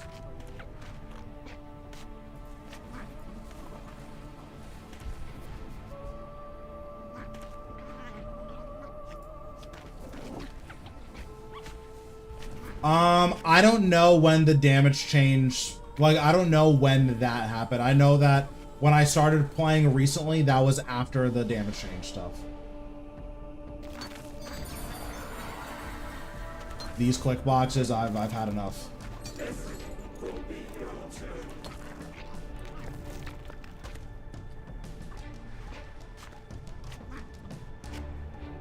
But the damage changes basically made it so that enemies have a finite amount of armor. So, like the 80% strip with corrosive, or the minimum armor an enemy can have is 200, and the maximum they can have is 2700. So that just means that partially stripping armor is always viable. You don't ever need to fully strip armor. You still can if you want to, but you don't ever need to. And then to account for that, enemies' health scaling is a lot better.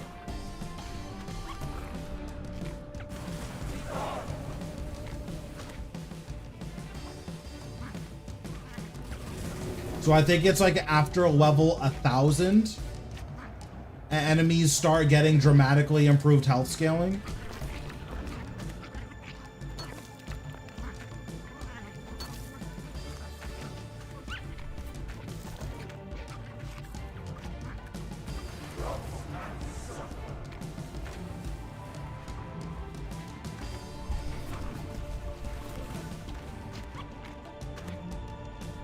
I mean, the bright side is that Frost is like disgusting now, which is crazy because like that frame has been so bad for so long. So like it's just very funny seeing Frost be viable now.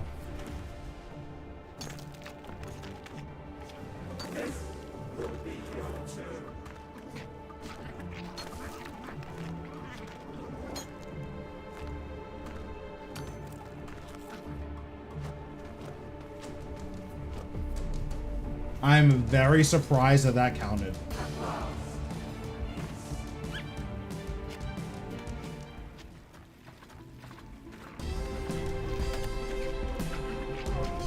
Yeah, Frost is like nuts now because his 4 gives overguard.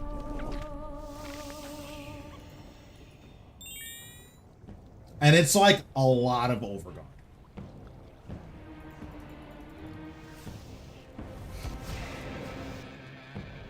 And then his 4 was already a full armor strip. So, like, that's pretty good. And then there's also a build with the Kuva Sobek that basically makes Frost, like, actually map clear, which is nice. Because that's something that he could never do, especially at high levels. Like, he could kind of do it at, like, really low levels. But now he can do it at high levels.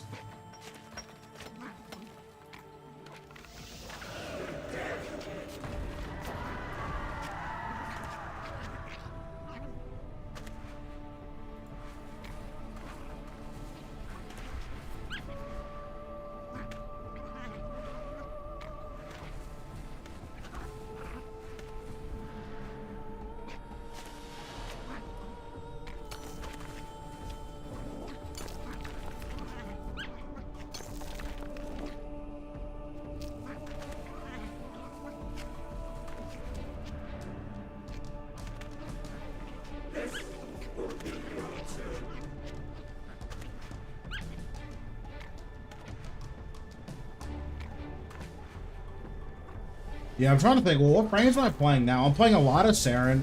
Saren's still broken. I don't know if she's ever going to not be broken. Oh,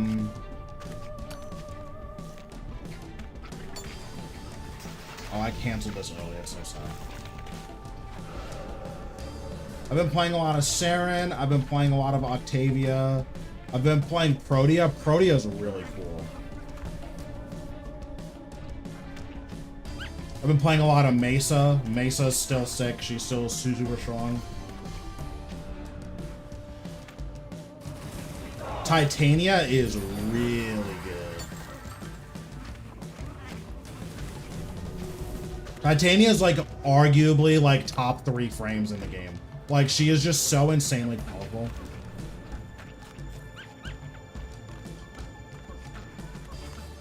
Yeah, I mainly use the Gloom Titania build when I'm doing like regular stuff, like, and then when I'm doing speedrun stuff, I just run Thermal Sunder.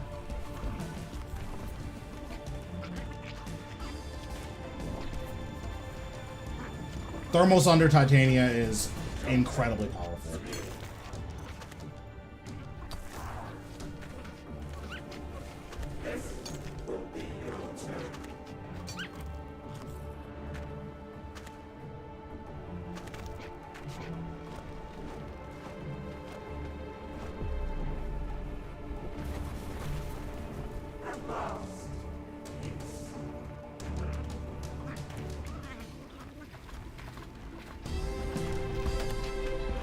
Yeah, the citrine farm is the one I started doing recently. Oh, that's true, because you can just fly all the way up to the top. Yeah. She's one of those frames where, like, she's so good at so many things that she's, like, arguably broken. But then there's content where she's just useless, and it's like, okay. Like, it's hard to rate her as, like, a Giga S tier, like, needs to be nerfed. Because there is content where she just doesn't do anything. Because, like, even in that mission, like the citrine mission, Titania is mostly just casting Thermal Sunder and collecting the stuff. So because she can collect the stuff, that's what makes her powerful. But, like, in normal defense missions, she's just not very good. Especially in Steel Path defense. Because Thermal Sunder just doesn't kill in Steel Path. At least on Titania. It kills on Gauss.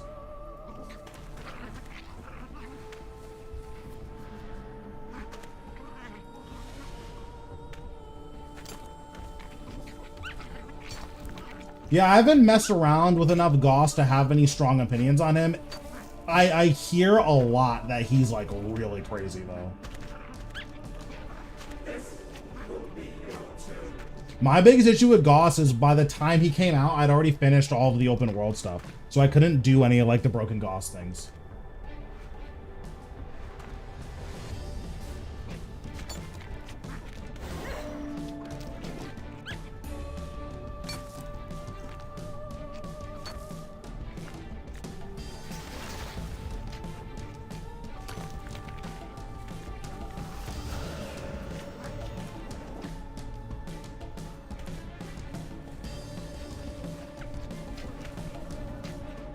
Yeah, he's definitely sweet. Like, I wish I got to play around with him more when, like, the content that he was good at, what that he was best at was, like, stuff I was working on. Because, like, he's arguably broken in the overworld, but, like, I just don't do overworld content anymore.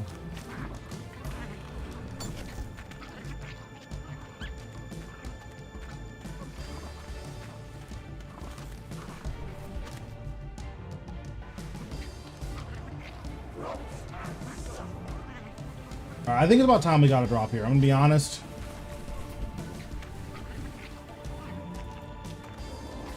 It's been too long since I've got another drop. And by too long, I mean like maybe an hour.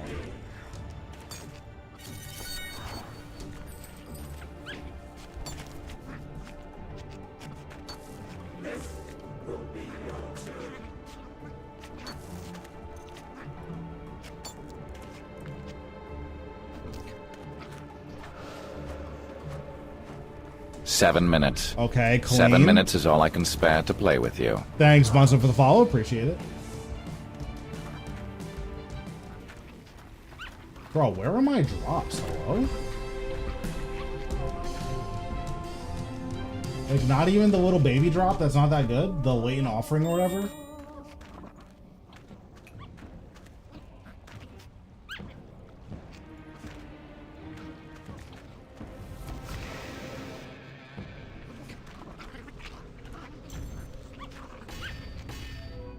What's the KC looking like? Stoked to try BBC main hand. What the heck? Thanks, Bunch, for the Prime sub. Appreciate it. Okay, we have 11 more for 100. So we'll probably knock out the 100, and then we'll see what our chest is looking like, and then we'll probably call tonight. Don't have a ton more I want to do after that.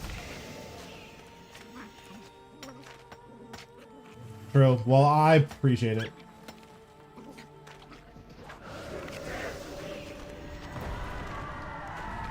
Streaming is something I like to do full time, so every Prime sub helps, obviously.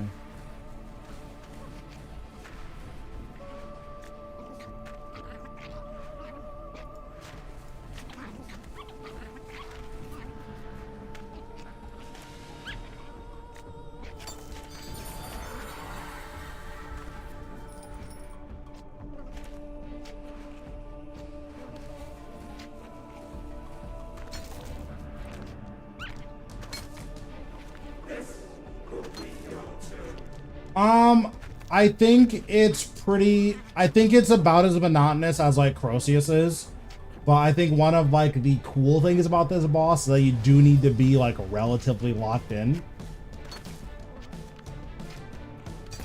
Like if you're playing bad at this boss, you get punished for it, which in my opinion is a pretty nice change of pace from Croceus. You basically can't ever fail a Croceus kill once you've gotten like your first clean kill. Do you understand what's going on? I think being able to fail makes a boss more interesting in my eyes.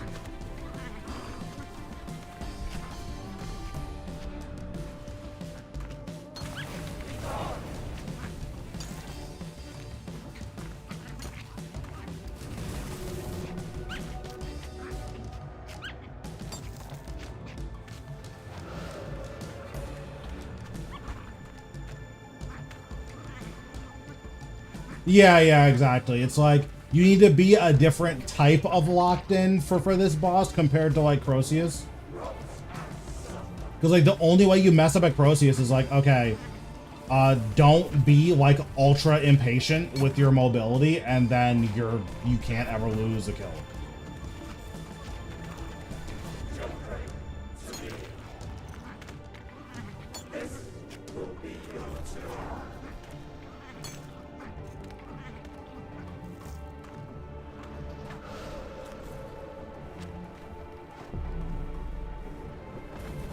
Yeah, exactly. And then if you use Alt-1 for Croceus, the only thing you have to worry about is just don't surge in the wrong direction smile.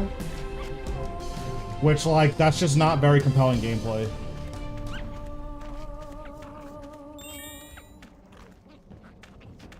Yeah, like there's... Because if you're super optimizing, like, your movement, you probably save like 10 seconds just doing that alone, which I think is cool. Like, there being some level of mastery here is really nice. There is, like, mastery at Croceus is a binary. You either know what the boss does, in which case you can't ever fail and all of your kills are exactly the same, or you don't know what the boss does and then you can fail. Now, not even you will, just it is possible.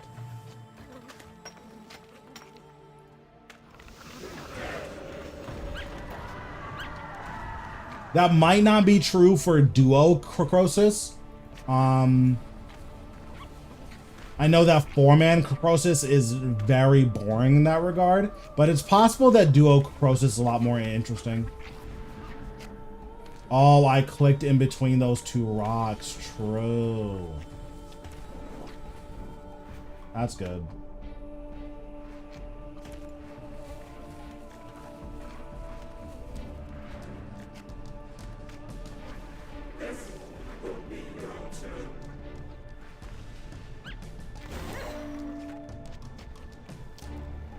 That's such an exciting misclick.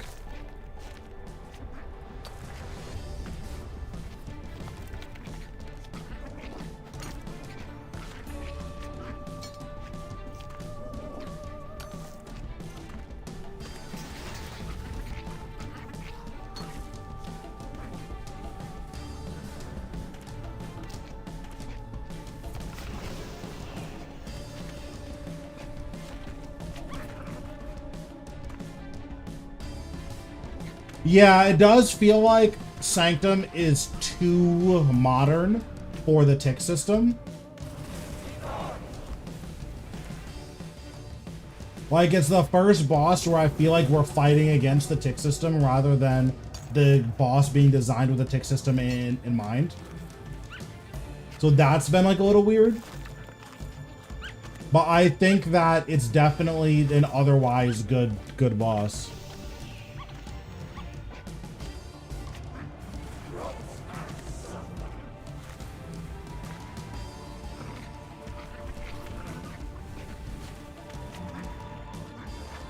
Seven minutes. 7 minutes is all I can spare to play with you. Thanks, Clipper, for the follow. Appreciate it.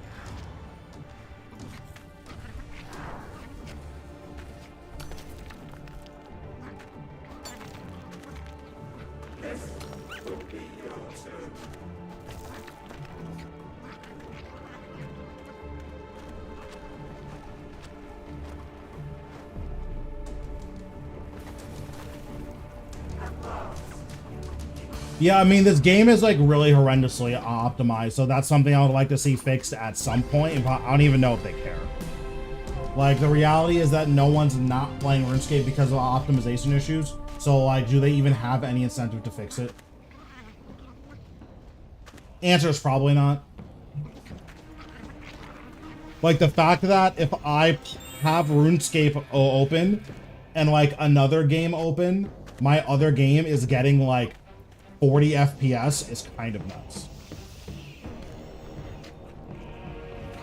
Like, sorry, this game doesn't look that good that it's, like, okay for it to take up that many resources. Love the Necro guides, help me through the armor upgrades. Nice. What's, like, the next big thing that you're working on now?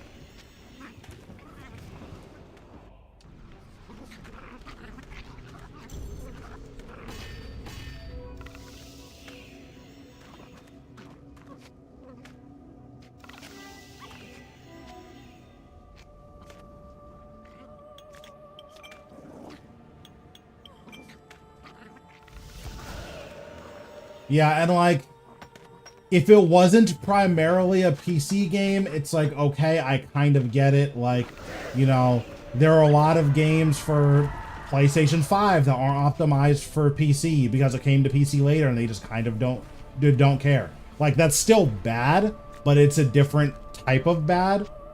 If you're a game that pretty much only exists on PC, you kind of have to be optimized for PC, right? Like, there isn't really an excuse for poor optimization.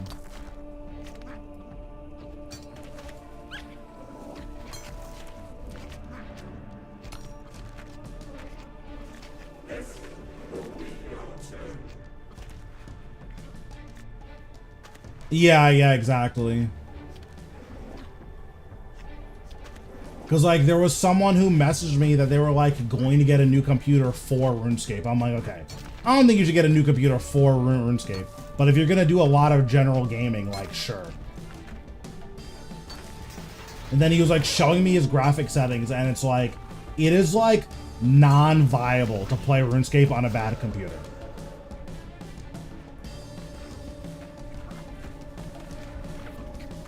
Which, again, would be fine if our characters didn't look like goblins, but they do. So it's just a little bit weird that, like, the graphical fidelity isn't that high, but the game is also incredibly demanding.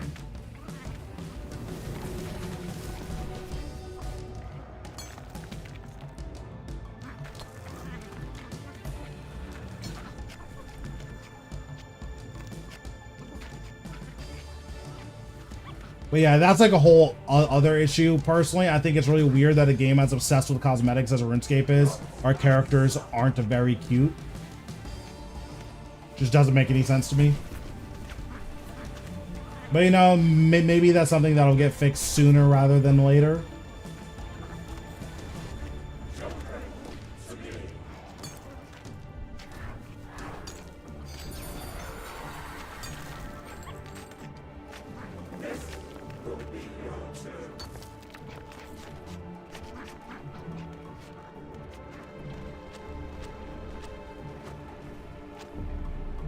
Yeah, like, Tekken is another game that I play, and that game is also horrendously optimized.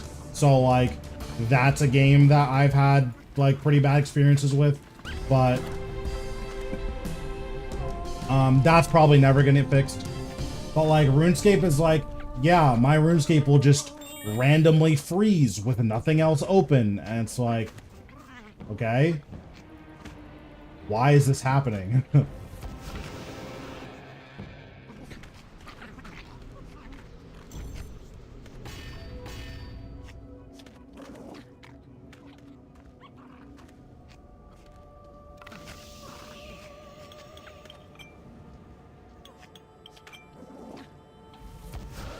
Like during phase transitions at Carapac, it'll freeze sometimes.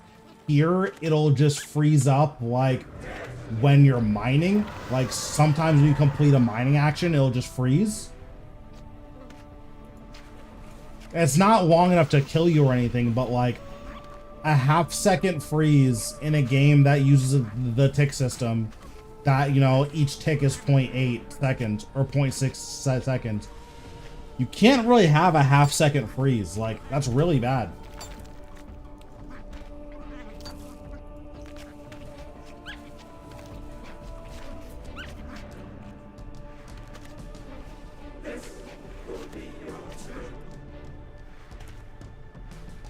Yeah, exactly. That's another issue too. Like, PVMing on a populated world, like, why is that such a disaster? Like, what if RuneScape does become more popular? PVMing is like a non-viable if RuneScape becomes more popular. That's probably not good, and probably indicative of a pretty big issue server side.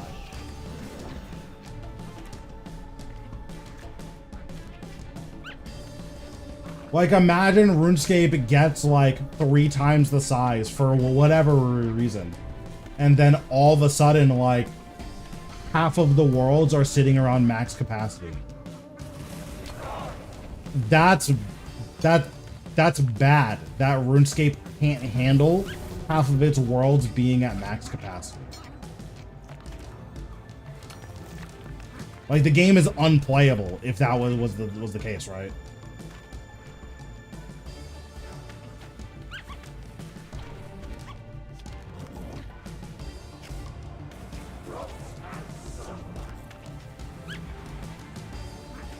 Yeah, and like that probably shouldn't be a thing.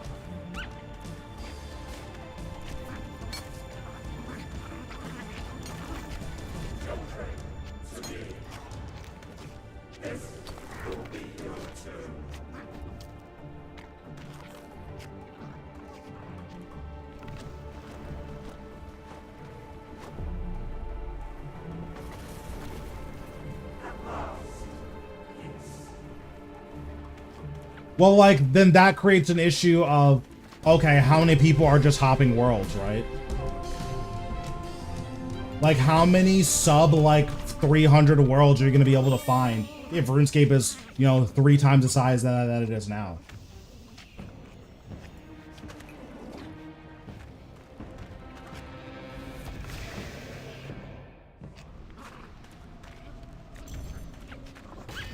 Because then everyone is going to be hopping to those worlds, and then it's like, okay, now we're going to be settling on, like, all right, well, because all of, like, the players that have been here for a long time know this, we're just all going to play on sub 500 worlds. And it's like, okay, like, sub 500 is still, like, pretty bad to play on. Well, yeah, but all the skillers on World 84 and World 2, which I guess they'll probably also move to World 1.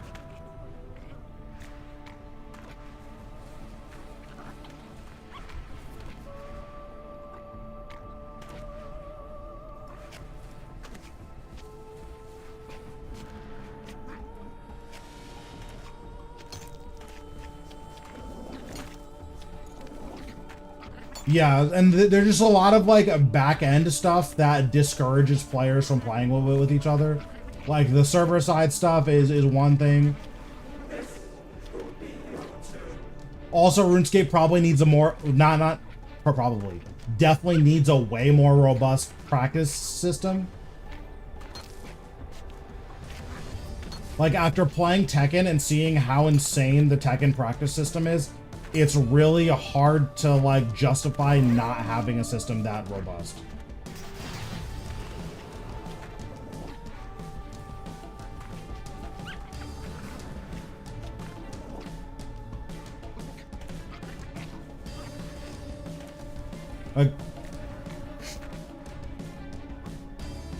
Yeah, I've been playing a ton of Tekken 8. I've been really enjoying it, and Heihachi is coming back. Heihachi looks so sick. Like, I don't typically like playing characters like Heihachi. He looks so sick.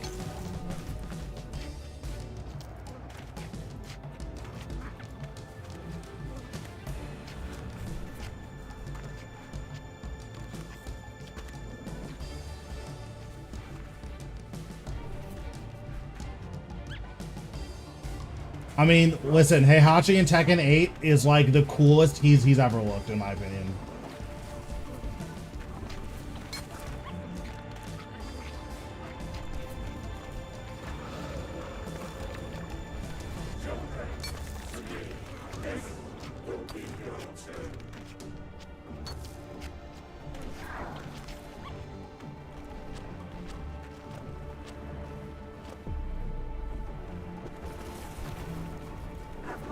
Like in Tekken 8, he's actually just a Thunder God, which is sick.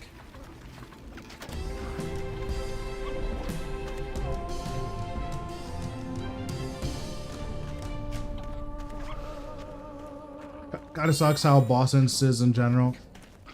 Yeah, like it makes sense for solo. I think Tekken 3 was Jinpachi being the big bad, right? Is Jinpachi Tekken 3? Let me see. No, this is Tekken 5. Yeah, Jinpachi was Tekken 5. I don't think he was like evil in Tekken 3 or anything.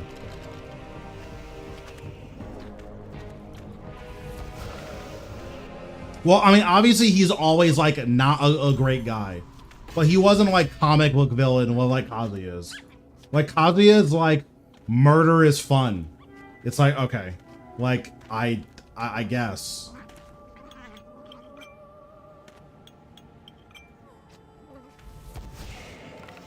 Where at least Heihachi is like, I want to spread like the Mishima influence across the world.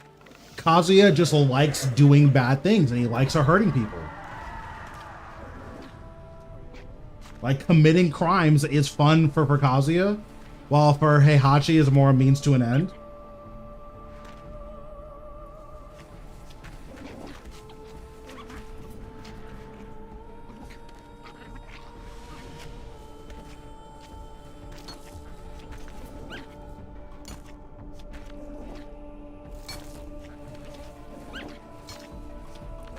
Yeah, Kazuya is like just evil, likes murder,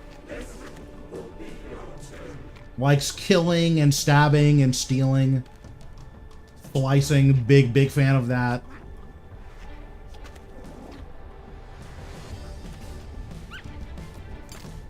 Whereas Heihachi's just a family man, you know? He wants to have a good legacy. I have not. I've seen Dead by Daylight. It just doesn't look good. Just like aesthetically and like all of the screaming that all the characters do is just, it's just a lot of noise. I will say if I played, I would definitely play Wesker. Wesker looks sick. Like, I think Wesker is just such a hilarious character. Not even in, like, Dead by Daylight specifically, but just, like, in, like, Resident Evil. Like, I think Wesker is so cool.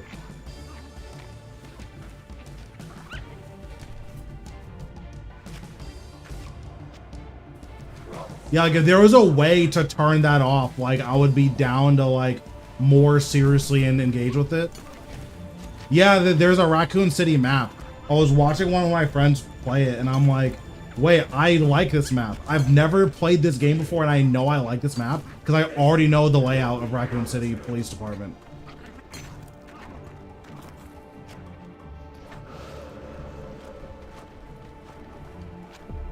And I think it's so cool that like it is a one-for-one like recreation of Raccoon City. Oh wait, am I dead? I think I'm dead. Okay, I'm not dead. I didn't realize I didn't do this right.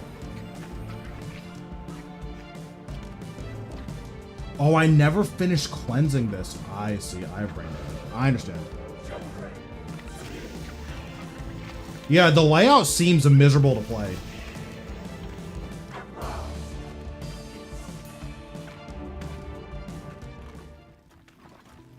But it's cool that I know the layout.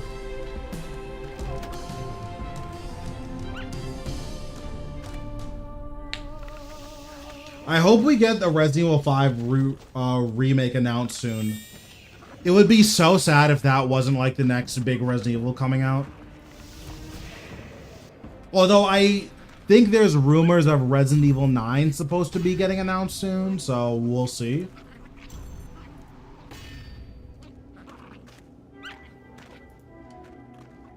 Yeah, it's like you can't fully model and like voice act a new Wesker and make him playable in Mercenaries to not have Resident Evil 5. Like to not have a remake for Resident Evil 5. I mean, it kind of makes sense for them to remake it, right? Like, I think with the Resident Evil 7, like, being as successful as it was, and then, like, with the Resident Evil 2, 3, and 4, mostly 2 and 4, remakes being as good as they were, I think they, like, figured out what works for the Resident Evil franchise. And that they're just gonna like lean into that and then bring all of the Resident Evil games up to that quality. I think Resident Evil 8 is very good. It just lost a lot of the replayability because the dollhouse is only scary once. It's really scary the one time, but it's only ever scary once. And then it's obviously when you play the DLC, it's scary a second time.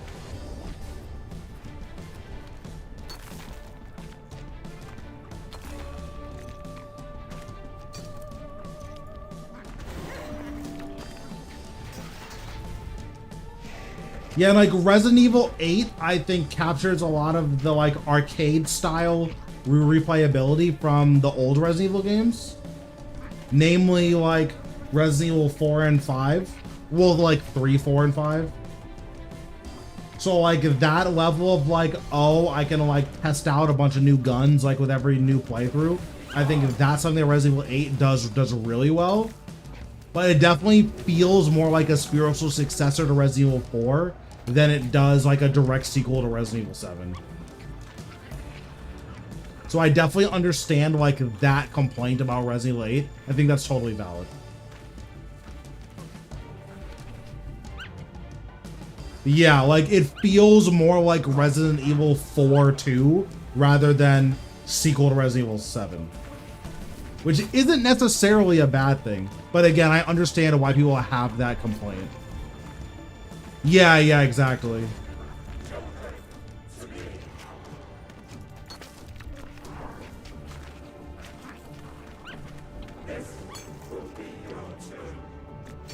Like, I thought Shadow of Rose was like a cool DLC. Like, a lot of people didn't like it, but I enjoyed it quite a bit.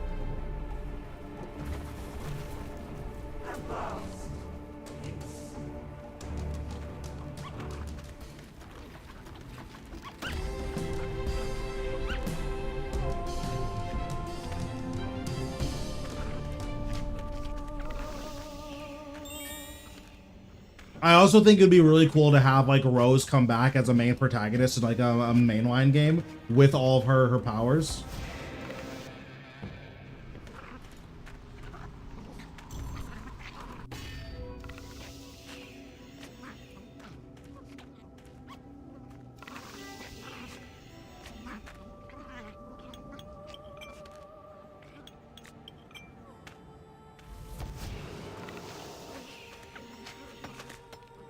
The Resident Evil 4 remake, though, that was like a masterpiece. Like, that's like... It felt the way that Resident Evil 4 felt back then, except now. Which is like such an impossible task to meet, but like they did it. Capcom is one of those companies that's like super annoying because they know how to make a good game and then sometimes they just choose not to. Like the Resident Evil 3 remake could have been like a masterpiece tier, and it just wasn't because like they wanted to cash grab for some reason.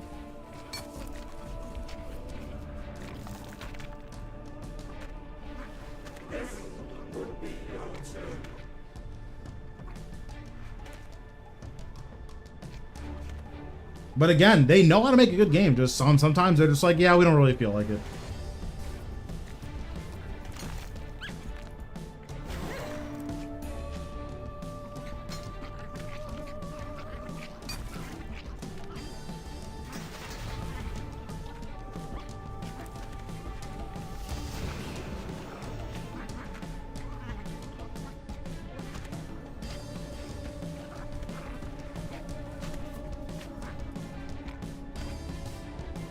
Also, this is probably a hot take. I don't think Resident Evil 6 mechanically was bad at all. I think it's not Resident Evil, which is fair, but like mechanically, that game is really cool.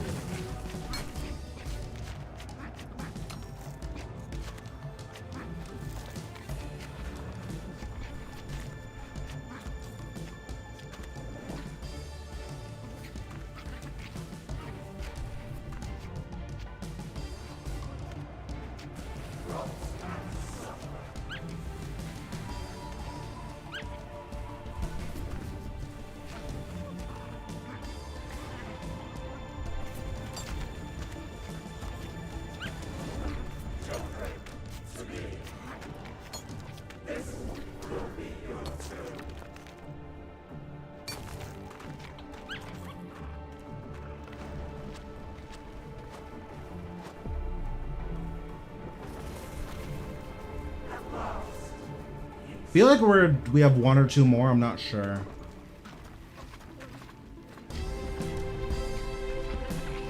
Oh, we got an Onyx, nice. Yeah, I feel like we have like two more. Three more. Yeah, so we'll do our 3 more, then we'll probably just call tonight there and raid out.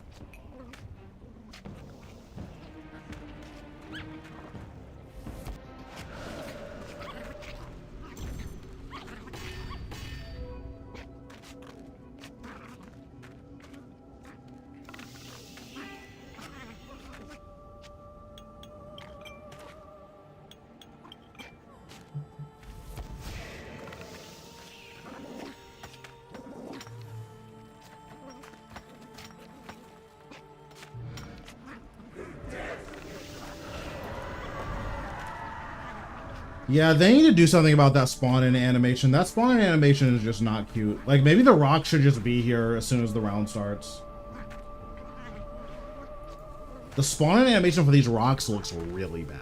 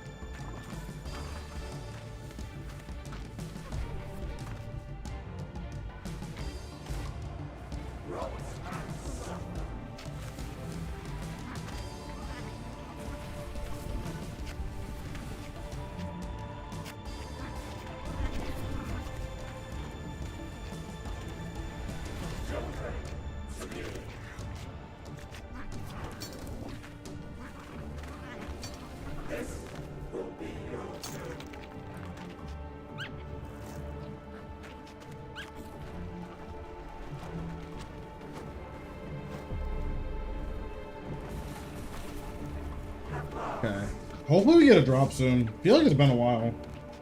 What, didn't we get our first drop at like 40 something and now we're at 660 dry? I feel like this isn't a 1 in 100 boss drop rate. That seems unlikely. I feel like we're going dry.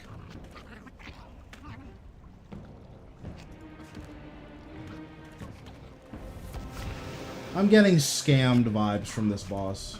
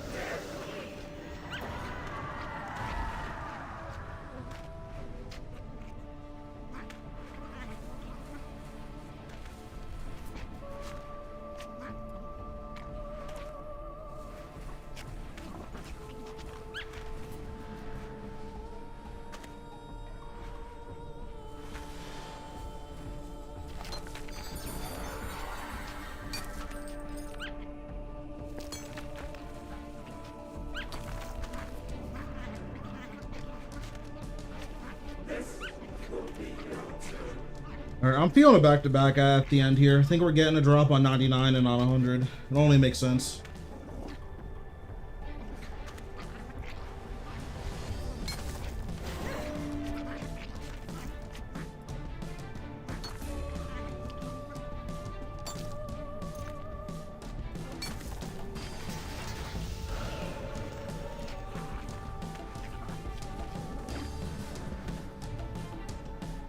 I think you're supposed to tank that. I don't think this adds enough meter that you care about letting that hit you, but I'm not actually sure.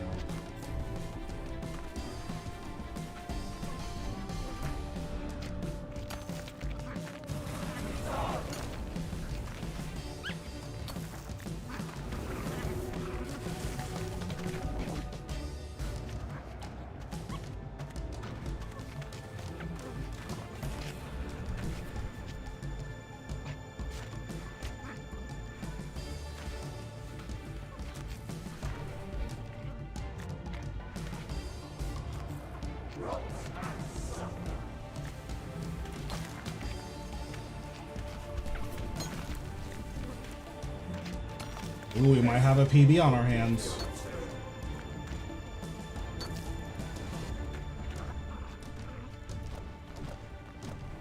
This has got to be a PB, right?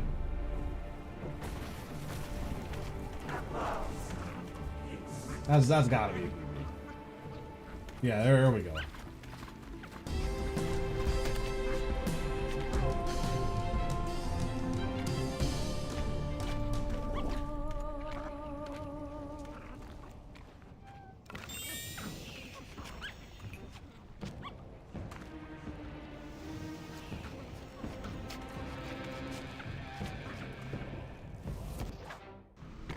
Alright, last one.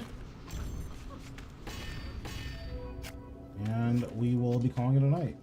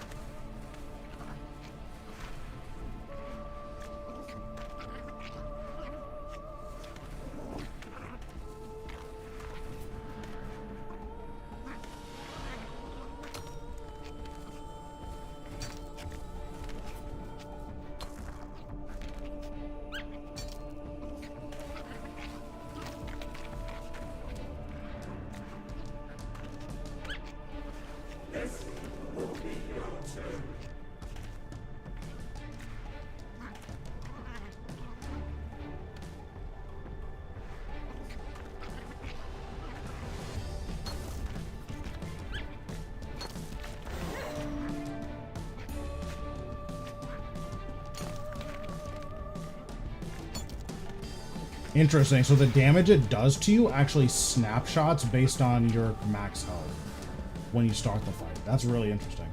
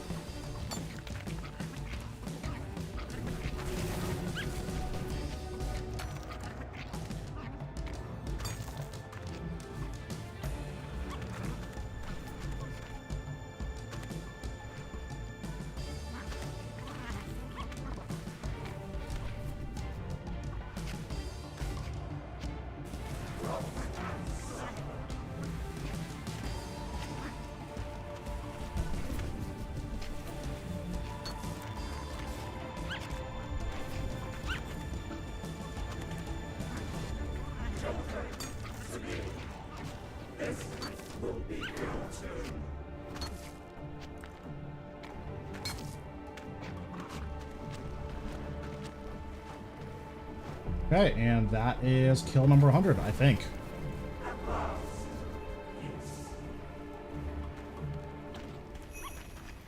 And we got nothing. Okay, nice. Alright, this boss sucks. Worst boss in the game. Alright, so let's see what our chest is at.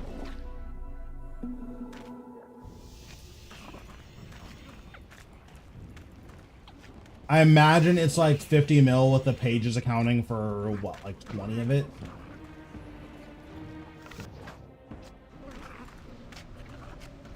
Yeah, 59 mil. Let's see. So what is this? 75 times 237,000. So 17 mil, or so 18 mil. So this is like 50. I mean, 400k in trash loot is like, that's 400k a kill. That's not bad. It's like pretty good, honestly. And then once you're getting kill speeds this fast, this is like 20 kills an hour. This is definitely like literally better than Rakshas trash loot. But okay. Cool. So for my YouTube people, that's gonna be it for tonight. Feel free to like the stream and subscribe. It helps me out in the algorithm. For my Twitch people, we are going to raid out. So let's see who is online.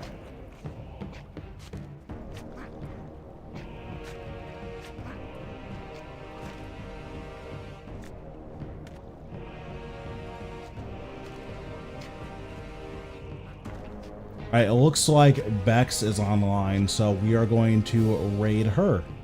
So yeah, alright, I will catch you guys later.